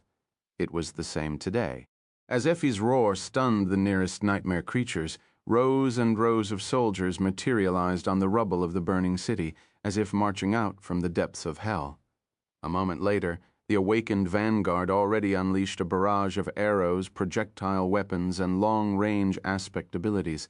At the same time, heavy artillery vehicles launched concussive shells, and the lumbering MWPs came to life, the barrels of their armaments blooming with fire. The melee fighters had already closed down their ranks, forming a loose phalanx. The tide of nightmare creatures descended upon them in a demented frenzy, only to be broken, torn apart, and pushed back. "Show them hell," Effie's booming voice thundered from above, invigorated by the sight of their commander. The wolves let out ferocious howls and redoubled their efforts to eviscerate the nightmare creatures, cheeky bastards. She bent down and swiped her hand across the ruins of a building, grabbing a hulking abomination and using it as a projectile to crush dozens more into bloody paste. Effie observed the battlefield from high above. For the moment, at least, everything was going according to plan. The wolves had a simple but dire objective: to secure a stronghold in the ruined city that would serve as a bulwark against the horde of nightmare creatures. The 7 gates were positioned far away from the dry riverbed, so most of the abominations were amassed on the other side of the city center. The position where the wolves had deployed was on the outer edges of the center, above the largest underground civilian shelter, and close to the reserve control station responsible for the city's automated defense systems. They had to push the nightmare creatures back, establish an impregnable fire line, bring the defense systems back online, secure the perimeter, and help funnel the surviving civilians into the shelter. At the same time, the main force of the Western Quadrant Army would advance from the rear under Kai's leadership, cleanse the western part of the city from abominations, and join the Wolf Army, effectively drawing a clear battle line straight through the city center. That was the plan, at least. Of course, the entire plan depended on a single presumption that the 3 saints would be able to slay, or at least hold back, the primary targets, the Gate Guardians, because no matter how elite and experienced the wolves were, and no matter how numerous the Western Quadrant Army was, mortal soldiers like them were simply incapable of stopping Titans, let alone facing great abominations in battle. Effie glanced at the towering figures of the 2 Titans, both drawing closer. The corrupted tyrant seemed to be moving in the direction of the Western Quadrant Army, which had already engaged in a bloody battle on the streets of the city. That one was Kai's problem now. Sadly, it seemed that the reinforcements would be delayed. The true horror, though, was the great devil, which had abandoned the outskirts and crossed the ruined walls of the city, moving unhurriedly in the direction of the Wolf Army. The creature was still dozens of kilometers away, but its presence already felt suffocating. We can still win. In this battle, the government army had a secret weapon. That weapon was the seneschal of the great clan Valor, Saint Song of the Fallen. Information was the lifeblood of warfare, especially so when one was dealing with nightmare creatures, many of whom possessed great and terrible powers. Knowing your enemy was more often than not the difference between life and death. And with Cassie whispering into the ears of Effie, Kai, and Jet, they would know what the enemy was capable of once the abominations got within range of the dormant ability. Of course, no one except for the 3 of them could know that the blind seer serving the King of Swords was secretly assisting the government. It's good to have friends. As Effie thought that, Jet suddenly spoke in a calm, cold voice. I think the situation calls for the slingshot maneuver. Effie looked down, studying the tiny, beautiful woman standing on her palm. Soul Reaper's icy blue eyes were full of grim, murderous, and cold resolve. That one? Are you sure? Jet nodded, then smiled faintly. Yes, I'll stall the Great Devil until you and Kai are done dealing with the other gate guardians. Don't play with your food and come help me as soon as you can. Effie hesitated for a moment, holding back the words of concern. Jet was right. Dealing with two titans was already outside the realm of possibility. If the Great Devil was allowed to enter the fray and join forces with them, everyone would be doomed. Eventually, she simply smiled. All right. Just don't kill it before we arrive. Or if you do and receive a weapon memory, give it to me. You already have your legacy relic while I'm sick of fighting abominations with my bare hands. Their guts get stuck between my fingers. It's disgusting. Jet grinned. Deal. Now. Do it before I change my mind. Effie sighed, then shifted her body, slowly bringing the hand on which Jet stood back. She extended her colossal arm backward, keeping it level with her shoulder. The slingshot maneuver was not something the two of them had learned from books on military science. It was something they invented after participating in countless battles together. Well, calling it a maneuver was mostly a joke. They just liked how legitimate it sounded, which was a bit funny, considering the actual procedure. The procedure in question, meanwhile, was rather simple. Effie strained her muscles, exhaled, and slung her arm forward. Her hand rotated, the open palm facing the wind. Jet would have slid off and plummeted down if not for the fact that the pressure of acceleration pressed her into the vertical wall of polished steel. A mundane human would have been crushed by such pressure. But her transcendent body was immensely resilient. She endured kneeling slowly and looking up. A small hurricane was raised by the passing of the colossal arm. Effie grunted and pushed her palm forward with all her might, launching Jet into the air like a supersonic missile. The Soul Reaper soared into the sky, flying in the direction of the distant Great Devil with terrible speed. As she did, her figure was suddenly surrounded by wisps of ghostly mist. Being carried around on the palm of a militant giantess was perhaps the world's most exciting amusement ride in the world, losing only to being tossed into the sky by the said giantess, or maybe riding on the back of a dragon. Today, Jet had the opportunity to experience all three. Who would have thought that a neglected girl from the outskirts would one day be living such an exciting life?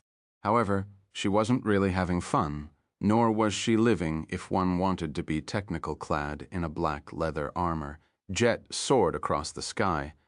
Her raven black hair fluttered in the wind as her figure tore apart the towering pillars of smoke, the landscape of the ruined city streaking beneath her like a blur.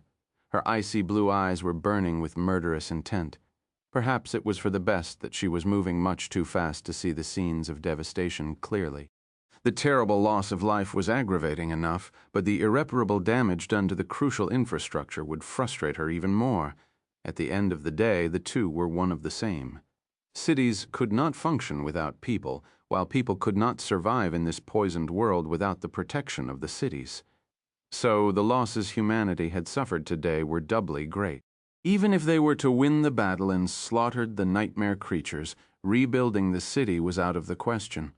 Not with the focus of humanity slowly shifting toward the dream realm and not in the aftermath of Antarctica. After today, there would be one less human city on Earth. The survivors could be relocated to other population centers, and in time the population would grow to replenish the lost lives. But the number of cities would only dwindle. Too many of them had been swallowed by the chain of nightmares, and in the years that followed, 2 more fell to the skinwalker. This city would be the third the government lost in the last 4 years.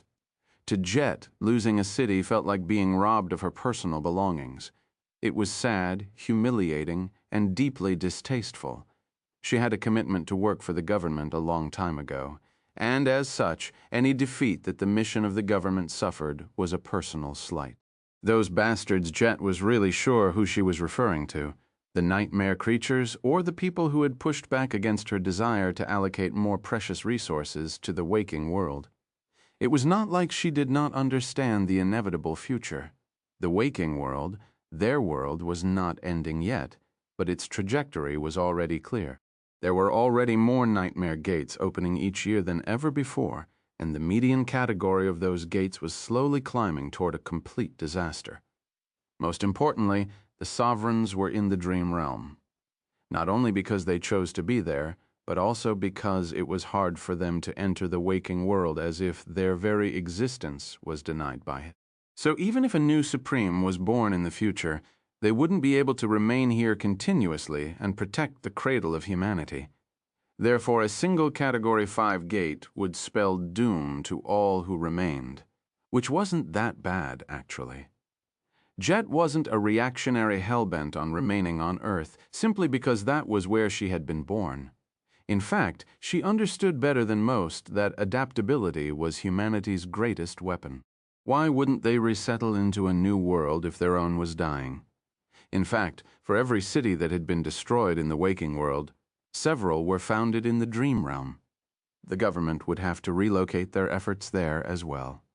It was just that, in her opinion, even the best of her colleagues were panicking.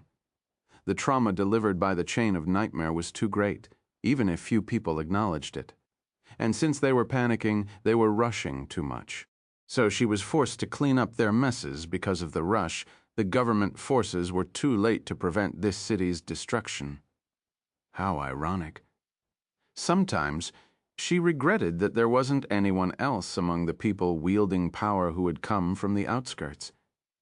If there had been just one person who shared her mindset, but wasn't it a pipe dream for someone from the outskirts to survive the gauntlet of the nightmare spell? Even she could not claim to have truly survived it. Streaking across the sky like a deadly missile, Jet kept her gaze trained on the great devil and gritted her teeth. A split second later, she activated her transformation ability. Her flesh turned into a ghostly mist, and a few moments later, there was a spectral wraith in the sky above the dying city. The wraith form had many advantages in battle, but it was also quite handy if one had been tossed like a dart by an unreasonably strong giantess, since being a ghost could prevent them from turning into thin film splattered across several kilometers of ragged terrain upon landing. Not that Jet would, with her special physique, she could strike the ground like a meteor and climb out of the crater in one piece, if a little battered. Still, a soft landing was better this time. Sadly, the landing was not going to be particularly soft. She was dropping right on top of a great devil. After all, Effie's aim was immaculate in the last few moments before plummeting to the ground. Jet snarled coldly and turned her scythe into a khopesh. By now, her legacy relic had reaped countless souls. The strongest of them had belonged to a great monster, and so it was equal to a supreme weapon of the second tier. Of those countless souls, 5 were currently bound by the relic, 1 for each of the 5 forms it could turn into. Jet could consume them to replenish her essence if her own reserves ran dry. Apart from that, each of the bound souls granted a mystical effect to the corresponding weapon, akin to an enchantment. The soul dwelling in the black khopesh had belonged to a corrupted terror once, and a dreadful one at that. The effect granted by its soul to the sickle sword was that anyone cut by it would fall into a debilitating lethargy, losing the motivation to fight, move, and eventually even breathe. Of course, powerful enemies could resist the insidious lethargy somewhat, but would still be weakened a little with each strike. As such, the khopesh was the most suitable of the Mist Blade's forms when dealing with an overwhelmingly powerful enemy. And that was what Jet was dealing with now. A great devil, at that moment a soft voice resounded in her ears. He is the great devil, heart of Connacht, the remnant of a cursed king. His power is to command the souls of the dead. He also wields the power of curses and is a wraith himself. His body is made of sand and is all but immune to physical damage. Worst of all, his soul can't be destroyed until all the souls he commands are scattered, and they are legion. "I'm sorry, Jet, it's a bad match." Jet grinned. "Thank you. How fitting." The great devil she was about to face was also of the undead tribe. A fellow wraith, his powers did not exactly counter her own, but rather rendered them futile. It was, indeed, a bad match. Or maybe the best, considering that few people except her had even a tiny chance of destroying him. In any case, her determination to slay the abominations only grew stronger. Because as much as the Heart of Connacht was a bad match for her aspect, he was a perfect match for her legacy relic. Absorbing his soul would not only elevate its overall power by 2 tiers, but also grant one of the Mistblade's forms a powerful effect that had a good chance of having synergy with her aspect. Now then, all that remained was to actually kill this great devil, or at least survive long enough for Effie and Kai to arrive. Jet slowed down her descent and glided gracefully to the shattered ground. Her ghostly khopesh pointed forward there. In front of her, a towering figure was slowly walking through the burning ruins, surrounded by a haze of screaming souls. Press forward. They are flanking us. Second company, fall back. We need an ascended here. Across the wide stretch of burning ruins, the Western Quadrant army was fighting against the disorganized horde of nightmare creatures. The tide of abominations continuously crashed into the phalanx of the awakened warriors, quenching the flames that burned all around them with their fetid blood. The mundane soldiers followed behind, supporting the awakened and sweating inside their powered armor suits. The heavy artillery had remained in the riverbed, waiting for precise targeting data they didn't dare to fire after the initial salvos, afraid to implicate the civilians who might have still been alive somewhere out there among the smoke-filled streets. However, the MWPs still pushed forward. The influence of the Nightmare Gates was messing with their electronics, but after the rich experience of dealing with it in Antarctica, the scientists of humanity had made leaps in shielding technology. So the lumbering war machines could fully exert their overwhelming firepower for now. It was a heroic sight, but usually even such a large expedition force would have been ill-prepared to face the vast horde of nightmare creatures, especially in the hellish conditions of urban warfare. Nevertheless, today, the soldiers of the Western Quadrant were valiantly pushing into the depths of the city and eradicating the nightmare creatures at a startling pace. There were 2 reasons for that. One reason was the shining silhouette of Saint Athena who towered above the burning city in the distance. The sight of her not only lifted the spirits of the soldiers, but also imbued their bodies with ferocious power. Awakened were affected more, but even the mundane fighters showcased inhuman strength, speed, and endurance. What would not have been possible on any other day was possible today. The other reason, Fall. A deep, thunderous, chilling voice rolled across the burning ruins, crashing into the horde of abominations like a tidal wave. Countless nightmare creatures staggered and toppled to the ground. Others pressed forward despite its domineering power. However, their movements were drowsy and weak, as if they were struggling against an overwhelming compulsion. That was the moment when the soldiers of the Western Quadrant army advanced, cutting into the mass of dazed nightmare creatures like a sharp knife. The human warriors were strengthened by the war beast while their enemy was weakened by the night singer. Together, the powers of the 2 saints reigned on the battlefield. Kai folded his wings and plummeted down. His great maw opened, and an eerie, melodious, otherworldly sound escaped from it, akin to a haunting song. That song made all the other sounds of the ruined city, the roaring of flames, the groans of crumbling buildings, the clangor of steel, the howls of monstrous creatures, the thunderous drums of the cannonade dissolve into background noise. A moment later, the song crashed into a swarm of nightmare creatures led by a hulking behemoth, causing their bodies to explode into gruesome fountains of crimson liquid. It was as if they were torn apart by an invisible blast. A transcendent sonic attack was an insidious thing. Rushing along the stretched battle line with tremendous speed, Kai flew through the expanding cloud of crimson haze and wasted a split second to observe the ruins. His vision spread far and wide, piercing through soil, concrete, and alloy. There was nowhere it couldn't reach, and instantly the whole city was perceived by him. What he saw was gruesome and sickening. Countless human corpses, countless people dying as he watched. Frightened civilians hiding in their homes or underground shelters, fear and sorrow written on their faces, ashes, flames, and loss on a scale that the human mind could not comprehend, and, of course, the nightmare creatures. The wolf army was pushing abominations back in the heart of the city. Effie was moving to intercept the approaching titans. Jet had just reached the sinister figure of the great devil, and closest of all, the corrupted tyrant barreling in the direction of the Western Quadrant soldiers. I need to kill it quick. The wolves were holding up well, but that was temporary. If the reinforcements did not arrive on time, the casualties would start to mount. Worse still, Effie would have to fight against 2 titans alone, and Jet would have to face the great devil alone. The more time he wasted, the more people would die. Just at that moment, like a lifeline, Cassie's calming voice resounded in his mind, whispering the secrets of his enemy. Kai spread his wings and rushed forward as he flew above the carnage. His song shattered the most threatening of the abominations advancing on the awakened phalanx, while his words made the rest stagger and lose strength. Despair, fear, kneel. His essence was evaporating like morning dew. There were countless winged nightmare creatures clamoring to rip into his flesh as well. He tore them apart with his talons, shredded their flesh with his fangs, and broke their bones with his tail.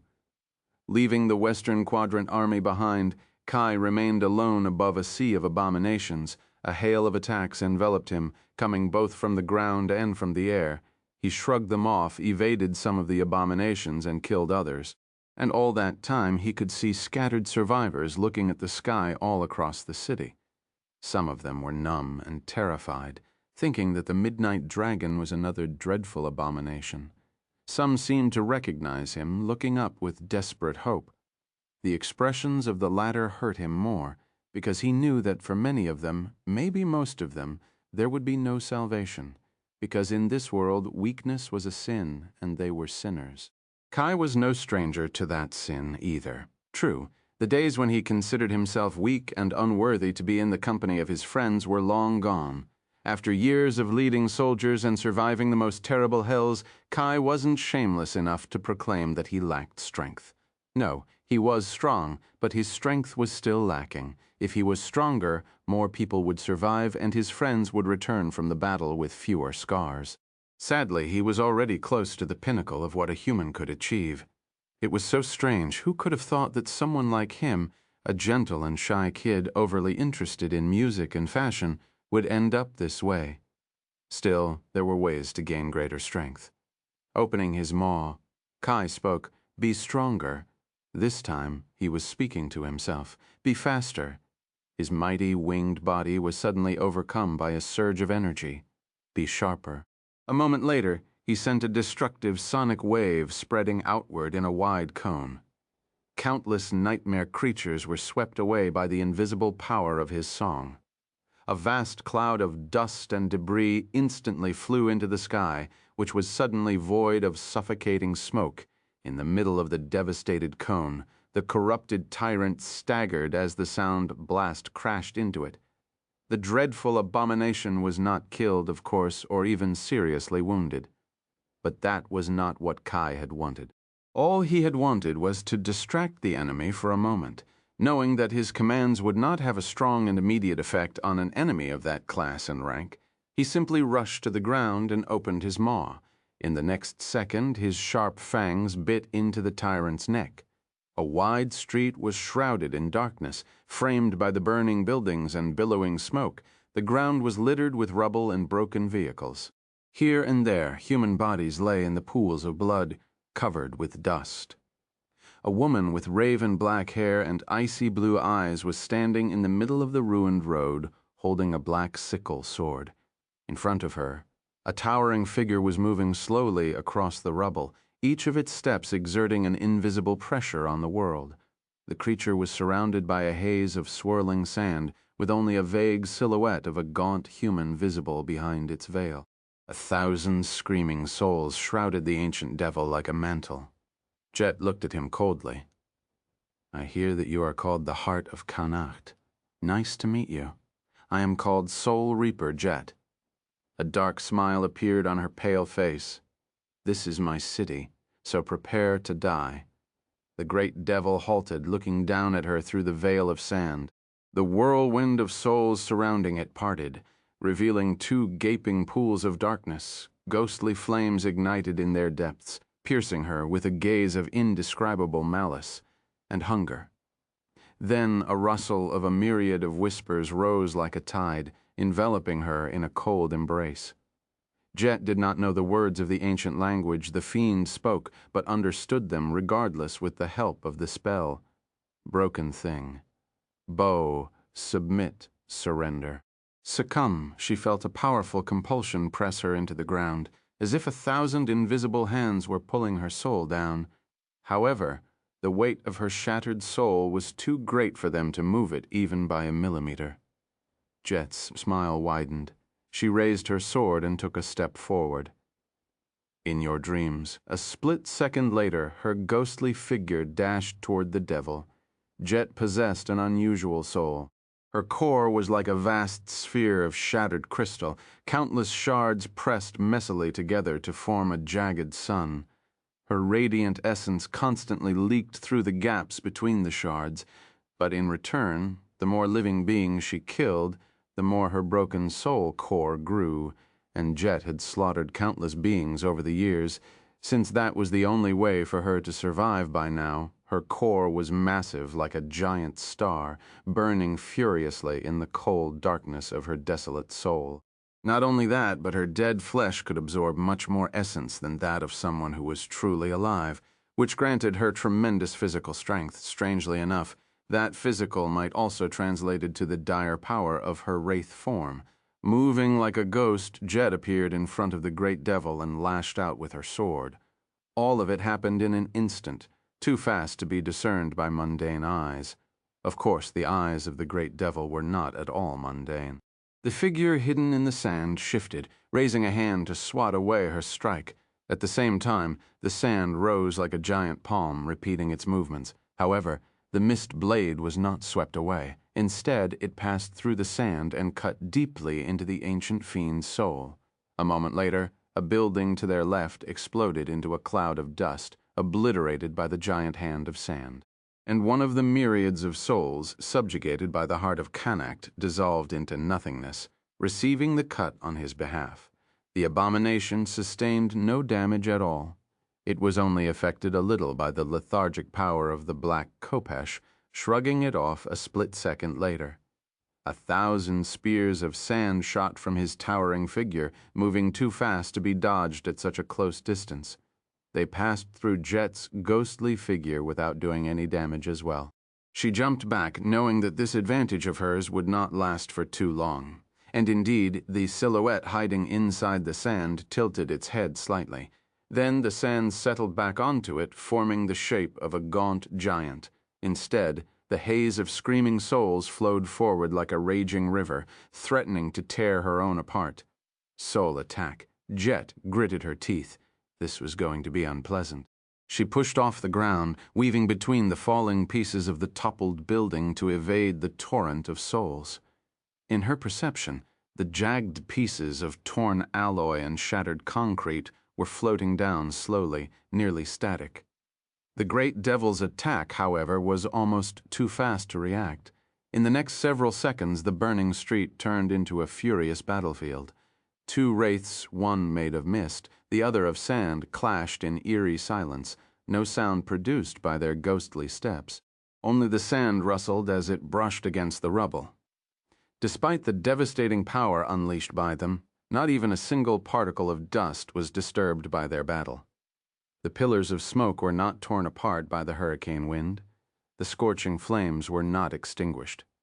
The ground did not quake, and the sky did not shatter. That was because Jet was intangible, and so were her attacks. The harrowing storm of phantoms pursuing her was similarly aimed at her soul. If their battle had been happening on the material plane, though, the entire district might have already been flattened, turning into a smoldering ruin like many other districts of the city already had. Damn it. Jet reeled back, pierced by excruciating pain.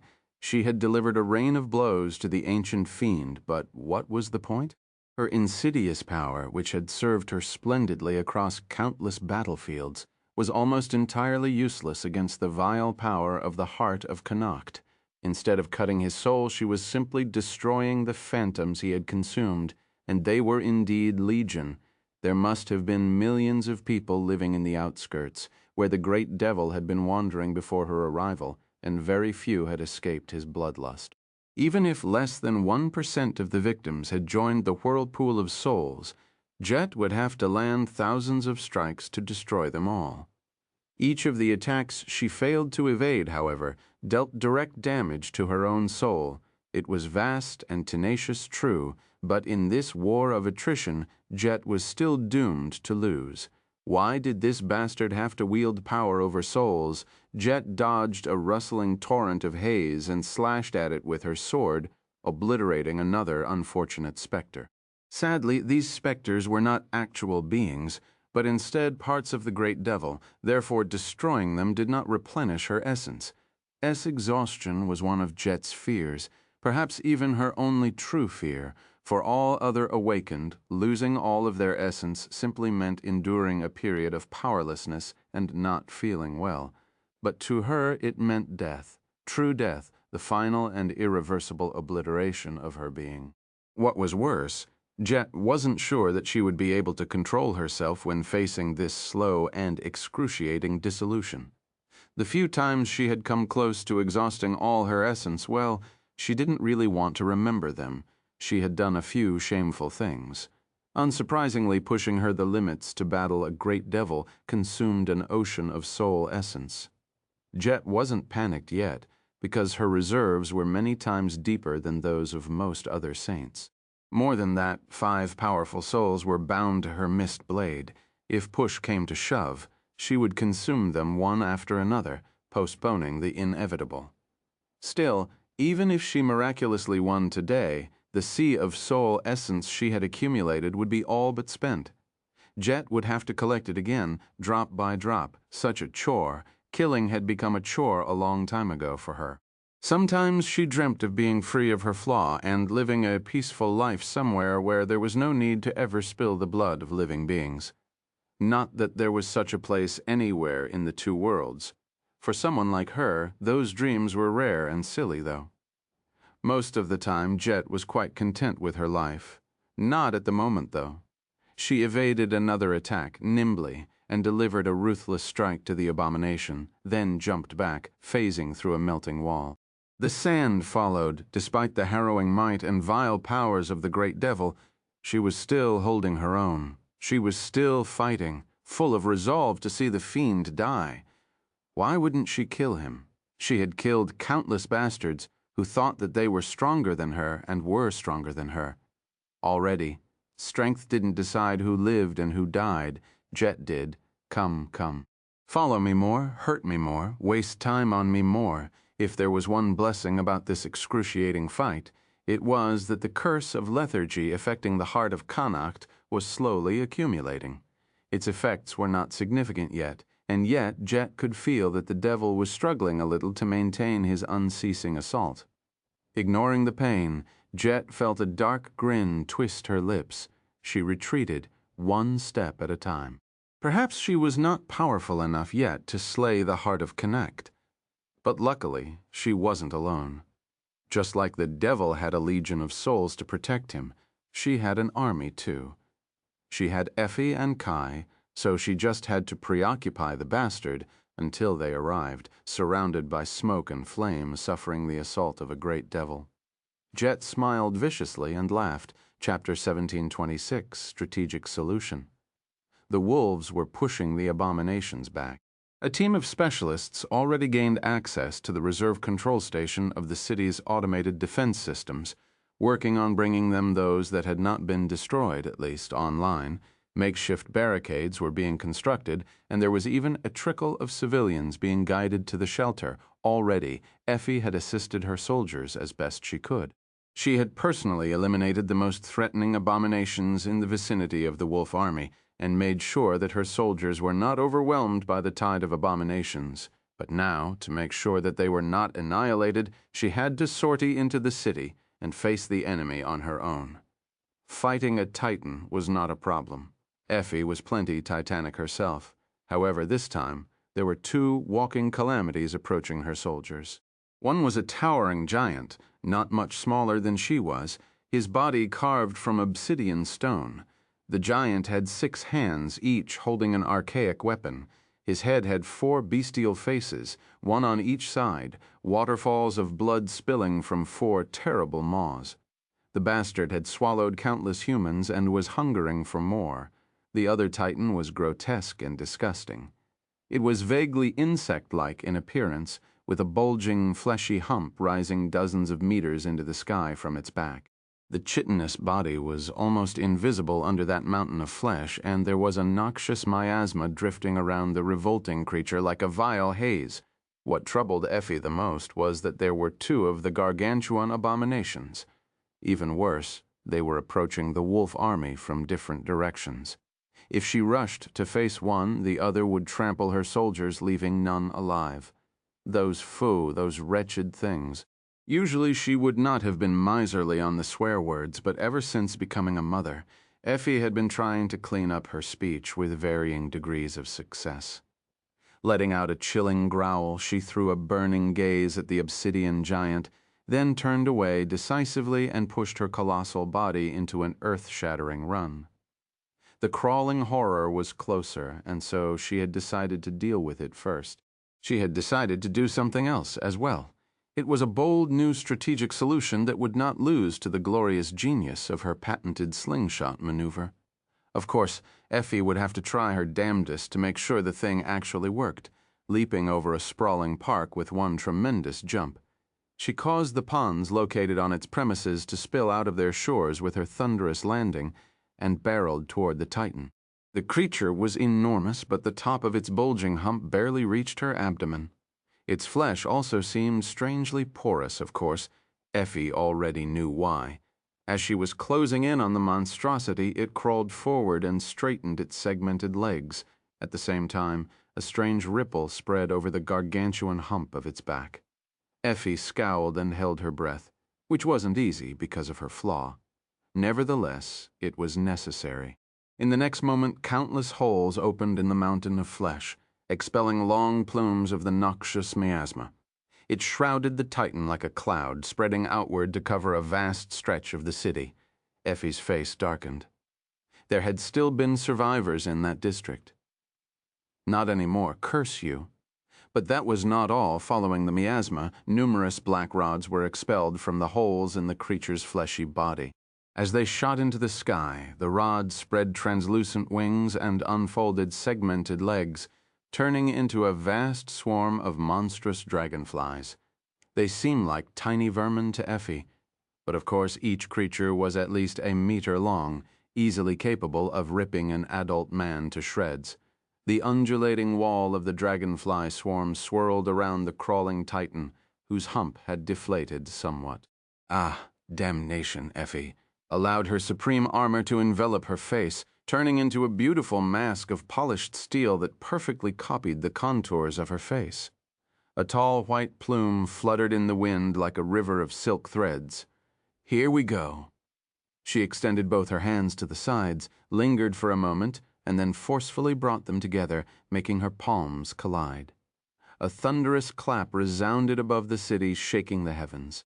Her clap was so forceful that it produced an actual shockwave, causing several buildings inside the cloud of miasma to explode with dust and crumble. The cloud itself was torn apart and pushed away from the city by the hurricane wind. Even the monstrous dragonflies were dazed, a breach appearing in the defensive wall of abominations surrounding the Titan. Leaning down, Effie plunged into that breach and enveloped the crawling horror's gargantuan body with her arms. Its fleshy hump pressed tightly against her torso, smearing disgusting fluid all across the polished breastplate. Struggling against the desire to retch, she dug her fingers into the abomination's soft belly. Effie could feel the fetid liquid trying to corrode her armor. She could also feel the creature's sharp claws scratching against her shins and leaving deep grooves in the polished metal. It didn't matter. She could withstand the attacks of the Titan for a few seconds, especially before it regained its bearings and got serious about breaching her armor. If there are two hostile forces attacking from different directions, the strategic move would be gritting her teeth. Effie strained every muscle in her colossal body. She rarely had a chance to push against the limits of her strength, but today was one of those days. No, actually, she had never done something that crazy before. At least not after becoming a saint. Killing the Titan would take too long and compromise her soldiers. She felt confident that she could kill the crawling horror, but not that she would slay it fast enough to prevent the obsidian giant from reaching the position of the wolf army. So, arg, a muffled growl escaped from beneath her polished mask. It felt as though her muscles would burst and her spine would snap, but instead her feet plunged into the ground. At the same time, the Titan's segmented legs rose above it. Growling, Effie pulled upward and lifted the gargantuan body of the crawling horror into the air. So heavy. She didn't stop at that, though. As her growl turned into a roar, she exhaled and tossed the titanic being into the air. The strategic move would be to move the hostile forces to the same location. Effie had not just tossed the revolting abomination away. She had thrown it directly at the second Titan, whose lumbering figure was towering above the ruins in the distance. Looking at the crawling horror fly, its comically tiny body finally revealed from under the glant, fleshy hump, its segmented legs moving in what seemed like panny. She couldn't help but frown. How come all my strategy solutions always end up as me tossing someone at someone else, though? The sight of the massive Titan flying across the sky was so stunning that even the nightmare creatures on the ground stopped in confusion. The human soldiers, who had developed a habit of glancing at Effie's towering figure frequently, did not miss the bizarre and baffling sight either.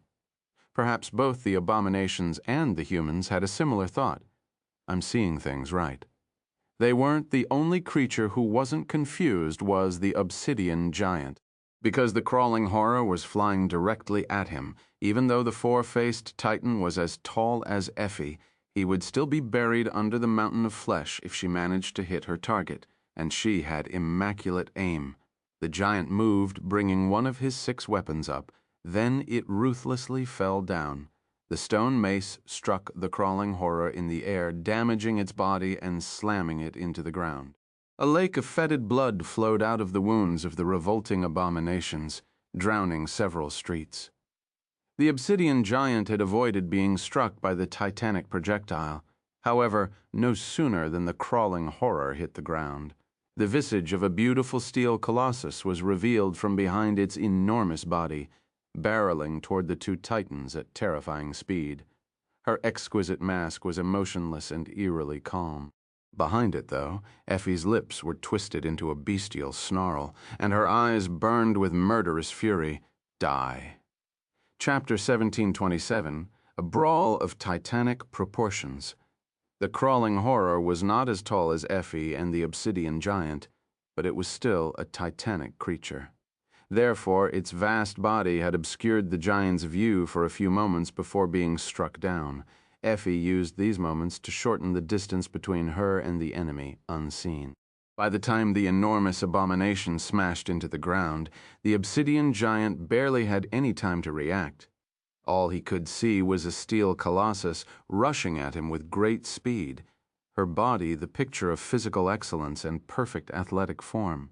The white plume of her helmet fluttered behind her like a foaming stream. The earth quaked with each of her graceful but thunderous strides.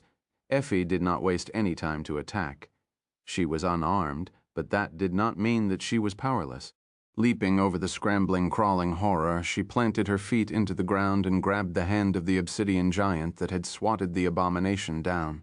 Then, leaning back, she balanced on one foot and raised her other leg. Bending it at the knee, a split second later, her foot shot forward like a demolishing siege ram and delivered a devastating side kick to the chest of the 6-armed Titan. A deafening thunderclap rolled over the burning city, and an invisible shockwave tore apart the billowing smoke. The power of Effie's kick was so harrowing that a net of cracks appeared on the black obsidian of the Titan's chest. The giant himself staggered back, his movements seeming slow because of his tremendous size. The obsidian giant would have been sent flying back and toppled to the ground, flattening dozens of buildings, if not for the fact that Effie was still gripping his hand. At the same time as the dreadful mass of the Titan's colossal body pushed him back, she growled and twisted his arm, pulling it in the opposite direction.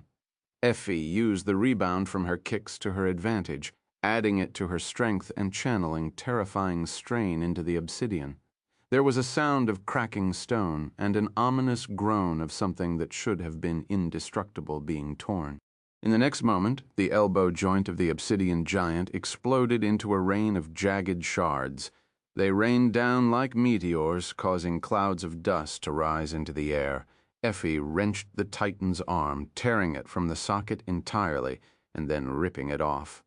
Finally free of her grasp, the six-armed abomination was tossed back, of course. By then, he was a five-armed abomination already, most importantly crushing the fingers of the torn hand. Effie grasped one of the obsidian giant's weapons. A colossal black mace fell snugly into her grip, and a ferocious smile twisted her lips behind the mask. Now she wasn't unarmed anymore. Two Titans. Her voice boomed above the ruins, making the sky tremble. Effie took a step forward. One is made of stone, the other is disgusting. Neither is edible. What's the point of your misbegotten existence? With that, she lunged into the forest of obsidian weapons. The giant had already recovered from her strike and launched a barrage of attacks, his five remaining arms moving like the spokes of a gargantuan wheel. By then, the crawling horror had already come to its senses.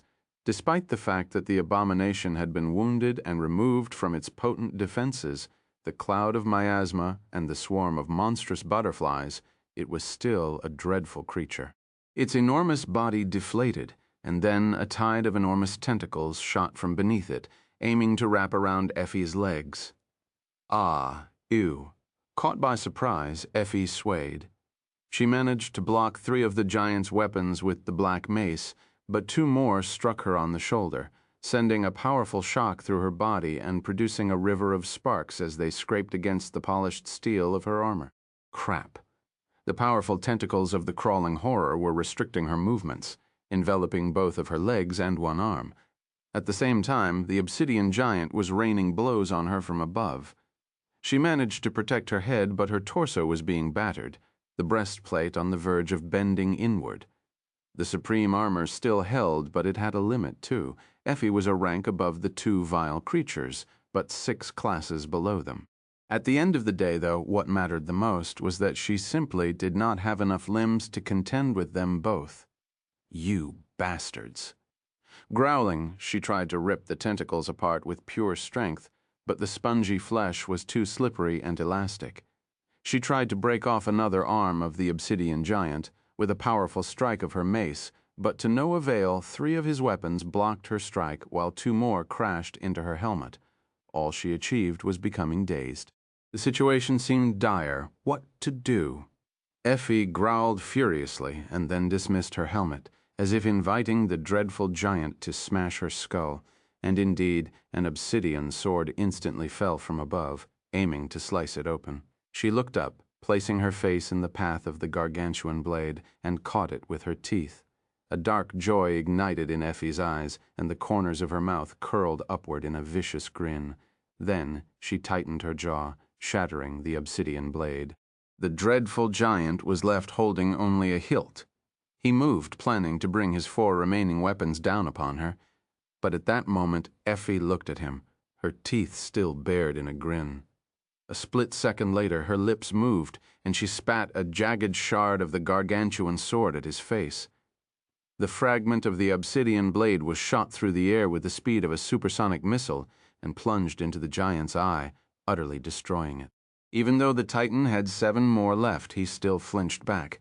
That gave Effie all the time she needed, stopping her struggle against the crawling horror, who had been trying to pull her down to the ground. She suddenly kneeled and bit into the largest tentacle, tearing it apart with her teeth. The revolting abomination let out a terrifying screech and reeled away, a river of fetid blood spilling from the severed tentacle. Effie spat the revolting flesh out, drowning a sea of flames below in a torrent of blood, and grimaced. Arg, it tastes like crap, using the momentary weakness of the vile Titan. She used her trapped arm to grab another tentacle, pulled it to her mouth, and bit it apart as well. Both of her arms were free. The obsidian giant was already towering above, his 4 remaining weapons raised to crush her head. Effie lunged forward from her kneeling position. Her shoulder collided with the Titan's abdomen, and her arms whipped around to embrace him. Then a bestial growl escaped from between her bloodied lips. The armor on her back split under 4 devastating blows. But her awakened ability stopped the obsidian weapons from doing serious harm. She mustered all of her strength and lifted the obsidian giant into the air, not too high, but just enough to rob him of any leverage, and away we go. Twisting her spine, Effie bent backwards and threw the Titan over herself, performing a messy suplex. Of course, she didn't slam the obsidian giant into the ground. She slammed him into the crawling horror. The world shuddered, deep fissures opening in the cracked earth, and by the time the 2 battered Titans recovered, a graceful winged shadow fell on them from above, followed by an eerie song that washed over their bodies like a crushing wave. Chapter 1728. Cost of Time. The heart of Connacht, suffering unbearable pain. Jet continued to fight the great devil calmly. Her mind was cold and focused, methodically calculating every move and motion of the enemy. She was unable to destroy him, but the abomination could not bring her down either, as the 2 of them fought, the harrowing fury of their battle boiling in eerie silence. Time continued to flow. She was drawing the clash as much as she could, callously luring the ancient fiend to his eventual end. Once Effie and Kai arrived. How do we kill him, then? Kai would be able to weaken the great devil with the power of his voice. Effie would be able to deal some damage to the abominable creature with the help of the Starlight Shard, but not enough damage considering that it was merely an ascended memory of the 5th tier. The white cloth could shine beautifully in the darkness, as well as imbue her weapons with a rare type of elemental damage, one that wasn't that useful, apart from being able to cut intangible things. It was a bit ironic that the only way to fight the terrible wraith had been given to her for slaying the Lord of the Dead, if Jet remembered correctly. That was the name of the fallen tyrant Effie had killed on the Forgotten Shore. Something moved in her mind. Still, none of it is enough to kill the point where the mist blade pierced the heart, spreading in a wide cone and toppling a few buildings. Jet staggered and pulled her scythe back, suddenly feeling utterly exhausted. Did it do it? It better have, otherwise we'll be in deep trouble. The whirlwind slowly came to a halt. The invisible hurricane died down. Rivers of sand spilled to the ground, forming tall dunes. The wails of tortured souls grew quiet and then disappeared entirely.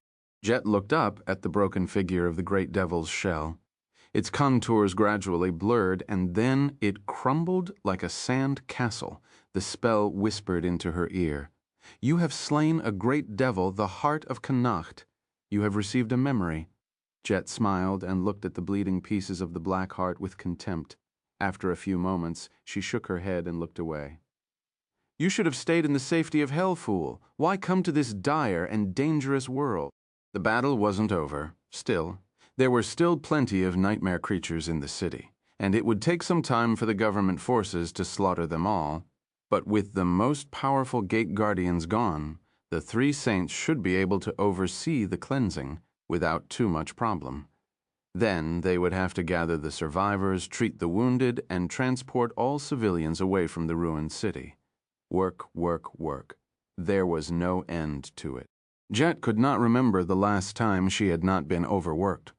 Well, the 3rd nightmare was a bit relaxing in that regard. Perhaps she would take such a vacation again sometime in the future. But first, Jet absorbed the shattered soul of the heart of Connacht into her mist blade. At the same time, she took a deep breath, feeling a few soul fragments being pulled into her core, making it a little bigger and capable of containing a little more essence. Her expression changed slightly. "Walt, what is?" There wasn't just one fragment, or even a few. A whole flood of them was suddenly pulled into her soul, too many to count. Countless. What the hell is this? A long time later, the battle was over. The nightmare creatures had been eradicated, and although the 7 gates still remained, barriers were built around them, with soldiers keeping watch in case more abominations arrived. The city was beyond saving. It was damaged too much, and too many people had died. The survivors were slowly emerging from the shelters, while the soldiers were searching the ruins for those who had not been lucky enough to find a way to safety. Jet had no heart to look at the lost faces of the civilians, so she retreated to the top of an artificial hill, observing everything from a distance. She had replenished her essence greatly after participating in the final cleansing, so she was feeling all right. Cal and Effie were sitting nearby, staring at the ruins with exhausted expressions. After a while, Effie suddenly said, "That was a bit scary, wasn't it?" Kai stared at her silently for a while, and then shook his head. "Scary. You know what was scary? Watching a Titan fly across the sky like a balloon. Now that gave me a fright." Despite her fatigue, Jet smiled. "Damn. I missed that. What a pity." Effie grinned. "What's the problem next time? I'll throw a Titan in your direction. You'll get the front row view," but then the smile disappeared from her face. She sighed, lingered for a bit, and added wistfully, "But anyway, battles like this one will only become more frequent in the future, won't they?" Jet hesitated, then nodded simply. "I guess." The huntress lowered her gaze. All 3 of them remained silent for a while, not knowing what to say. Despite the fact that today's battle had ended in triumph, and a historic one at that, none of the 3 seemed particularly joyous. Instead, their faces were somber, and their eyes were harsh. Eventually, Effie broke the silence. "Well, whatever. Now, about that memory you received, please tell me it's a weapon." Jet gave her an odd look. "Sorry. It's not a weapon, actually, that memory. It's a bit strange." Effie cursed, then leaned back in irritation and glared at the sky. "What is it, then?" Instead of answering, Jet simply extended a hand and summoned the memory. Soon, a peculiar object appeared on her palm. She raised an eyebrow, looking at it with a vexed expression, and said slowly, "It's an hourglass." Chapter 1731, Slaying Blade. NQSC was still shivering in the embrace of winter, but the smell of spring was in the air. The deserted alleys of the outskirts were drowning in dirty snow and deep shadows, with no one to clean the former and no lights to dispel the latter. Many of the decrepit human hives stood empty, their tall walls forming lightless wells. The people who used to populate the hives had long abandoned the cradle of humanity for the vast and dreadful expanse of the dream realm. Sunny was leaning against a wall in one of the alleys. He was clad in the fearsome carapace of the onyx mantle, hiding his face behind a mask, not exactly a suitable attire for the waking world. His appearance would have probably frightened the mundane passers-by, if there were any. Granted, he was standing in the shadows, so no mundane human could see him anyway. "Feels so strange, I can barely recognize the place." The outskirts of today were too different from the overpopulated, suffocating slums where he had grown up. Times were changing, and NQSC was changing with them. Sunny had believed that the world was unchanging once upon a time. The great upheavals of history, the decimating wars, the descent of the nightmare spell, the legendary achievements of the first generation had happened long before, reshaping the ways of humanity. But by the time he was born, everything seemed lasting and stable, and so he simply took that stability for granted. It was a strange feeling to realize that he was living in the very thick of history instead. Who knew that there had never been any stability, and that the reality he knew was fleeting like a mirage? He sighed and touched his mask briefly. The mask he wore was the memory he had created, definitely not me. Unlike Weaver's mask, which resembled the ferocious face of a demon, this one was quite human and entirely expressionless, with impenetrable darkness nestling in its eyes. The emotionless mask was quite eerie. It was also not as comfortable as Weaver's mask, which hurt his craftsman's pride a little. He sighed. That lazy guy in Bastion is really worthless. Calling himself names was perhaps not very healthy, but certainly amusing. Sunny looked down. Many things were happening at the same time. Nephis had received the orders of the clan Valor elders and was supposed to meet him today to relay their will. In the distant Song domain, Rain had made her way to the roving camp of the road construction crew and was hired as a laborer. The guy in Bastion, truth be told, there was no time to be lazy. From playing the role of the memory purveyor for the firekeepers to preparing to forge a sword for Nephis, that incarnation of his was the busiest right now, not to mention that he had to craft a few memories for Rain in advance of her awakening. The war was drawing closer and time was running out. Nephis, meanwhile, was running late. Sunny was growing bored. To dispel the boredom, he sent some essence into the handy bracelet and summoned the runes. He studied them for a while, went over his memories, and finally settled his gaze on the list of his shadows.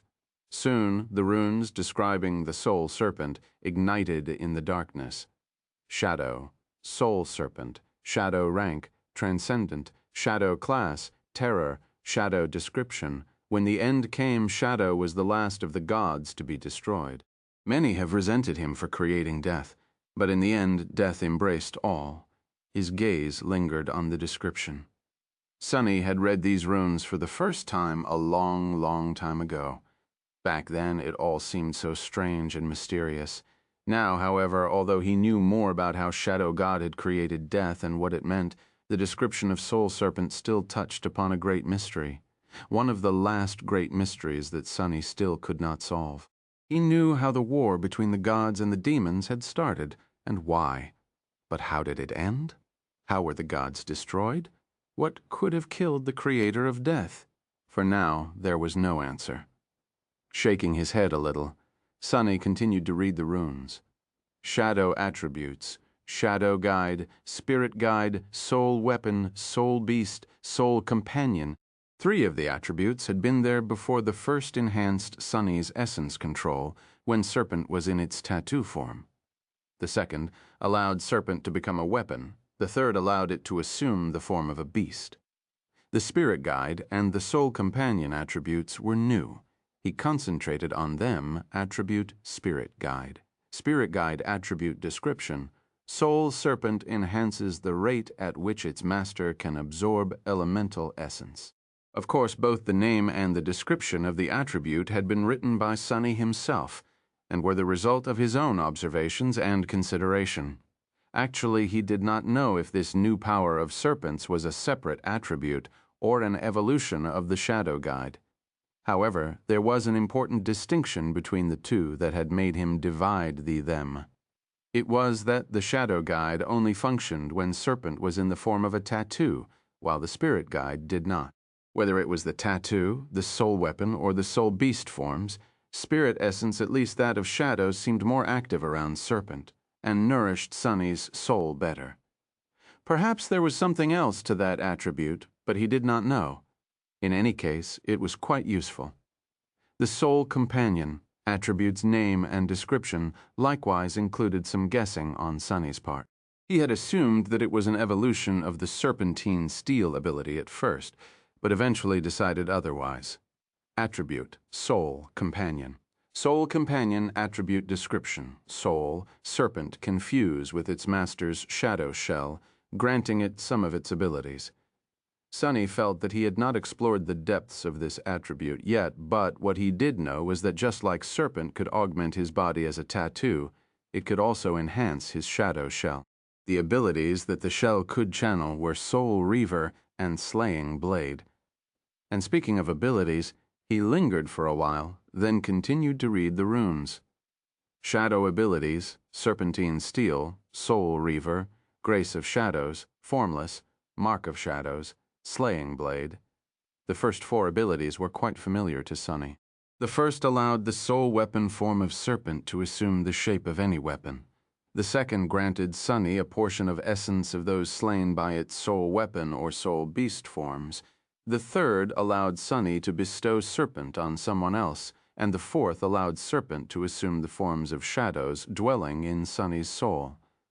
The fifth and the sixth abilities were new. Mark of Shadows was a peculiar ability, and one Sunny knew the least about since there was no good opportunity to experiment with it. Ability, Mark of Shadows. Mark of Shadows, ability description. Soul Serpent allows the Lord of Shadows to mark his vassals. Sunny honestly did not know how it worked, exactly, so he had allowed himself a few liberties when composing that description. He had been able to find out that Serpent could create lesser versions of itself, for lack of better word. Theoretically, Sunny could place a serpent tattoo on someone, after which a little soul snake would be born in their soul. What was that snake capable of? Was it a new being or a manifestation of Serpent? He wasn't sure. Sunny had tried to mark his shadows, but since they did not really have normal souls, the ability did not work. He had also tried to mark Rain, but nothing happened. He guessed that the soul needed to be at least awakened to nourish and accommodate the little soul snake, and for the mark of shadows to take root. And since there were no other volunteers, his experiments had ended there for now. All he could tell was that the mark of shadows was connected to the grace of shadows, or maybe even an evolution of it. It was a way to share some benefits of being the master of Soul Serpent without parting with it entirely. And finally, there was the slaying blade, the most mysterious of Serpent's abilities. What was written in the runes had mostly come from Sunny's intuition, corroborated only slightly by careful observation. Something like that was hard to observe: ability, slaying blade ability description. When in its soul weapon form, Soul Serpent embodies the death aspect of Shadow God. As such, it ignores the will of greater beings. Perhaps Sunny should have capitalized the word will. Creatures of higher ranks, such as the corrupted tyrant, Condemnation, had a way of bending the world to their will. And what was the foremost will of all living beings? The will to survive, the will to continue existing. Therefore, killing truly powerful beings was not simply a question of cutting them down. The killing intent of the murderer had to overpower their will to exist as well. Without the tyrannical will to kill, the sharpest of blades would fail to cut their skin, and the most gruesome of wounds would fail to extinguish their lives, unless Soul Serpent was involved. From what Sunny could tell, when Serpent assumed its soul weapon form, it was as deadly to the greater beings as it was to mundane creatures. He did not have a very rich experience of slaying truly powerful abominations, so this statement was inconclusive, but from what Sunny had seen, it was also undeniable.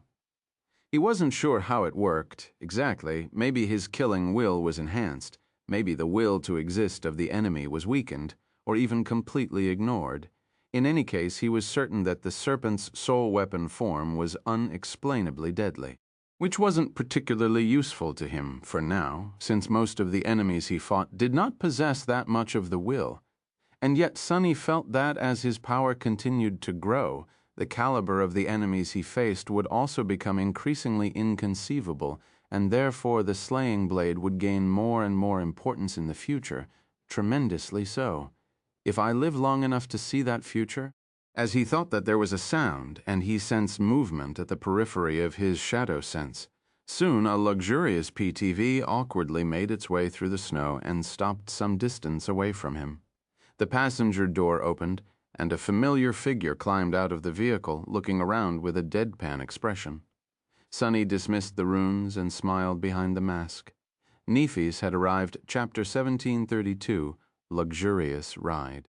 Nephis was wearing inconspicuous civilian clothes. Well, there was a medieval flair to them, since the fashion trends had changed in that direction after the advent of the Dream Gates in the past. Only legacies dressed that way, and even then only for special occasions.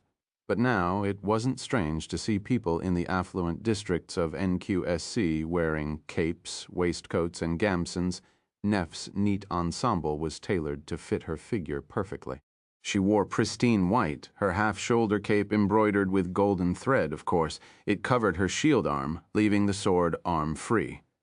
All in all, she looked exactly how one would imagine a princess of a great clan should look like. Beautiful and breathtaking, her clothes blending modest restraint with opulence. She looked out of place in the dirty desolation of the outskirts. Or, rather, the outskirts looked out of place when near her. As Nephis was looking around, Sunny moved and emerged from the deep shadows, stopping at the border between darkness and light. Lady Nephis, she turned to him, then took a few steps and bowed slightly. Lord Shadow, I'm sorry for making you wait." Then she tilted her head a little and studied him. Her gaze briefly explored his onyx armor, then drifted to the emotionless mask. After a short pause, Nephis asked, "Don't you think that your attire is a bit unsuitable for the waking world?" Sunny smiled behind the mask, then raised his chin a bit. "Why? I think I look quite good, don't you?" She seemed to be startled by the question. Of course, her expression remained calm, with none of that bafflement finding its way onto her face, but after spending some time with Nephis in Bastion, Sunny was slowly relearning how to read her emotions. Eventually, she said, "You look unique, I guess." Her tone was flat. Sunny grinned behind the mask, the darkness nestling in its eye remaining cold and inscrutable. Honestly, he was glad to have the mask hiding his features. Recently, he had been spending a lot of time with Nephis in Bastion, and most of it was emotionally charged and intense enough that maintaining a calm facade was somewhere between a burden and a torment. He was tired from trying to keep his feelings in check or hiding them when all else had failed. Playing the role of an aloof Lord of Shadows was a bit of a relief. He nodded. "You look stunning as well, Lady Nephis." She gave him a strange look. Sunny wanted to chuckle, but held himself back, remembering his previous blunder. He briefly considered adding that Key Song's daughter could not compare, but after contemplating the matter deeply, he wisely decided not to remind Nephis about them at all. "Shall we?" She gestured to the luxurious PTV and walked back to the passenger door. The interior of the vehicle was just as opulent as its exterior. The seats were upholstered with genuine nightmare creature leather, while natural wood was used for the fittings and fixtures. There was even a refrigerated bar with various beverages and a table with refreshments. Sunny stared at the refrigerated bar, momentarily lost in studying its construction. Was it purely electrical or used spell tech? If so, which kind? While he was lost in contemplation, the PTV softly drove off. "Right, I forgot to ask where we are going exactly." As if reading his mind, Nephis spoke in a calm tone. "The elders were surprisingly open to most of your terms. Still, a few details still need to be discussed. We are going to meet with a representative of Clan Valor and reach the final agreement." Sunny stared at her silently. The PTV was much smaller than his dearly missed Rhino, but still more spacious than most civilian vehicles.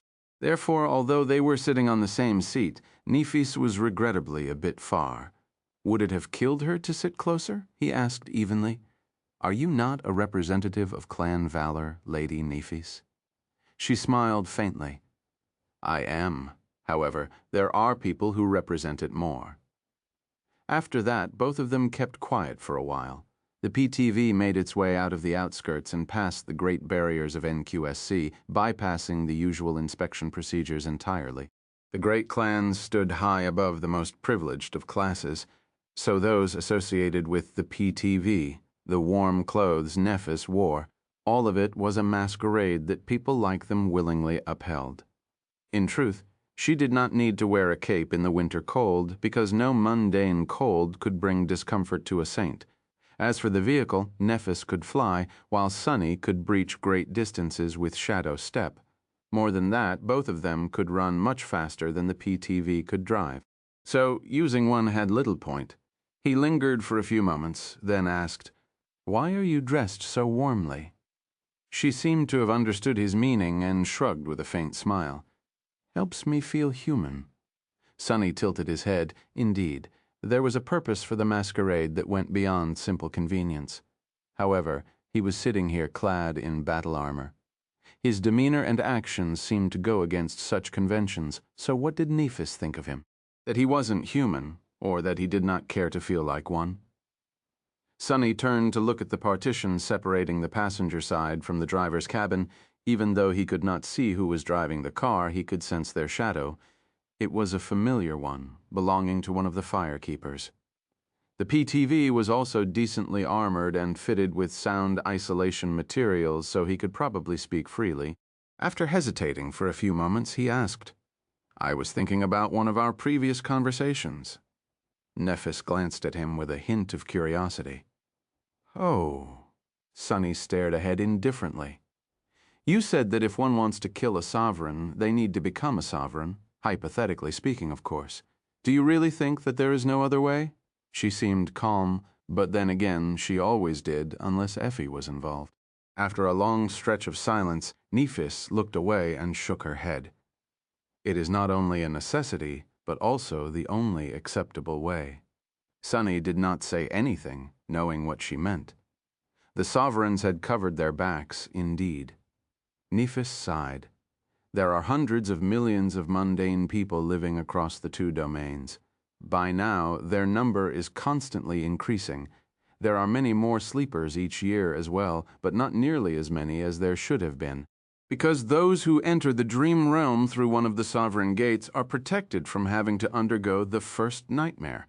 As long as they don't leave the borders of their domain, the spell won't call upon them. Her expression darkened.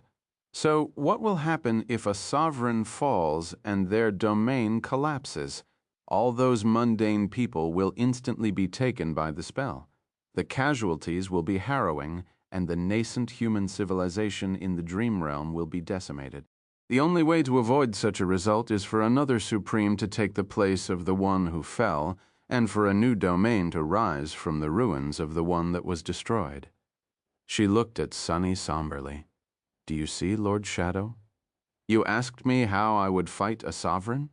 Killing a sovereign is tremendously hard, but not impossible. Killing one in a way that I can stomach is much more vexing.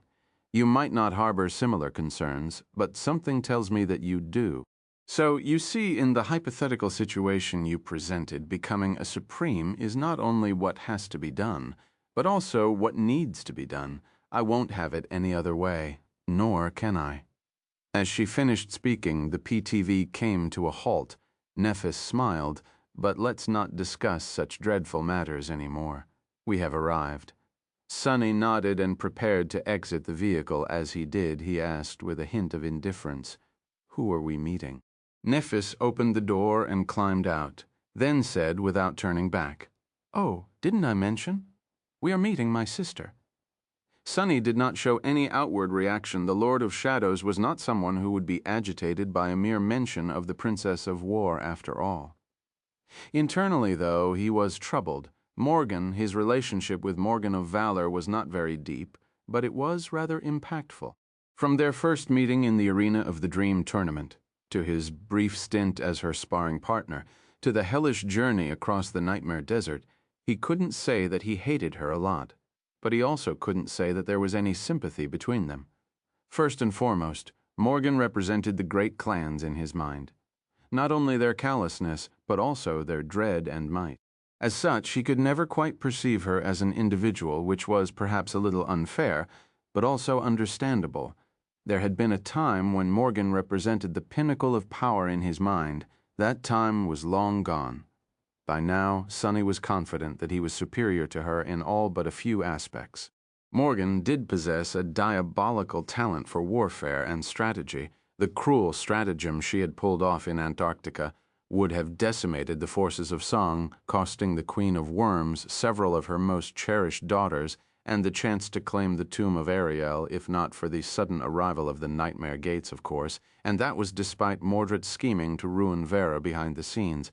However, that was not what troubled Sunny. What troubled him was that he did not know the current Morgan at all. The old Morgan was dangerous but familiar, like a sharp sword.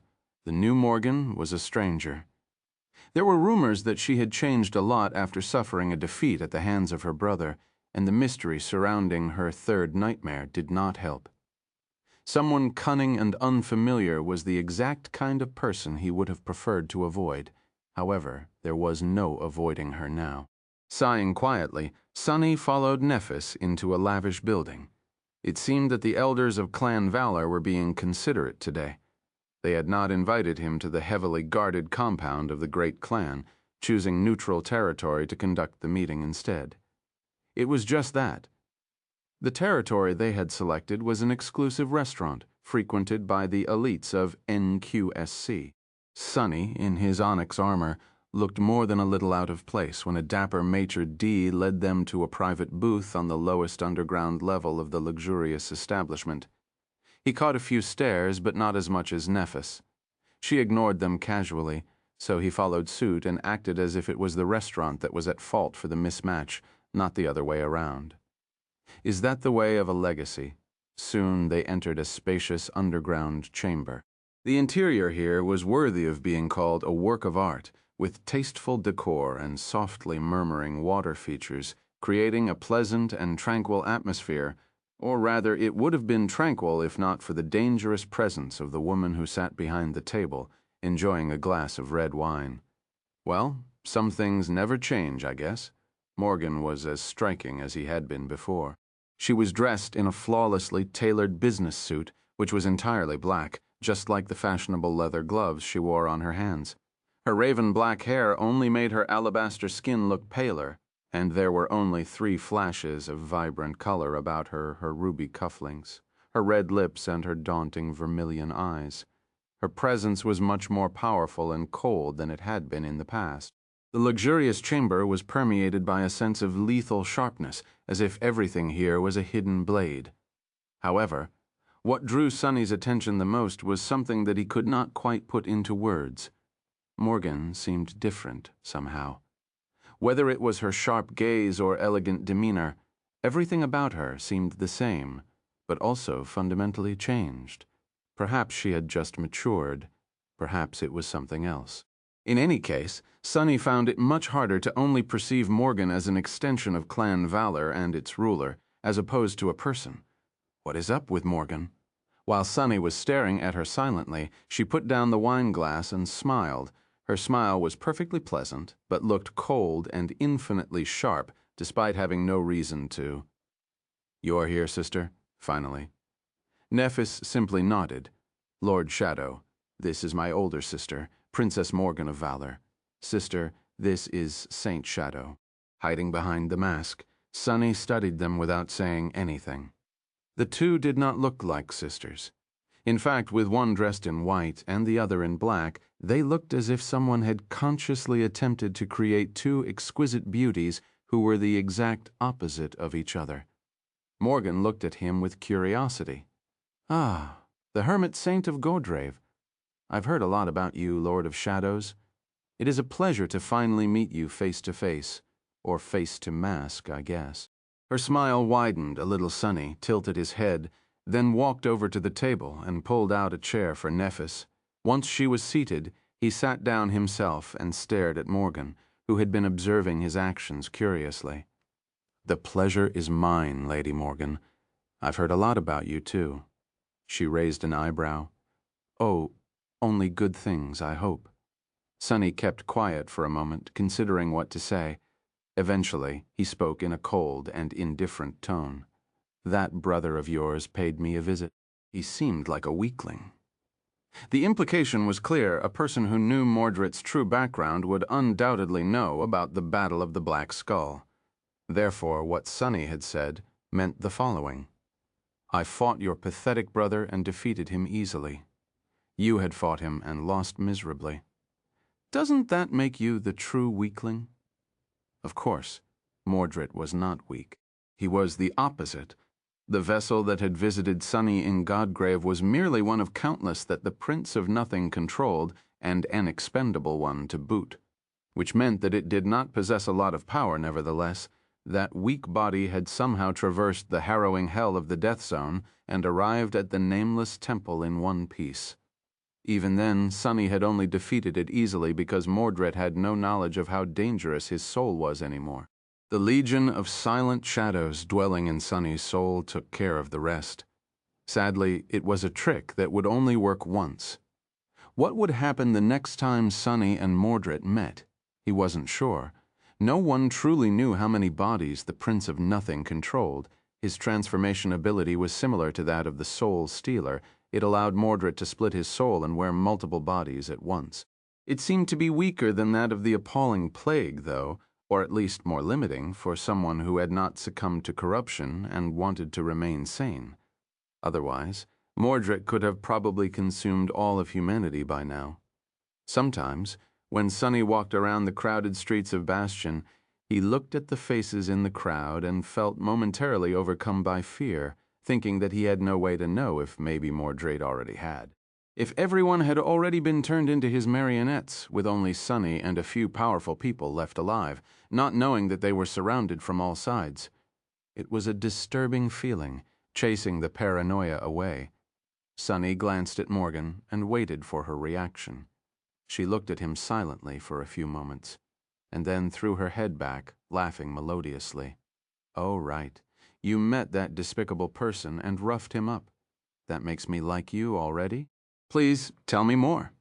After the initial pleasantries, it was time for the actual negotiations.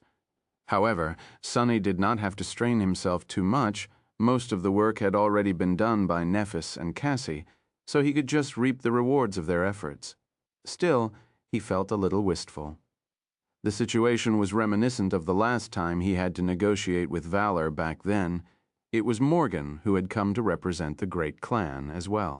Sunny had been a mere master and in hot water with her family because of the incident in the Night Temple, trying to avoid becoming their retainer at all costs. Times have changed. Today he was trying to come to Valor's side instead. However, the situation was entirely different. His position had been hopelessly below the great clan back then, and therefore there had been almost no room for negotiations. Now Valor needed him much more than he needed them, at least on the surface. As such, he held all the leverage and could dictate his terms freely. Morgan sipped her wine and smiled. "So let me get it straight, Lord Shadow. You are willing to ally yourself with the sword domain in the upcoming war. You will fight on our side, aiding our armies to the best of your ability, which, by the way, must be truly a sight to behold, considering how impressed my sister seemed after returning from Godgrave, taken, even sitting by his Auld." Nephis remained perfectly impassive. He noticed her grip on the stem of her glass tightening, though, and smiled behind the mask. Morgan continued.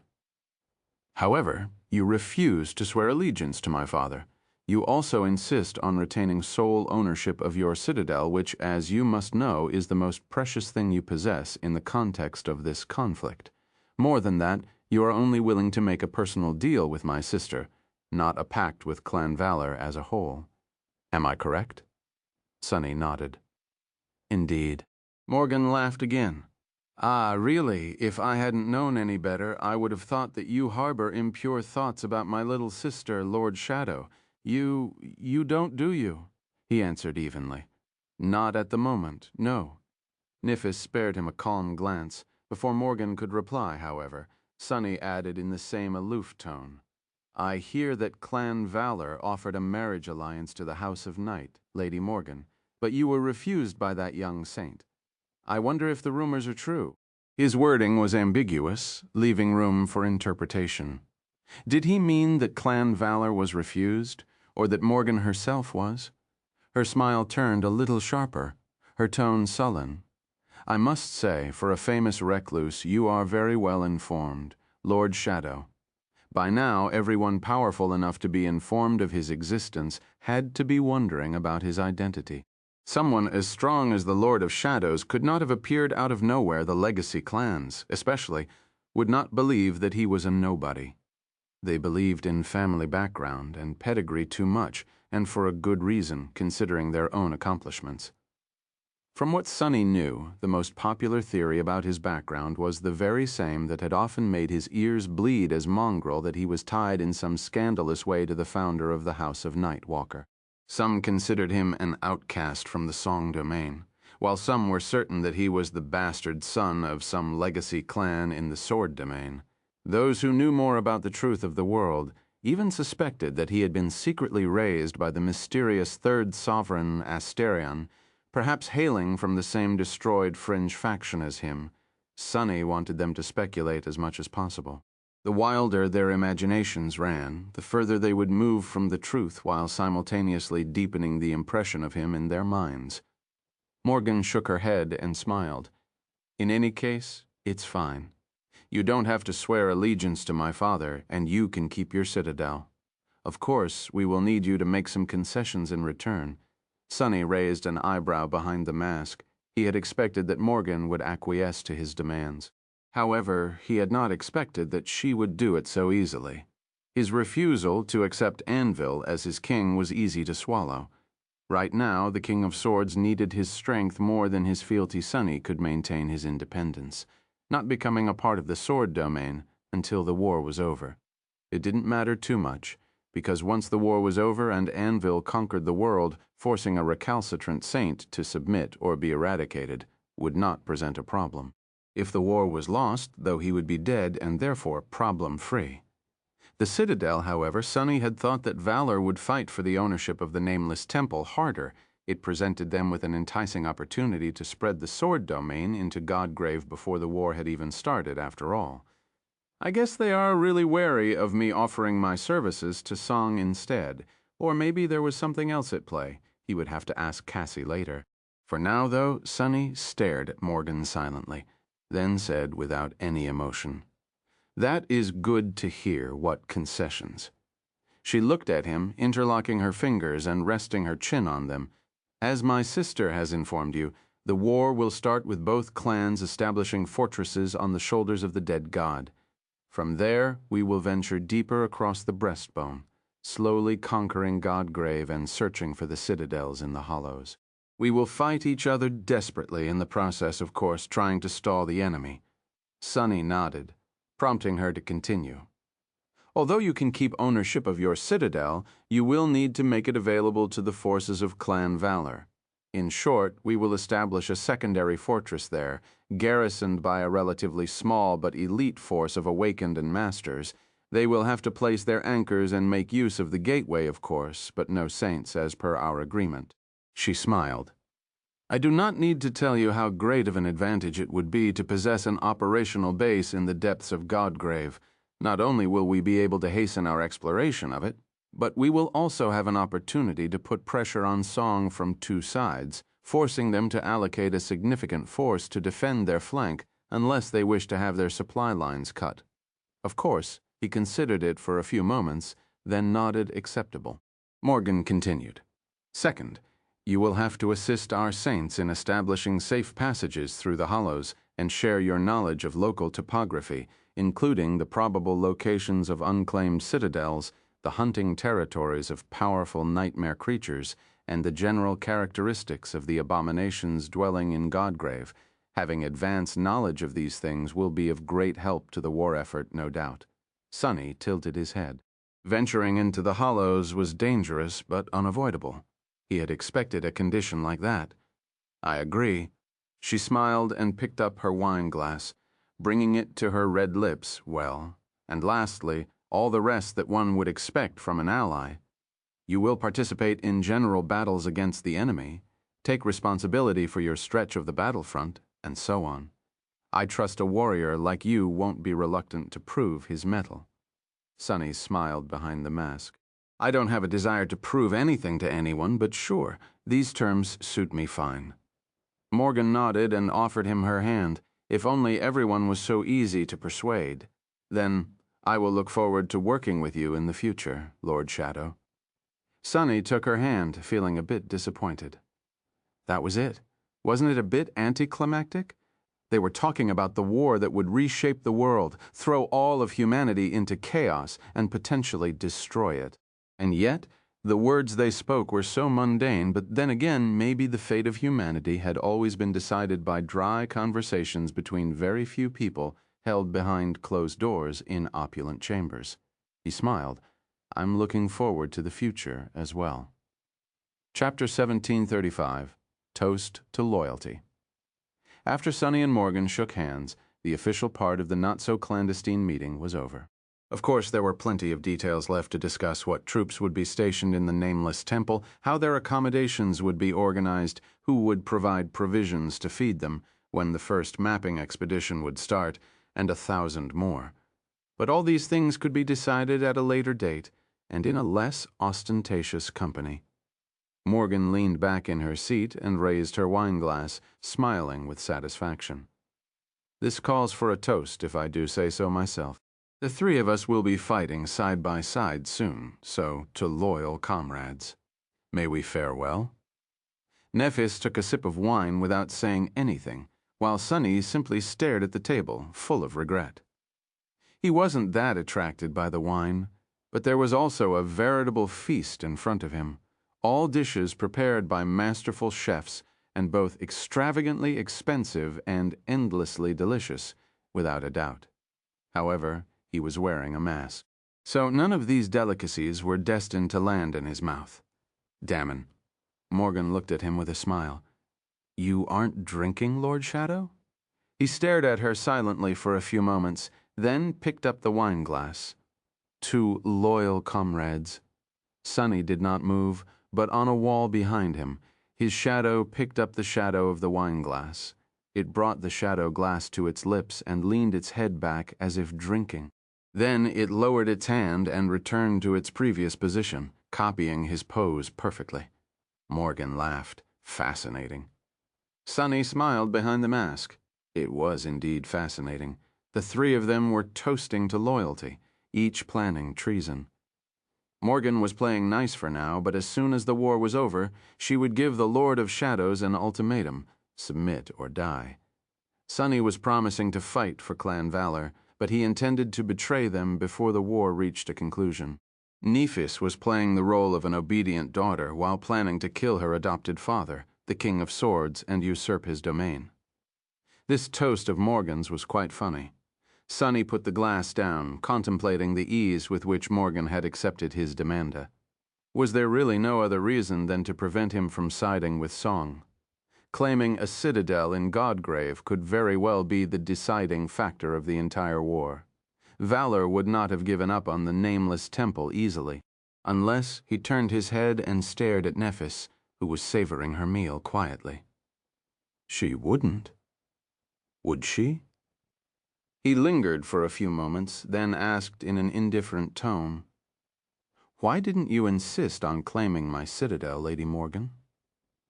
People usually tended to dance around the truth in these situations, but there was a benefit to playing the role of a reclusive, aloof, and eccentric saint. If Sunny wanted to be direct, he could very well be as direct as he wanted. Morgan seemed amused by his question. She glanced at Nephis, then said in a pleasant tone, I can answer, but if you share what I say with anyone else, there'll be blood. It didn't even sound like a treat, just like a fact. Sunny did not bleed easily, so he was not impressed. He stared at Morgan, waiting, but Nephis answered instead of her. It is indeed exceedingly important to claim a citadel in Godgrave. The side that manages to win the race will be able to unleash the power of its sovereign upon the enemy. First, there's no need to describe how meaningful such an event can be, but even without the nameless temple, valor possesses a vital advantage in that regard. Sunny scowled behind the mask, not liking where it was headed. Nephis took a sip of wine and continued calmly. That advantage is me and my ivory tower, the only citadel among those conquered by humanity that can move. He stared at her somberly. After a few moments of cold silence, Sunny asked, Are you insane? Nephis smiled. I feel like I've been asked that before. Sunny shook his head. You are planning to move the ivory tower into the skies above Godgrave? Do you have a death wish and fancy turning into ash? She lingered for a moment, then shrugged. I'll try to land it before that happens. In any case, you wanted to keep your citadel, Lord Shadow, and that was the price. Now you can have the nameless temple while the sword domain has a chance of gaining a foothold in Godgrave. Morgan chuckled. My little sister is correct. Needless to say, Song must not know the details of our plans. I'll trust in your discretion, Lord Baddow. Bunny remained silent for a while, considering the implications. These damned fools. She had agreed to this for him. Was it Neff's idea to bargain on his behalf, or Cassie's? Why were they being so reckless? He was going to need to rethink a few things. The presence of the ivory tower in Godgrave seemed very improbable, given the region's lethal nature, so he had not seriously considered the possibility. Clansong seems to be in for a very unpleasant surprise. Sunny contemplated silently. He wanted to say something, but at the moment, the tranquil atmosphere of the underground chamber was suddenly broken by a grating, echoing ringing sound. The sound came from two directions, impossible to ignore. Sunny frowned, recognizing it. Really now? Across the table from him, Morgan paused for a moment, then reached elegantly into the inner pocket of her suit jacket and pulled out a slick communicator. At the same time, Nephis unbuttoned her waistcoat and produced hers. The two of them studied the screens in silence. After a few moments, Nephis showed her communicator to Sunny. The Lord of Shadows had abandoned the waking world to dwell in the dream realm, so he naturally did not have one. Sunny looked down, already knowing what he would see. There, on the screen, an emergency notification was blinking urgently.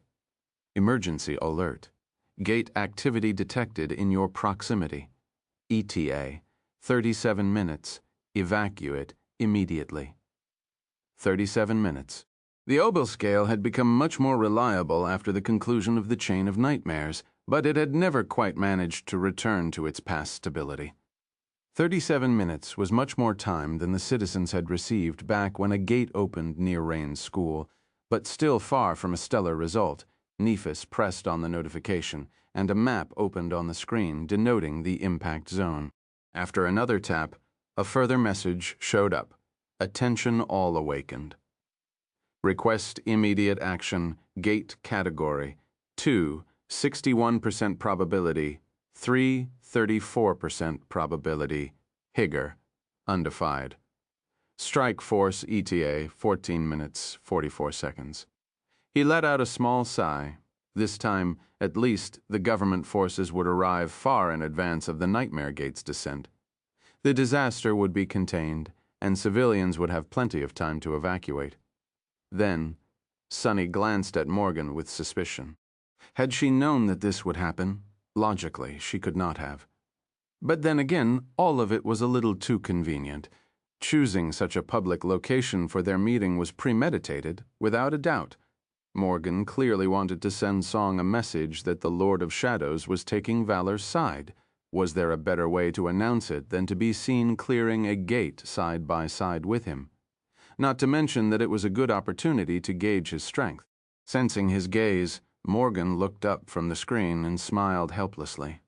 Ah, how bothersome. Do not worry, Lord Shadow. We can stay here until the turmoil ends. The restaurant is outfitted with top-notch defenses and employs awakened guards. She leaned back and then added in a relaxed tone. Or, we can respond to the summons and help the government contain the gate. You are my guest today, so you decide. Sunny stared at her coldly, feeling like he was being played. Before he could answer, though, Nephis wiped her lips with a napkin and stood up. She hid her communicator, buttoned up her waistcoat, and glanced at Morgan calmly. I'll go, Morgan laughed. My little sister is an example to us all, as always. Well, in that case, I'll go too. Sunny sighed and threw a regretful look at all the food on the table. Should he secretly leave a shadow behind and make it steal all these delicacies once they leave? Abandoning that thought, he pushed back his chair and stood up as well. His voice remained indifferent. Then, let's go. Chapter 1736. Make it 4. The three of them left the opulent chamber and headed to the surface level of the restaurant, intending to leave. Morgan walked in the front, while Sunny and Nephis followed a step behind. As they approached the elevators, they could see the staff of the restaurant leading the guests to a heavily armored shelter. This place was usually visited by the elites of NQSC. After all of them were prominent citizens.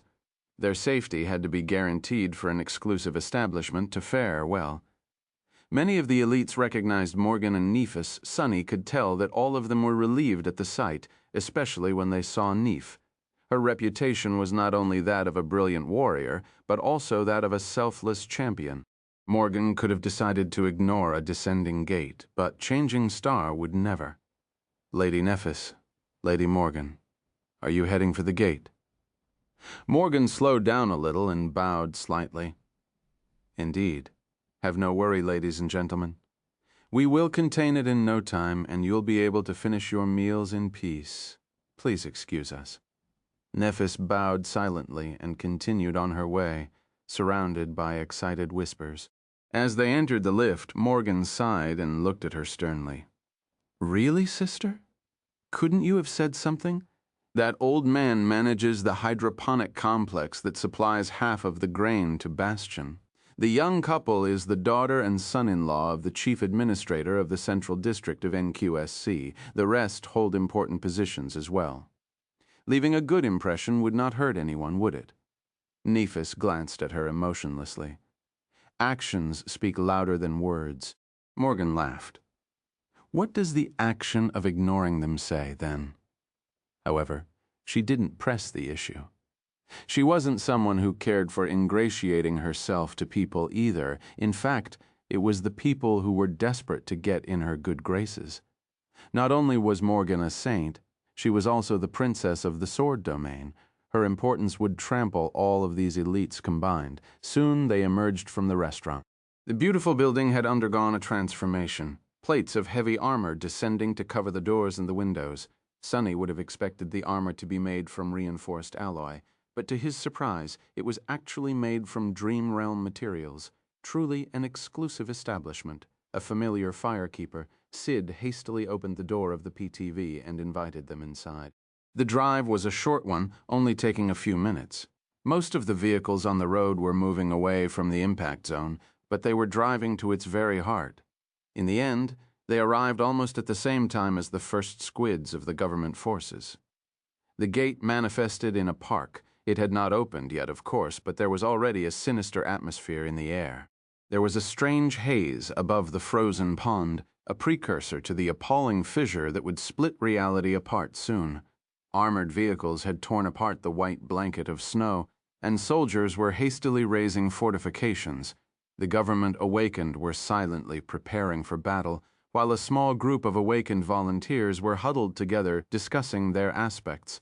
The arrival of the luxurious PTV caused quite a stir, and when Morgan and Nephis emerged from it, everyone simply froze, staring at them with wide eyes. That's the Sword Sisters. Goddess Morgan. Goddess Nephis. Quiet, you fool. They are saints. They can hear you. Who is that with them? Is he an echo? I don't know, but that guy is super creepy. Sunny stared at the soldiers menacingly, unhappy with the way they ogled Nephis. Morgan and Nephis, meanwhile, calmly walked to the person in charge. It was a master wearing a military coat on top of light memory armor. He, too, was both elated and taken aback at the sight of them. Lady Morgan? Lady Nephis? It is an honor to meet you." Morgan nodded, flicking a snowflake off the lapel of her stylish black suit jacket. "We were nearby, so we decided to help." The master seemed relieved. That is great. With two saints, we can..." Standing behind them, Sunny shifted slightly and looked up. A wide smile appeared on his face, hidden by the emotionless mask. "3 saints, but, actually, make it 4. No sooner than he thought it, there was a rustle and a dashing figure descended from the gray Aki. The soldiers, who had been stunned by the arrival of 2 sublime beauties, now seemed dumb-a-truck. "And Nightsinger? He's so, oh, my gods! I'm not dreaming, am I?" Sunny's smile trembled.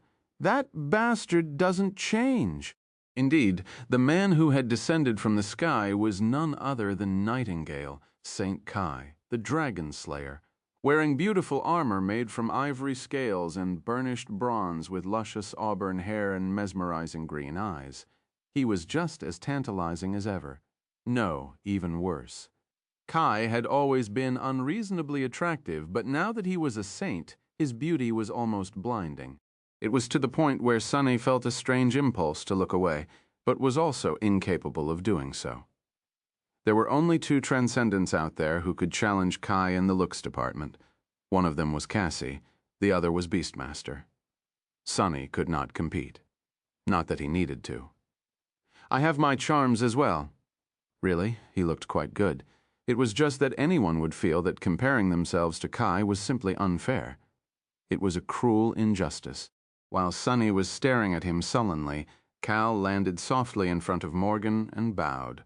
Then he looked up with a refreshing smile.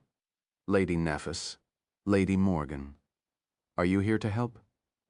Morgan remained silent, a split second longer than usual, then reciprocated his smile. Ah, yes. As I was saying, we were nearby. Kai's smile widened a little. Please accept my deepest gratitude. I've just returned from the Western Quadrant and happened to be in NQSC by chance. Truly, what a fortunate turn of events. This gate won't disturb the citizens with such distinguished warriors protecting them. Nephis looked at him and asked with a faint smile, "How is Effie doing?" He chuckled. "Everything is well. The battle was a tough one this time, but we pulled through." Little Ling already has a new favorite bedtime story. With that, he turned to Sunny, lingered for a moment, and asked politely, "It is a pleasure to meet you, sir. I am St. Cal, with the government forces, and you are?" Sunny hesitated, considering how to answer. Eventually, he decided to do some mischief. Staring at Cal emotionlessly, he said in a calm tone, "You can call me Shadow. I am your best friend." Kai blinked a couple of times. Slowly, a funny expression appeared on his face. His thought process was rather clear. "My best friend? I clearly have never met this person before, but he doesn't seem to be lying. No, but it can't be true. I would have remembered having a best friend. So, if he's not lying, but also not telling the truth. I see. This man is insane. He sincerely believes his lie. Wait. Oh gods, he's not assaying, is he?" Kai's magnetic smile dimmed a little at that moment. Nephis gave Sunny a strange look and intervened. "This is Saint Shadow. He is a bit eccentric. He is also here to help." Kai hesitated for a bit, then nodded dubiously. "I see. Thank you for volunteering, Lord Shadow." With that, he turned to the master in charge of the government forces, scrapped the battle plan, and moved the Your people back. "We will take care of the gate, with some luck.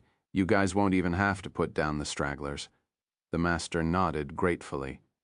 Yes, St. Call, by then. The wind was stirring, and a strange dimness was spreading over the park.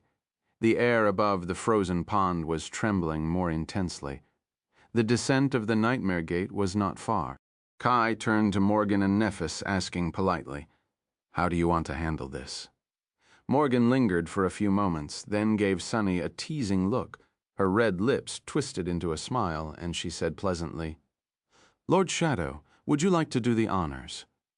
My sister was so eloquent when describing your prowess. I must admit I am a little jealous at not having had the pleasure to witness it myself." Sunny stared at her coldly. "Want to measure my strength, do you?" He remained silent for a while, then shrugged. "Sure, stay here then, I'll handle it." "Well, then you'll have to be disappointed." As the reality split, torn apart by a dark fissure, a graceful figure of a stone knight rose from his shadow, two ruby eyes igniting with cold crimson flames. Sunny looked up at Saint, pointed at the gate, and said evenly, "Go deal with it." His taciturn knight tilted her head slightly, then turned around and looked at the gate. Although she did not say anything, somehow, it felt as if her aloof gaze was full of disdain. Summoning her black blade and a round shield, she gave its rim two lukewarm blows and headed toward the frozen pond with graceful, unhurried steps. Morgan, Nephis, and Kai were left staring at her in bewilderment. Sunny crossed his arms and said in an even, indifferent tone, "That should do it. Everyone relax and enjoy the show." Chapter 1737, A Walk in the Park. When the appalling darkness of the Nightmare Gate split reality apart, sunlight dimmed and turned strangely bleak, making the world look desaturated. A gust of cold wind rushed across the snowy park as if the sky itself was being sucked into the black fissure. A moment later, an eerie shockwave rolled over the soldiers, making them stagger. Neph's white cape fluttered in the wind, but none of the four saints moved. For a moment, the only being moving in the impact zone was Saint. She walked steadily toward the gate, her graceful figure emanating the feeling of a cold, indifferent inevitability. Kai stared at her back for a second, then cleared his throat.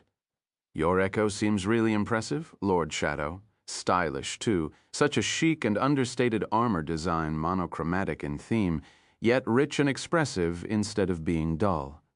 What a beautiful use of form and texture variation to counterbalance the lack of a dynamic palette. Splendid, really. Wait, where was I? He paused for a moment, and then added with an embarrassed smile. Right.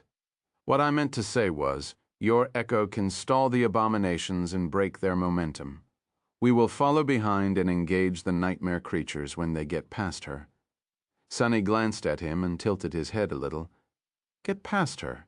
Kai hesitated a little, unsure of what to say. Yes, there is a high enough possibility that this gate will reach Category 3, after all, behind the mask. Just watch.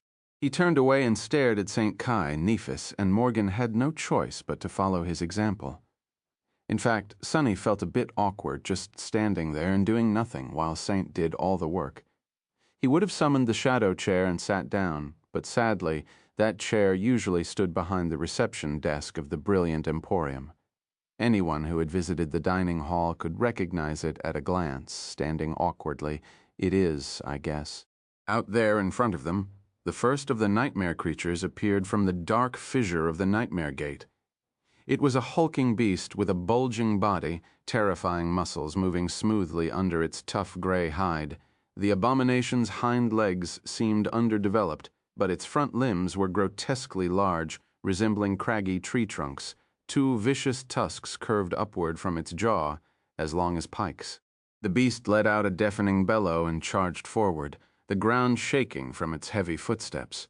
Saint did not slow down.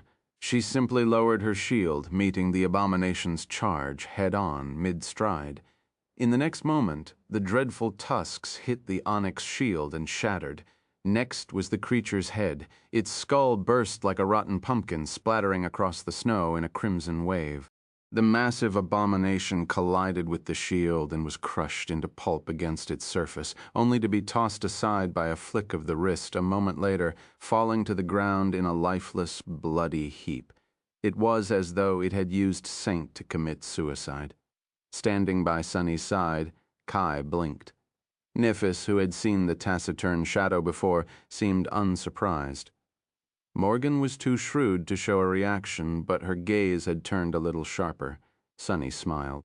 In front of the gate, more nightmare creatures were born from the appalling darkness, a tide of them, each seemingly powerful enough to rip an armored vehicle to shreds. Saint finally seemed to pay them attention. Gripping her sword, she lunged forward and turned into a dark blur. A cloud of snow, ice, and torn ground exploded into the air from where her foot had pushed against the ground. By the time the soldiers had registered that, she was already among the abominations. To them, it looked as if a hurricane of darkness descended upon the tide of nightmare creatures, tearing flesh from bones and swiftly turning crimson from the haze of blood. A cacophony of howls filled the air, and severed bodies rained down on the snow, which was swiftly painted red and melted under the heat of harrowing violence. Of course, the four transcendents could follow the battle clearly. To them, it looked quite different. Instead of the hurricane of blurry darkness, they saw Saint wielding her sword with chilling grace, reaping a harvest of lives with each movement. Her swordsmanship was solid and precise, each step measured, each slash flawlessly efficient and inescapably lethal. The black sword rose and fell, severing abominations in half. The onyx shield swung, crushing their skulls and breaking their bodies. The sword was like the ruthless blade of a guillotine, while the shield was like an impenetrable wall of polished black stone. Saint was so tyrannical that even when surrounded by monsters and demons, she seemed like the true hellspawn. Despite the gruesome massacre she was perpetrating, her dark armor remained spotlessly clean, with not even a single drop of fetid blood landing on its onyx surface. Her dreadfully beautiful battle art was like an elegant dance, allowing her to weave between the falling bodies without becoming stained by their filth. The tide of abominations collided with her and came to a shuddering halt, dissolving into a haze of blood right in front of the stunned soldiers. Morgan took a deep breath. "Lord Shadow, this echo of yours is quite fearsome." Kai nodded slowly. "Yes, indeed. You must cherish her a lot." Sunny gave them a short glance, then turned back to face the nightmare gate. "Actually, she is the second weakest among my servants." Which was technically true, after all, among his shadows. Only the marvelous mimic was lower than Saint in rank and class. Of course, Sunny would not bet money on any of his other shadows surviving in a battle against the Onyx Saint. He wasn't even sure that he would survive something like that, if push came to shove. Kai stared at him with wide eyes, prompting Sunny to smile behind the mask. "The second weakest?" He nodded. "I killed the original as a sleeper, after all. It was a long time ago. The beautiful archer paled." Sleeper? You killed that as a sleeper?" Sunny remained silent for a moment, then shrugged. "Sure. Come to think of it, among the nightmare creatures I killed as a sleeper, she was one of the weakest as well." Saint had been a mere awakened monster back then, and Sunny had killed plenty of abominations of higher rank and class on the Forgotten Shore, including a great devil. So, if one only took pure strength into account, Saint had indeed been in the lower tier of the creatures slain by him there. Kai opened his mouth, then closed it, then opened it again. Finally, not knowing what to say, he turned away stiffly. Sunny chuckled internally. Ah, I missed teasing this guy. In front of the Nightmare Gate, Saint had mercilessly obliterated the first wave of the abominations. The same fate awaited the second wave and the third. Not a single nightmare creature managed to escape her blade. Observing the scene of chilling carnage, Sunny couldn't help but feel a little wistful. He remembered vividly the first time he had encountered a Nightmare Gate, how desperate he had fought, and how impossible the task of stemming the tide of abominations had seemed. In the end, he would have failed if not for Jet's timely arrival. Yet, this time, the category of the gate was one rank above the one he had defended against as mongrel. However, Sunny did not even have to move a finger. Just one of his shadows was enough to contain the threat, and he did not even have to bestow the full augmentation of all his shadows upon her. So much time had passed, and so many things had changed. Some for the better, some for the worse. Sunny secretly glanced at Nephis and Kai as the gate guardian finally emerged from the fissure. The creature looked like a mountain of gray flesh, its towering body brimming with bulging muscles, sharp tusks, bloodied spikes, and ghastly bone armor. It bellowed furiously, making the entire park quake. A corrupted tyrant from the looks of it. Standing on a pile of corpses, Saint glanced at it and finally deemed it necessary to summon the elemental darkness from her heart. A dark aura enveloped her black sword, and a cold chill ran down Sunny's spine. Her ruby eyes flashed with furious crimson light. The tyrant surged forward, and at the same time the black blade slashed the world apart. Now who's showing off? A thin line slowly revealed itself on the towering abomination's powerful body, cleanly dividing it into two vertical halves. Then it slowly oozed blood. The tyrant stumbled, then slowly crumbled to the ground, its body falling apart into two bloody chunks. The handy bracelet spoke into Sunny's ear. "You have slain a corrupted tyrant. Your shadow grows stronger." These were the only fragments Sunny had received from this fight. Looking at the carcasses of the massacred nightmare creatures which piled high in the suddenly silent park, he sighed. What a waste. Saint stared at the bleeding chunks of the dead tyrant with indifference, then turned and glanced at Sunny. Receiving his nod, she took a step back and dissolved into shadows. A few moments later, Creepy and Crazy silently returned to him and fused with Naughty, who had been pretending to be a normal shadow all along, resting leisurely on the ground beneath his feet. Sunny looked at Morgan and remained silent for a moment. "My apologies. I'll try to give you an opportunity to witness my prowess some other time." Chapter 1738, Crumbling Dam. The gate crisis had come to an end just like that, leaving the government soldiers standing there in stunned silence. In the end, none of them had to do anything to contain the nightmare creatures. The arriving reinforcements were shocked to see piles of corpses littering the ground. They had been expecting to dive into a dire battle, but ended up witnessing the aftermath of a chilling slaughter instead. Of course, it was not as if they had nothing to do. The park had been ravaged by the devastating battle, and the ugly fissure of the Nightmare Gate still shimmered in the air. Sunny looked at it with regret. There were not that many parks in NQSC, and this one would be unusable for the foreseeable future. Unless a cohort of masters challenged and conquered the nightmare seed, this place would never be safe for humans. The initial tide of abominations had been obliterated, and the gate guardian fell. However, new nightmare creatures could emerge from the fissure at any moment. The government forces would have to build a containment zone around the gate, complete with powerful explosive charges and a fortified perimeter. Mundane soldiers and awakened warriors would have to stand watch inside the zone at all times, participating in sporadic skirmishes every time an abomination wandered into the waking world. Kai was looking at the gate as well, his expression grim. In the decades since the descent of the nightmare spell, many of such containment zones had littered the areas populated by humans. There were many here in NQSC too, and the more of them appeared, the thinner the government forces had to be spread. The situation had only worsened after the chain of nightmares. It was comparatively easy to find cohorts of awakened, willing to challenge second nightmares and hopefully conquer it, closing the gate.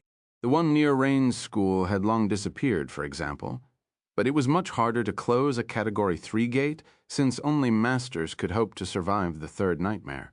Even then, most did not.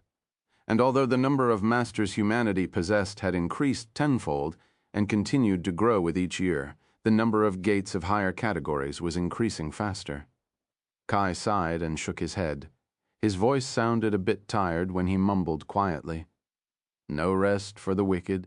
Morgan, who had been conversing with the master in charge of the government soldiers, glanced at him with curiosity. "Oh, will you lead the charge personally, Lord Kai?" He smiled weakly, causing a few of the mundane soldiers to sway, and shook his head.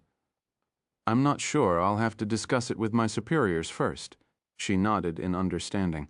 "Well, for what it's worth, Clan Valor is willing to offer help this time. After all, I didn't get to do anything despite showing up so confidently." My hands are itching for a fight. Sunny was listening to them in confusion. He was certain that none of it showed in his body language, and yet Nephis decided to explain, "The government is trying to adapt to the new environment. Since there are too many gates that can't be closed, they are constantly searching for a way to lessen the strain of guarding them all. The most effective method is to allow a saint to follow the call to the nightmare seed and cleanse the territory surrounding it from all abominations. That way they won't be wandering into the waking world. At least for a while." She studied the dark fissure of the gate and added, "I have participated in plenty of these cleansing operations myself. Many of the legacy saints have followed my example as well, offering their services, especially those of the new generation who hold me in high regard. Their battle experience is comparatively poor, so they see it as an opportunity to sharpen themselves. As long as the vicinity of the nightmare seeds is cleansed at set intervals, the strain on the government resources is lessened drastically." Sunny stared at her for a while, then said in a cold tone, "Sounds like trying to plug holes in a crumbling dam." Nephis smiled faintly. "Indeed. However, it also teaches the people who are sealing the holes how to swim." Then her expression darkened a little. "But I agree with your sentiment. It is merely a stopgap measure." Kai and Morgan walked over, catching the tail end of their conversation. The charming archer smiled. "As long as there are brave people who are willing to rise to the occasion, everything is not lost. We will continue to keep this world safe, or at least as safe as possible, like you did today, Lord Shadow. Please accept my sincere gratitude." Sunny stared at him for a while. Then he nodded and said evenly, "Fine, I accept it." Kai gave him a dubious look. Not knowing what to say, he turned to Nephis, intending to thank her as well. "Should I do it or not?" Sunny hesitated for a moment, but couldn't help himself. So he added in a tone of indifference, "Don't expect my help next time, though. I have a bad history with nightmare gates. The last time I happened to be near one, I ended up in a custody dispute with a cursed terror.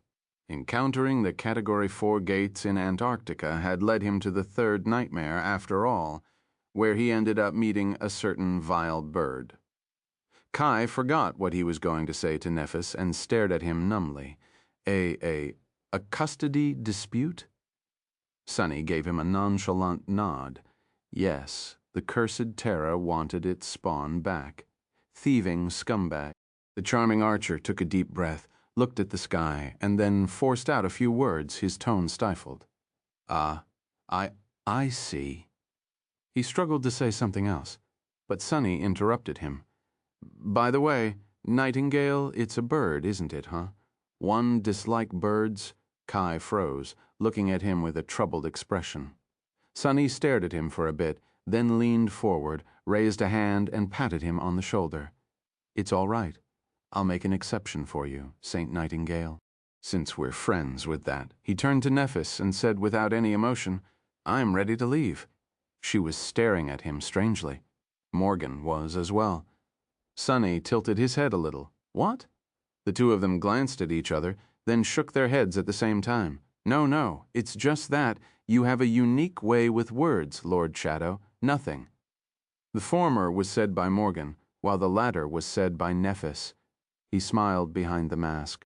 Curious, I've been described as unique twice today. I'm starting to suspect that it is not a compliment.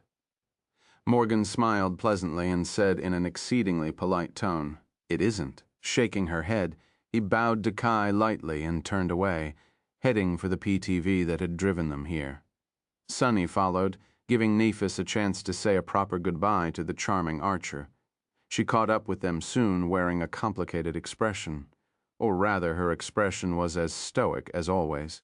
However, Sunny could feel a bit of tension hiding in the depths of her gray eyes. They passed the military vehicles and approached the PTV. The firekeeper who had driven it, Sid, was already back. She had joined the volunteer awakened before the gate opened, intending to lead them into the battle.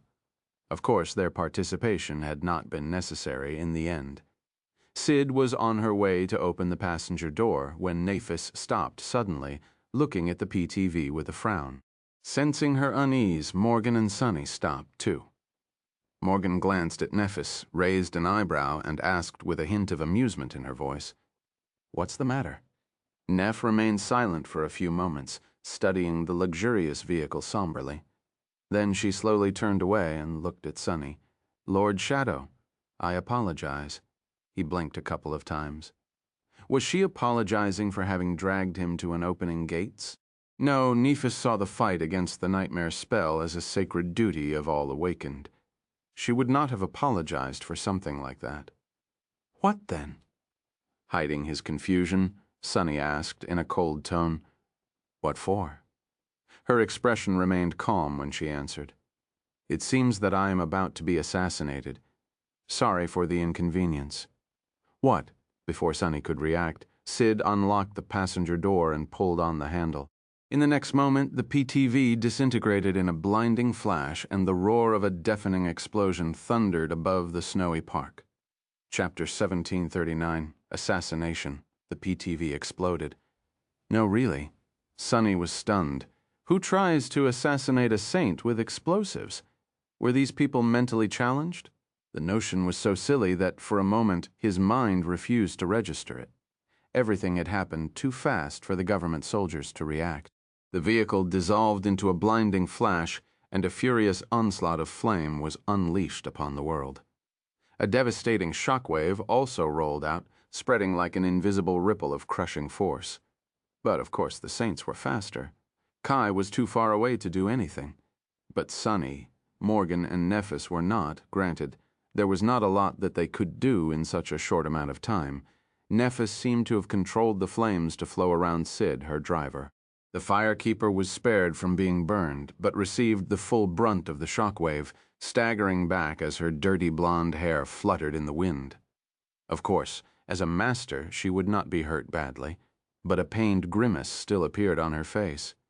Morgan, meanwhile, raised one leather-clad hand and cut the explosion apart. Sunny was pretty sure that he was not seeing things. As her hand slashed forward, both the flame and the shockwave parted in front of her, as if cut by an unseen blade. The explosion rolled past the Princess of War, leaving her entirely unscathed. Not a single blemish appeared on her stylish black suit. As for Sunny himself, he didn't do anything. That short moment was enough for him to determine that the explosion was utterly mundane, so there was no need to act. Sunny simply allowed the flame to swallow him and for the shock wave to batter him. A second later, his onyx figure was revealed from the expanding fire, standing exactly where he had stood before. He didn't even flinch under the assault of the violent forces, but behind him, many of the government soldiers were thrown against the hulls of the armored vehicles, the vehicles themselves swaying heavily or even overturning. Screams and stunned yells filled the air. There were many wounded. Luckily, the PTV had stood apart from the military vehicles, so no one seemed to have died, but still, the explosion seemed to have hurt everyone except for the person it was supposed to, presumably kill, before the shock wave even had time to dissipate. Morgan, Nephis, and Sunny looked at each other, all sharing the same thought. It's a diversion. The explosion was simply meant to distract them when the actual attack arrived. But what? Suddenly, feeling a sense of urgency, Sunny sent his shadow sense outward, spreading it across a vast area. There were countless shadows on the crowded streets of potential threats. There did not seem to be anything dangerous close to them, but it took some time for his senses to stretch to their absolute limit. There. Sunny had sensed a swift shadow barreling towards them. But there was already no time to react. Before any of them could move, a strange arrow that had only become visible a split second before hitting its target revealed itself in the air, piercing through the cloud of flame caused by the explosion. It was enormous in size, almost 2 meters long, and resembled a projectile fit for a sledge engine much more than it did an arrow meant to be shot from a bow. If not for the fletching on the back side of the shaft, Sunny would have mistaken it for a heavy javelin. The great arrow struck Nephis in the chest, throwing her back like a rag doll. She flew backward and crashed into a military vehicle, deforming the alloy armor plates before falling to her knees. Sunny was already moving. He knew, of course, that something like that would not kill Changing Star of the Immortal Flame clan, to be honest. He wasn't even entirely sure what it would take to kill her, given her divine ability to heal herself. But his heart still skipped a beat, knowing that she was hurt. That arrow? What kind of arrow was it? What was its rank and class? What enchantments did it possess? Did it carry a deadly venom? Did the arrowhead explode into numerous jagged shards after piercing the victim's flesh? However, in the next moment, Sunny's eyes glistened under the expressionless mask. That was because the broken pieces of the arrow dissipated into a whirlwind of sparks. Nephis, meanwhile, her waistcoat was torn, and so was the white blouse beneath it. What he saw in the tear was not her alabaster skin, however, but the metal rings of a chainmail shirt, bent but unbroken. That memory. He recognized it from their time in the tomb of Ariel. Still kneeling on the ground, Nephis suddenly leaned her head to the side, and the second arrow flew past it. It pierced the heavy military vehicle, dragging it away with the force of the impact, and exploded from the other side in a rain of alloyed debris. Who the hell is shooting these giant arrows? The third arrow was cut apart by Morgan, who severed it with her bare hand. However, now that Sunny's shadow sense had extended further, he could feel it. A dozen swift shadows were falling upon them like meteors, each moving with dreadful speed. 2 were aimed at him, and 2 more at Morgan. 1 was heading towards Sid, but the rest were all aimed at Neff's heart. It didn't make sense, really, considering the distance from which the mysterious archer had shot them. Most of the arrows must have been in the air long before the first arrow hit, and very likely before the PTV had exploded.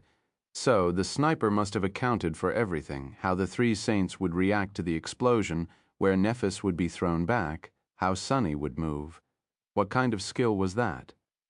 Was the mysterious archer a prophet? Or did the arrows possess a mind of their own, altering their paths to pursue their prey? Sunny had to deal with the strange arrows before there would be a chance to find the answer. There's not enough time. He raised a hand and simply caught one of the great arrows from the air, sliding back a few steps before its momentum dissipated. Sunny had already started to manifest countless shadows when a haunting song suddenly resounded above the silent park, drowning out all other sounds. Sound was invisible, and yet he sensed the song move past him like a ghostly river. In the next moment, the great arrows seemed to have hit a wall in the air, splintering and scattering in different directions. Looking back, Sunny saw Kai closing his mouth as he rushed toward the burning remains of the PTV. Good job, buddy. Sunny's shadow sense had already reached the limits of his perception, encompassing a vast part of Nosk. However, no matter how much he searched, he could not sense the mysterious archer. That meant one of two things. Either the sniper had the ability to avoid his detection, or the arrows had been shot from beyond the range of 40+ kilometers. Sunny felt a hint of chill, wondering who would have been able to shoot enchanted arrows from such a distance and with such precision. A master, possibly, with the right aspect, but quite unlikely. A saint, an echo of a high rank. Catching Kai's glance, he gestured in the direction from which the arrows had come. A split second later, his former friend, shot into the air, flying toward the possible location of the attacker. But, somehow, Sunny doubted that the sniper would be caught. They must have escaped immediately after sending the arrows loose and would be long gone by now. Looking back, he studied the scene of devastation. Broken vehicles, pieces of burning debris, dozens of wounded soldiers groaning on the ground. Nephis was slowly rising to her feet, white flames dancing in her eyes. Morgan lowered her hand, a deep scowl replacing her usually composed expression. Sid had just landed on her back, rolled over her shoulder, and jumped to her feet, hissing in pain. The whole attack had only lasted a few seconds, but the impact it had left was bound to have long-lasting consequences in the days to come. And maybe even beyond that, far in the future, chapter 1740. No traces Sunny had been right. The archer was long gone by the time the arrows hit. Kai flew all the way to the edges of the city, searching for the sniper with his miraculous vision, but found no trace of them. He did discover the sniper nest on the roof of a dormitory tower in the outskirts, close to 50 kilometers away from the Nightmare Gate. However, there were no clues to be found there, only a few footprints in the snow, and punctured concrete where the arrows had been thrust into it for ease of access. The arrows themselves were memories, and had either dissolved after being destroyed or disappeared after being dismissed. There were no functional cameras in that area of the outskirts, so no records remained to identify the attacker. The sniped, whoever it was, had disappeared like a ghost. By the time Kai returned, the park looked like a disturbed anthill.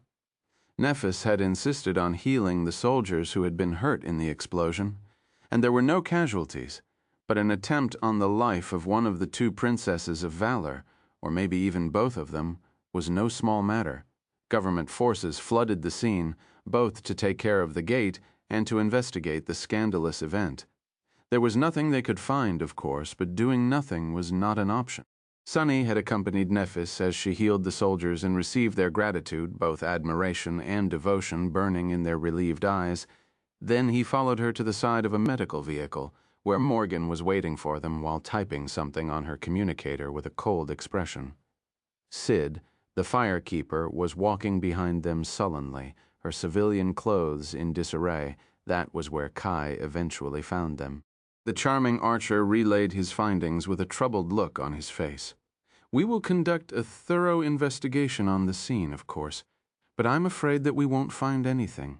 There is no physical evidence left, and since the attacker was careful enough to eliminate these traces, they would have had means to throw off our divination experts as well."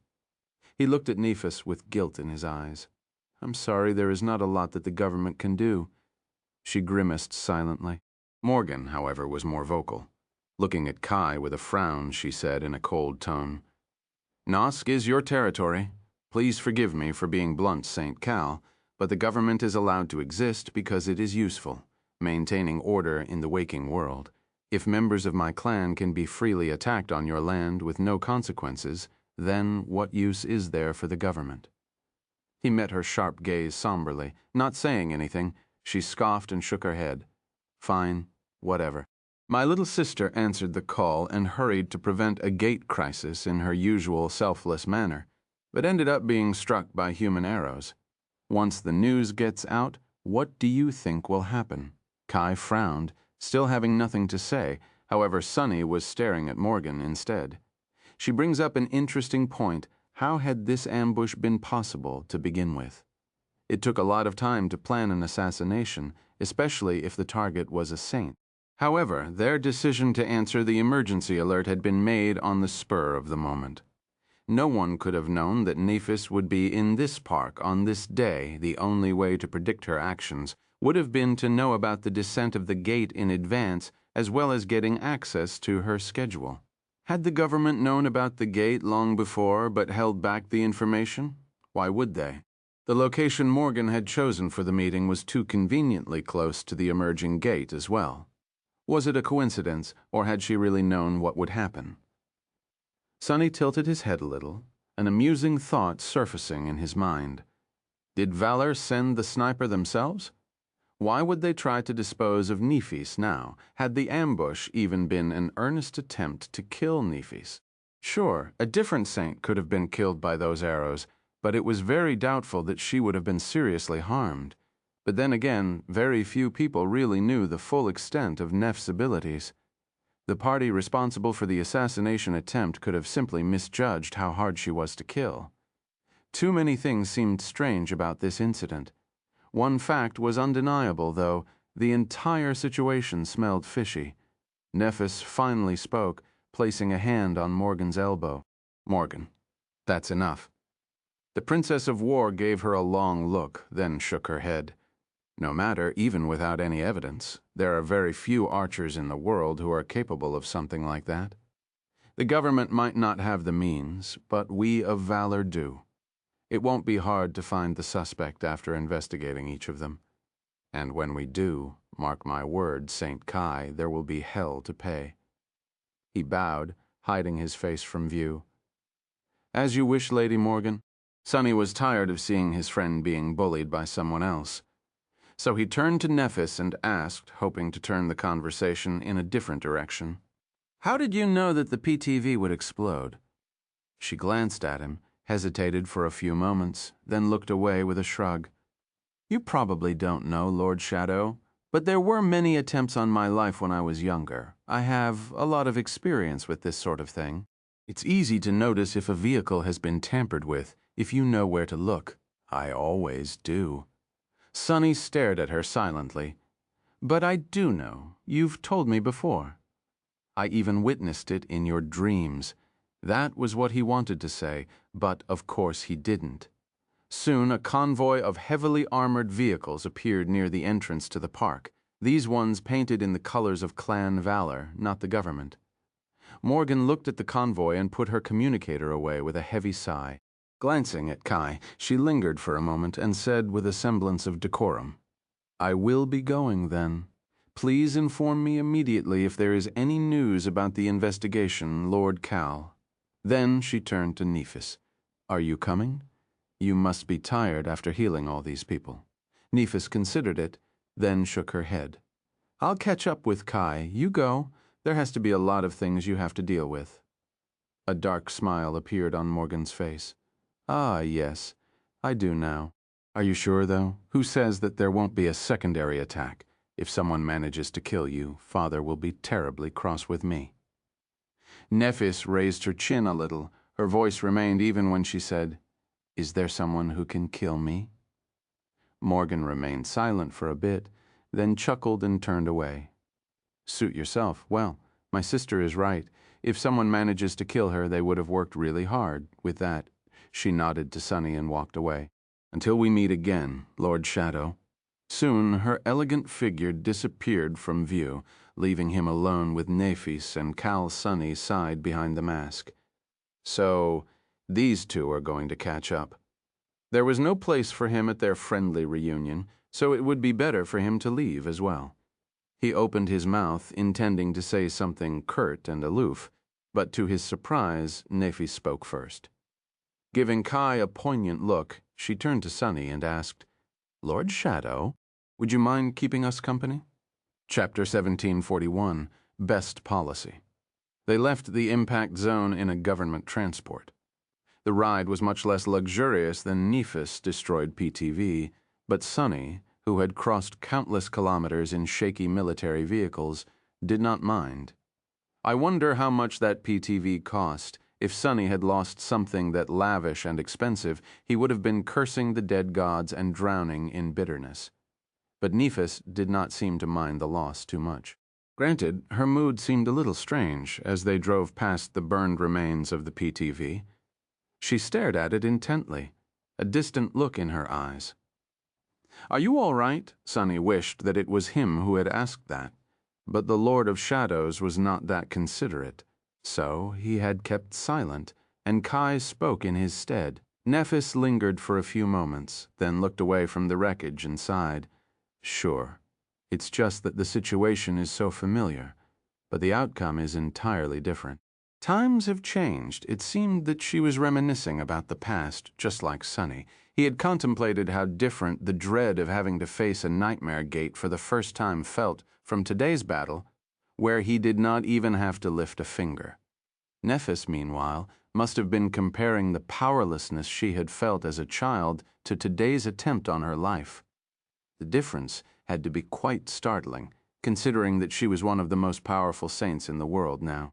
The transport moved along the streets of NQSC at a moderate speed.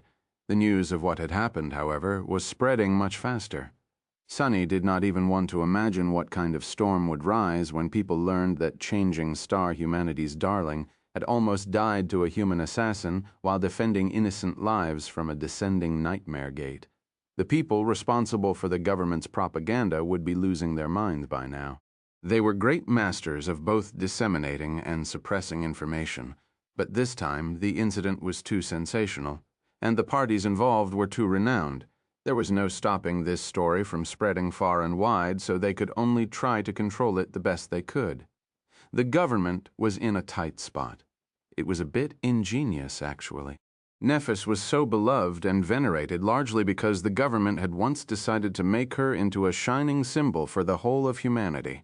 She had worked very hard to build upon that foundation, of course, but the government was responsible for the initial push. Now, however, someone had taken the fruit of their labor and used it against them.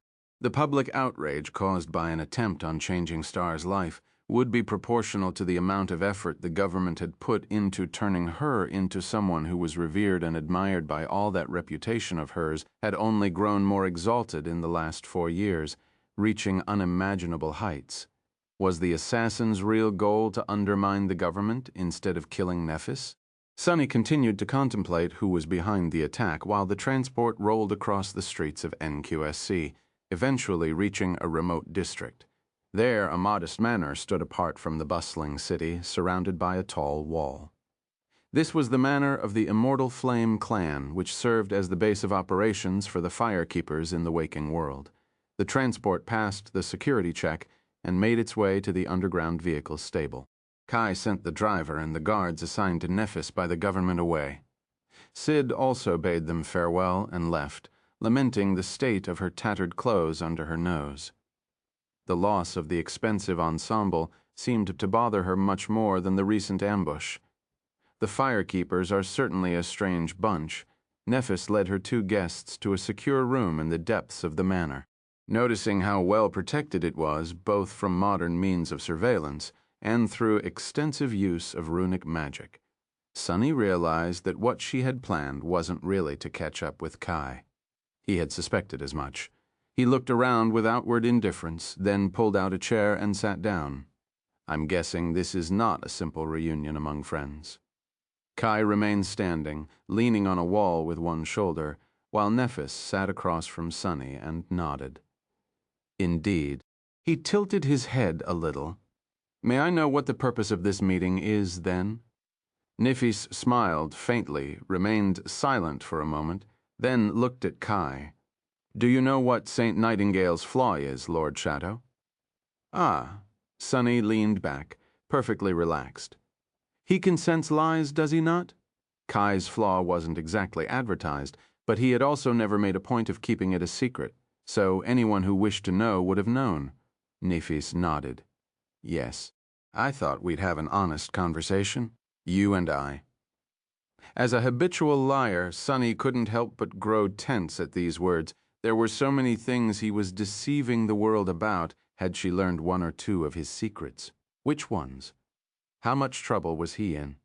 Of course, That was not necessarily the case. Nephis could have simply wanted to discuss something that did not tolerate falsehoods. In any case, none of Sunny's worries showed in his body language. In fact, he smiled behind the mask. After maintaining silence for a couple seconds, Sunny shrugged. Why not? I am the most honest person in the world, after all. 2 worlds, even. Nephis stared at him for a moment, then glanced at Kai. Kai studied Sunny with a very strange expression, hesitated for a bit, and gave her a short nod. She seemed perplexed. Sunny suppressed a chuckle. So what did you want to discuss with me, Lady Nephis? Nephis frowned slightly. However, her voice was even when she spoke. We've been dancing around the issue for a while now. You gave me plenty of hints, subtle or not. We are supposed to be allies. So what I want to discuss today will decide how far our alliance will go. If you don't mind, I will ask you a few questions. The nature of our partnership will depend on your answers. He remained silent, voicing no objections. She lingered for a while, then nodded and said, first and foremost, I am quite curious. You seem to be very keen on knowing how I would kill a Supreme Lord Shadow. What exactly makes you think that I, a princess of the sword domain, am so interested in regicide? Sunny stared at her silently, cold darkness nestling in the eyes of. Eventually, he spoke in an aloof tone. I can answer your question with 3 of my own. Nephis raised an eyebrow. Oh. He nodded, then said evenly, Who attempted to kill you as a child? Why, and what would I do in your place after becoming a saint? His voice turned even colder than usual. Imagine that a bunch of traitors killed my father, conspired to ruin my clan, and turned my life into living hell. The further into hell I fell, the higher these despicable ghouls rose. Ah, if something like that happened to me, I would have been positively peeved. Sunny shrugged in short. It's because I know enough about you, Lady Nephis. She studied him for a while with a deadpan expression, then glanced at Kai. Receiving his confirmation, Nephis scowled. Her voice sounded a little flat. I must say my sister was right. You are indeed very well informed for a recluse, Lord Shadow. Sunny grinned behind the mask. What can I say? I wasn't always a recluse. She contemplated for a few moments, and eventually nodded. All right, then, my next question. Let's presume that you are correct, and I do indeed harbor such an interest. But what about you? What is your reason? Sunny chuckled. Would you believe me if I said that my reason is exactly the same as yours? Nephis thought for a moment, then shook her head. Not really. He tilted his head a little. Well, fair enough, it's not. In truth, I don't have as great a grudge against the sovereigns as you do. I do despise them a great deal. True. But to answer your question, I guess it has to do with what I desire. She pierced him with a heavy gaze. And what is it that you desire, Lord Shadow? He laughed coldly. Oh, nothing much. A nice house with a scenic view, somewhere warm and pleasant, tasty meals and good company. Enough money for a comfortable life, safety and well-being, stuff like that. Nephis blinked a couple of times. She seemed quite surprised by that answer. You live in a dark temple in the middle of a death zone, surrounded by dreadful nightmare creatures, but all you desire is a nice house and tasty food. Sunny stared at her emotionlessly. Don't forget the good company. He paused, then added evenly. You might think that it's a simple wish, Lady Nephis, but that is the thing in this world we live in. Even a simple wish like that is insurmountable. One would have to be a god to live without worries. No, actually, even becoming a god might not be enough. She frowned. What does it have to do with your enmity against the great clans and the sovereigns? He remained silent for a few moments. When he finally spoke, his voice sounded dark and sinister. The root of my enmity lies in the fact that they insist on dictating the shape of the world where I live, while not possessing enough competence to keep it safe. Their methods, their callousness, and their hubris are both misguided and loathsome. What better proof there is than this war they are about to start? Sunny shook his head. In other words, I disdain the notion of allowing the sovereigns to decide my fate. I would rather have the power to make such decisions for myself. I've fought long and hard to gain it. Kai nodded silently, signaling to Nephis that he was telling the truth. She took a deep breath and looked at Sunny silently. Slowly, white sparks ignited in her eyes, and a faint smile appeared on her face. Next question, then. You could have moved independently or made alliances with all kinds of other people, yet you chose to build a relationship with me. Why? Sunny stared at her for a few moments, then shrugged. What was he supposed to answer? Because you are changing star. Noticing a silent question in her eyes, he added somberly. You know, people these days tend to dismiss the value of a proper education. Take basic language skills, for example. Very few make an effort to earnestly learn the runic languages of the dream realm, relying on the spell to do the translating for them. If they did, however, they would have known what your true name really means, Lady Nephis. Sunny smiled, hiding behind the motionless mask. You are not a star that changes, but rather one that causes change, a star that brings ruin and misfortune, but also opportunity. We live in a time of great upheaval, and is there a better person to forge an alliance with than someone who is fated to be at the center of all these calamities? He chuckled. Someone like me, who is not fated for anything, can do worse than to attach myself to someone like you. It's even better if I place you in my debt. A common enemy, a shared fate, and a little bit of leverage is the perfect foundation for a lasting alliance, don't you think? Sunny finished speaking and looked at Kai. The charming archer hesitated under his gaze, then nodded slowly. There. That should be enough. However, this time Nephis did not look to Kai for confirmation. Instead, she stared directly at Sunny and said, "You are lying." He frowned, taken aback. After a long pause, Sunny said in an even tone, "Hasn't St. Nightingale just confirmed that I'm not?" She shook her head lightly. Kai has the ability to discern lies, but he is too honest and too decent. There are many ways to deceive someone by telling the truth, and that is what you are doing, Lord Shadow. You are not telling me everything, which is fine. I don't need to know all your secrets. But I do need to know if we really share a common enemy, and why you've decided to become my ally. Sunny remained silent for a while. Damn it. She had forgotten him. So why had she not forgotten all his lessons in deceit? Eventually he sighed and looked away. Sunny lingered for a few moments, then allowed the mask of indifference the Lord of Shadow wore to crack a little, revealing a glimpse of sincerity. Someone told me once that people like me are born to destroy things, not build them, that this world needs killers and destroyers more than it needs saviors and builders. Well, they were right. He looked at her, hiding behind an expressionless mask. I am indeed best at killing. However, you know, there are people building things all over the dream realm today. There is a young girl building a road somewhere in the Song domain right now. Elsewhere in the Sword domain, a young father is developing a farm to feed his wife and child. These people might not be as powerful as me, or as ambitious as me.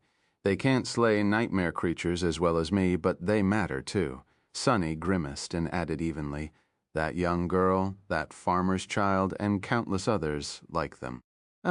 It's a bit embarrassing to admit, but I hope that all the killing I do will change the world into a shape that allows them to live their lives building new things, even if they have to build them on the ruins that people like us, changing star, leave in our wake. He leaned forward a little. How is that for a reason? She remained silent for a long while, looking at him calmly. Eventually, it seemed as if Nephis accepted his answer. She sighed, then asked nonchalantly, "Do you serve any of the three Supremes?" Sunny shook his head. "I don't," she nodded. "Are you planning to betray me?" He chuckled. "Not particularly." Nephis raised an eyebrow, then she smiled slightly. "Are you hiding anything from me, Lord Shadow?" "A great deal of things." She looked at Kai, received his confirmation, and then leaned back in her chair. "Fine. This is acceptable. Then I'll be honest too." At that moment the door opened, and someone who Sunny had very much not expected to see entered the room. Jet glanced at him with a scowl, then turned to Nephis and said, her voice harsh, "This guy reeks of death." A crooked smile twisted her lips. I like him. Sunny was surprised to see Jet here. She was one of the executive leaders of the government now, after all. Someone like her was not supposed to visit members of a great clan unannounced. Not that he wasn't happy to see her. Jet was exactly like she had been before. Her ivory skin, raven black hair, and icy blue eyes made for a striking sight.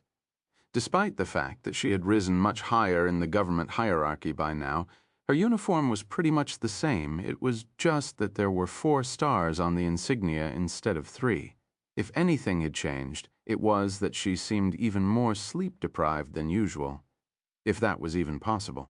Sunny found himself staring at her without meaning to, but for a very different reason than he had during their first meeting. It was just good to see her. After all that time, Jet stared back at him. "You must be the Lord of Shadows." He nodded and answered evenly. "You must be Soul Reaper, Jet." She studied him for a moment, then raised an eyebrow. "What's up with the Halloween costume?" "Huh." Sunny tilted his head, contemplated her question, and asked seriously, "What is Halloween?" Jet blinked a couple of times. Eventually, she waved a hand at him. "Never mind, I've heard a lot about you, Shadow. It's nice to finally put a face to the name." "Well, sort of, so no one is going to explain to me who this Halloween is." Rude. Sunny frowned behind the mask. "Only the good things, I hope." Jet grinned. "Well, they say that you rule a death zone, eat cursed nightmare creatures for breakfast, wrestle titans for fun, and can turn into all kinds of terrible monsters on a full moon." He stared at her somberly. "That is preposterous." She nodded and wanted to respond, but before she could, Sunny added in an even tone, "I can turn into all kinds of terrible monsters any time I want. What does the moon have to do with it?" Jet seemed to forget what she was supposed to say. Standing beside her, Kai suddenly choked on thin air. Sunny smiled silently. "Looking at Nephis," he asked. "Lady Nephis, you mentioned that you would be honest with me. I wonder what you were about to say." She lingered for a moment, but it was Jet who answered instead. "Officially, I'm here to placate Nephis on behalf of the government. To tell you the truth, this assassination attempt saved me a lot of trouble otherwise. I would have had to come secretly. Actually, I'm here to meet you, Shadow." Sunny studied the two of them, having a few guesses about what was about to happen. Nephis nodded. "We are waiting for a couple more people as well." Almost as soon as she said it, Sunny became aware that someone else was in the room. He shifted his gaze, noticing that Cassie had appeared at some point, standing quietly beside a wall. The darkness nestling in the eyes of his mask seemed to grow even more impenetrable. "Song of the Fallen," she bowed lightly. "Lord Shadow." It wasn't that strange that he had not sensed her approach. Sunny could still feel the underlying fabric of existence rippling around them subtly, somewhat akin to the shockwave of an opening nightmare gate. It was a strange sensation that only saints could feel, denouncing that someone had crossed over from another realm nearby. Cassie must have arrived directly from Bastion. But then Sunny sensed something else, a terrible premonition. In the next moment there was the sound of energetic footsteps, and Effie entered the room gingerly. She looked around and her gaze settled on Sunny. He tensed immediately. Gods? What is that woman going to say now? Effie stared at him for a few moments, then smiled. Hey, with that she turned to Nephis, way inferior to Master Sunless. I bet he can't even cook. Stay strong, Princess. Nephis closed her eyes. Sunny, meanwhile, opened them wide. What the hell do you mean, way inferior? How can I be inferior to that lazy bastard? I mean, we're the same person. Cassie had a very strange expression on her face. Nephis exhaled slowly, remained motionless for a moment, and opened her eyes again. Lord Shadow. Meet Saint Athena, raised by wolves. Sunny stared at Effie, lamenting the fact that looks could not kill, or rather his looks could not. There had to be an awakened out there somewhere with such aspect, and definitely more than a few nightmare creatures. He said emotionlessly. She's loud. Effie gave him a dirty look and grinned. Wanna arm wrestle? If you win, I'll shut up.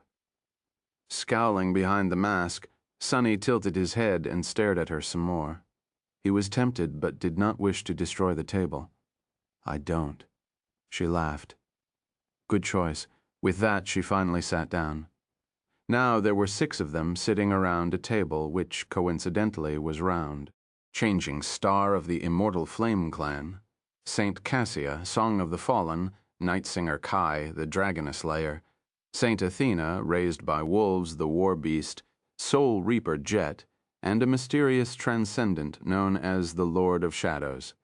The 5 saints looked at him while Sunny stared back at them, silently. The cohort is all here. He secretly looked around. The room where they had gathered was not exactly opulent, but someone told him that history was going to be made here today. He could practically sense it in the air, the omen of ruinous change. Sunny sighed and said evenly, "It seems that I've found myself in illustrious company." Nephis remained silent for a while, then sighed. "I told you that the nature of our partnership would depend on your answers, Lord Shadow. Your answers were satisfactory, so I've decided to trust you. Enough so, at least to bring you into the inner circle. These people are my closest confidants." She paused, then added after some deliberation, "Usually I would not have been so quick to trust someone, but time is not on our side, and my instincts tell me that you deserve it. I've asked St. Kai to help me confirm this feeling. I hope you won't take offense. St. Cassia advised me to take this step as well." Sunny remained silent for a moment, then said in an aloof tone, "What a strange group. 2 renowned transcendent warriors of the sword domain, 3 exalted champions of the government, and me, a stray that has no master. Why exactly are the 6 of us gathered here together?" Nephis looked at each of the gathered people slowly. Then she shrugged and answered in her usual even tone, "Because the 6 of us are going to destroy the sovereigns. The 6 of them were going to destroy the sovereigns." Sunny was silent for a while, staring at the members of the cohort from behind his expressionless mask. Then he chuckled. "You want to topple both domains and completely change the world with just 6 people." Nephis remained composed and gave him a nonchalant shrug. "Why not? Wasn't the world I want to change shaped by just 3? He had no retort. The current shape of the world had indeed been dictated by 3 powerful individuals, Anvil of Valor, Ki Song, and Asterion. For the past 2 decades or so, they had been acting as the gods of humanity, deciding its fate from behind the curtains. And now Nephis and her cohort were preparing to rise in rebellion against the gods. It was strangely poetic. It was also a little ominous, as if history was repeating itself. Sunny sighed. "So you are welcoming me into your underground revolution club. Well, fine. That has been my intention all along as well. But now that we have reached this point, I need to ask you the same question again, Lady Nephis. This time in a less hypothetical context. How do you plan to defeat the sovereigns?" She met his dark gaze calmly. "My answer stays the same, by attaining supremacy myself." His gaze suddenly turned much more intense. "Oh, have you found a way to become a supreme without challenging the 4th nightmare?" Sunny would lie if he said that he wasn't interested in hearing the answer. He had been trying to discover the secrets of supremacy himself. After all, in Neph's case, she couldn't challenge the 4th nightmare because she wasn't allowed to. But in his case, he simply couldn't. Without the spell, coming into contact with nightmare seeds was meaningless. Not only was Sunny unable to enter a nightmare, but getting too close to a seed put him at risk of becoming corrupted. Nephis inhaled slowly, a hint of tension appearing in her eyes for a short moment. "Did I find a way?" This is a complicated issue. In a sense, yes, I did find a way to become supreme. However, I am still searching for the means of actually walking that path. Sunny frowned behind the mask. "You will have to be more specific than that, I'm afraid." She looked away and smiled faintly. "Each aspect is unique, and so the paths to supremacy are unique for each individual. At the root of it all lies the act of imposing your will upon the world, thus attaining authority over it. But the actual imposition differs from aspect to aspect, as does the process. It all depends on one source element.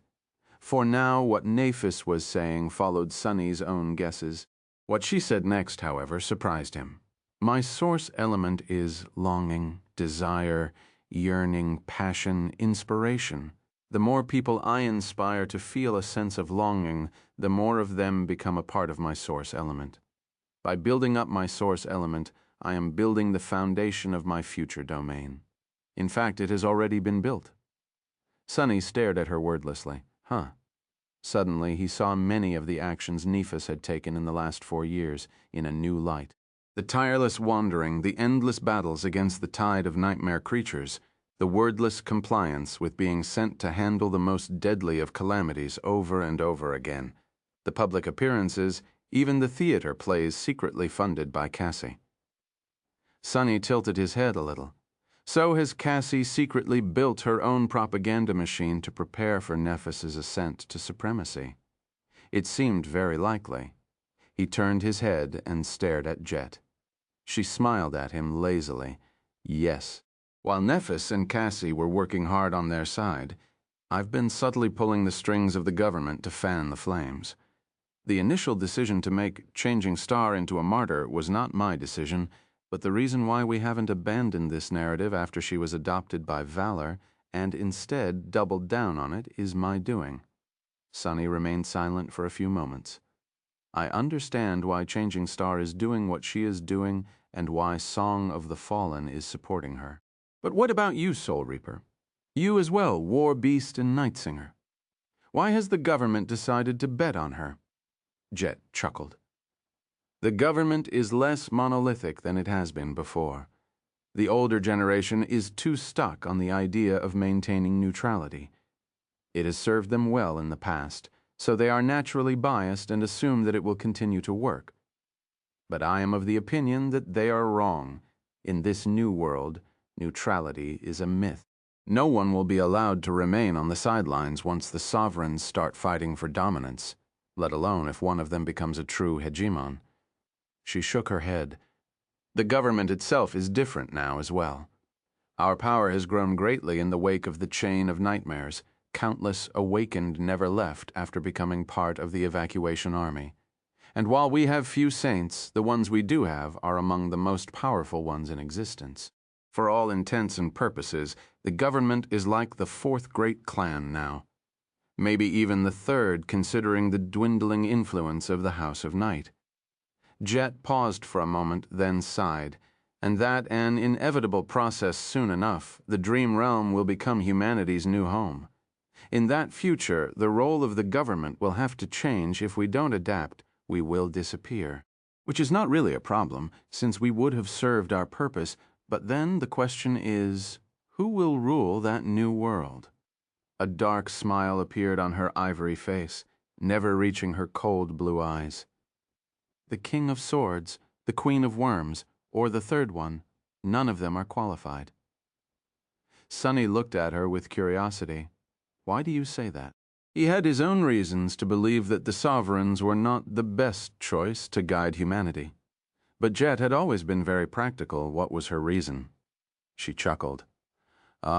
Sorry, it's nothing too philosophical. Actually, my reason is very simple. It's because Changing Star has gone from a mundane girl to a saint in about 5 years, while the sovereigns have been stuck at their rank for decades. Once we are all living happily in the Dream Realm, what will the one who wins the war do when an unholy titan wanders out of a death zone? Will they be able to contend with the future? I don't think so. So I'm betting on someone who would, because I know that Nephis won't be satisfied with mere supremacy. When Jet finished speaking and gave him a relaxed smile, Effie added in a calm tone, Big Sister is mainly preoccupied with the end result, but as for me, I care about how we get there as well. It's not enough to just preserve the world. It's also important what kind of world it will be. Right now, the stuck-up legacies are looking down on everyone. Drives me nuts. Really, can you imagine how much worse it will become once all of humanity is living under their roof? The kings, the queens, I don't trust any of them, but I do trust Nephis. She at least won't stop me from becoming a supreme myself. If anything, she'll probably push me into a nightmare seed. Nephis did not comment on that, making Effie smile. You would, wouldn't you? See, she's not even denying it. After that, Kai broke the silence, speaking simply. I just believe that it is the right thing to do. No more, but also no less. Sunny stared at them for a while. Eventually, he shook his head. What could he say? You are all crazy, then. He smiled behind the mask. Fortunately for you, I'm as well. Fine. I like it. Let's conquer the world. Chapter 1745, Missing Catalyst. After making the bold proclamation, Sunny paused for a moment and then added in an emotionless tone. Or rather, 2 worlds. One more, one less. It doesn't really make a difference. Jet chucked it at his words while the others just nodded with varying degrees of seriousness. Only Nephis did not react, simply looking at him calmly. Sunny sighed, leaned back a little, and said evenly, However, let us return to the initial conversation. Lady Nephis, you said that your source element is the people whom you inspire, and that they are the foundation of your domain. However, what comes next? How do you plan on building upon that foundation to actually reach supremacy? He was quite stumped. It seemed that Nephis was half of a step ahead of him. She had dived deeply into the nature of her source element, to the point of being able to enhance it. Sunny, however, had never even questioned whether his connection to the shadows could be deepened. What was he supposed to do? Actively try to build rapport with the wild shadows, turning them into his zealous followers. Would that bring him closer to supremacy as well? No, I'm thinking about it wrong. Nephis had said it herself, and he knew it too. Each aspect was unique, and the process of realizing a domain differed for each awakened. What worked for her would not work for him, and vice versa. She had to weave a vast tapestry of yearning souls, inspiring people one by one. But his source element was shadows as their lord. He already enjoyed the veneration of every shadow in existence. Sunny had no need to build a foundation for his domain. Or did he? If there was a process of accumulation involved in the initial stages of attaining supremacy, then what was he supposed to accumulate?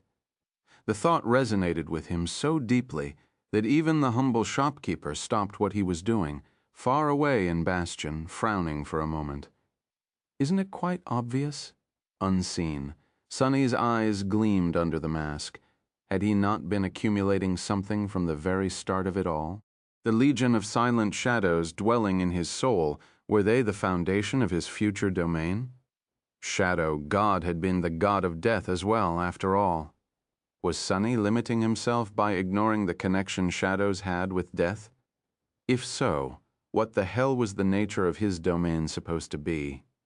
He grimaced, feeling more lost than he had been a minute ago. Maybe Nephis will enlighten me. Sunny waited patiently for her answer. Sadly, he was doomed to be disappointed.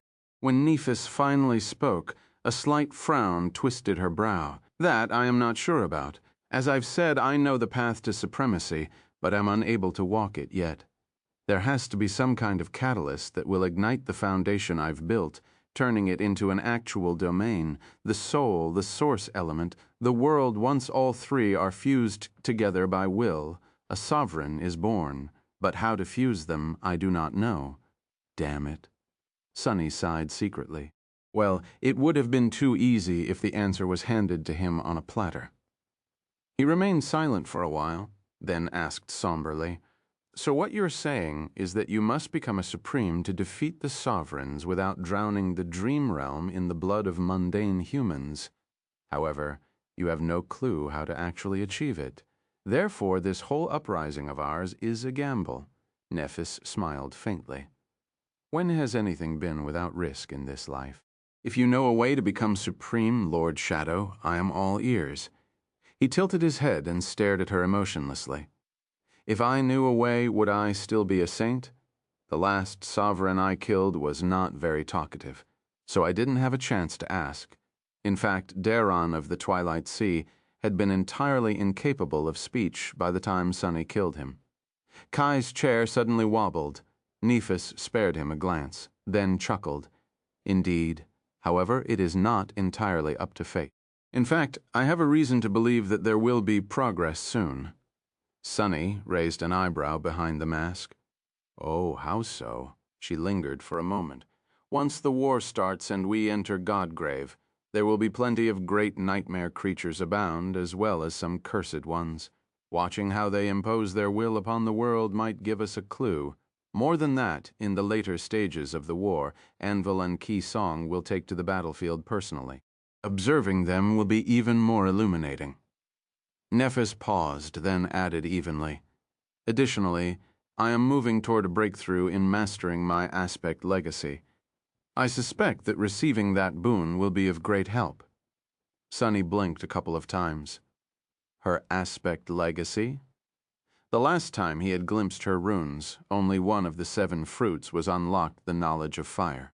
It deepened her already startling connection to that element and bestowed knowledge upon her, including the true names having to do with flames. What other branches were there? Knowledge of souls, knowledge of authority? What knowledge was she hoping to receive? He remained silent for a moment, then asked directly, What kind of breakthrough are you seeking? Nephis met his gaze and answered calmly, Knowledge of passion. I've been studying passion as of late and have already made great strides in mastering it.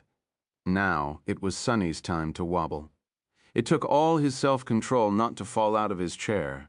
He remained still through sheer will, not allowing even a hint of his emotions to show in his body language. Passion? How is she studying passion? What great strides? What exactly is she mastering, and with whom? Outwardly, Sunny remained calm, but internally he was fuming. After a long silence, he asked evenly, What does passion have to do with anything? Nephis looked at him with a hint of confusion. It has to do with my source element, of course. What else? Sunny let out a mental sigh of relief. It's all right, it's all fine. She's not practicing passion with anyone. Luckily, the conversation could be safely guided elsewhere, or so he thought. Because right at that moment, Effie suddenly said, Oh, right. I am sure that it's not the case, but if Master Sunless is having trouble making you achieve a breakthrough, tell him to come see my husband. Let the man learn from the master. That guy is a real veteran. Something fell on the floor noisily. Kia silently covered his face with a palm. Jet's smile widened a little. Cassie turned her head, pretending to look away. Sunny was appalled. Who says I need to learn anything? You vile woman? I am myself a weight. Why am I even thinking about her nonsense? Damnation. Nephis looked at Effie in confusion. Isn't your husband an awakened? Plus, Master Sunless is a real veteran, too. And what does he have to do with my aspect legacy? Sunny felt vindicated. Thank you. No, stop what?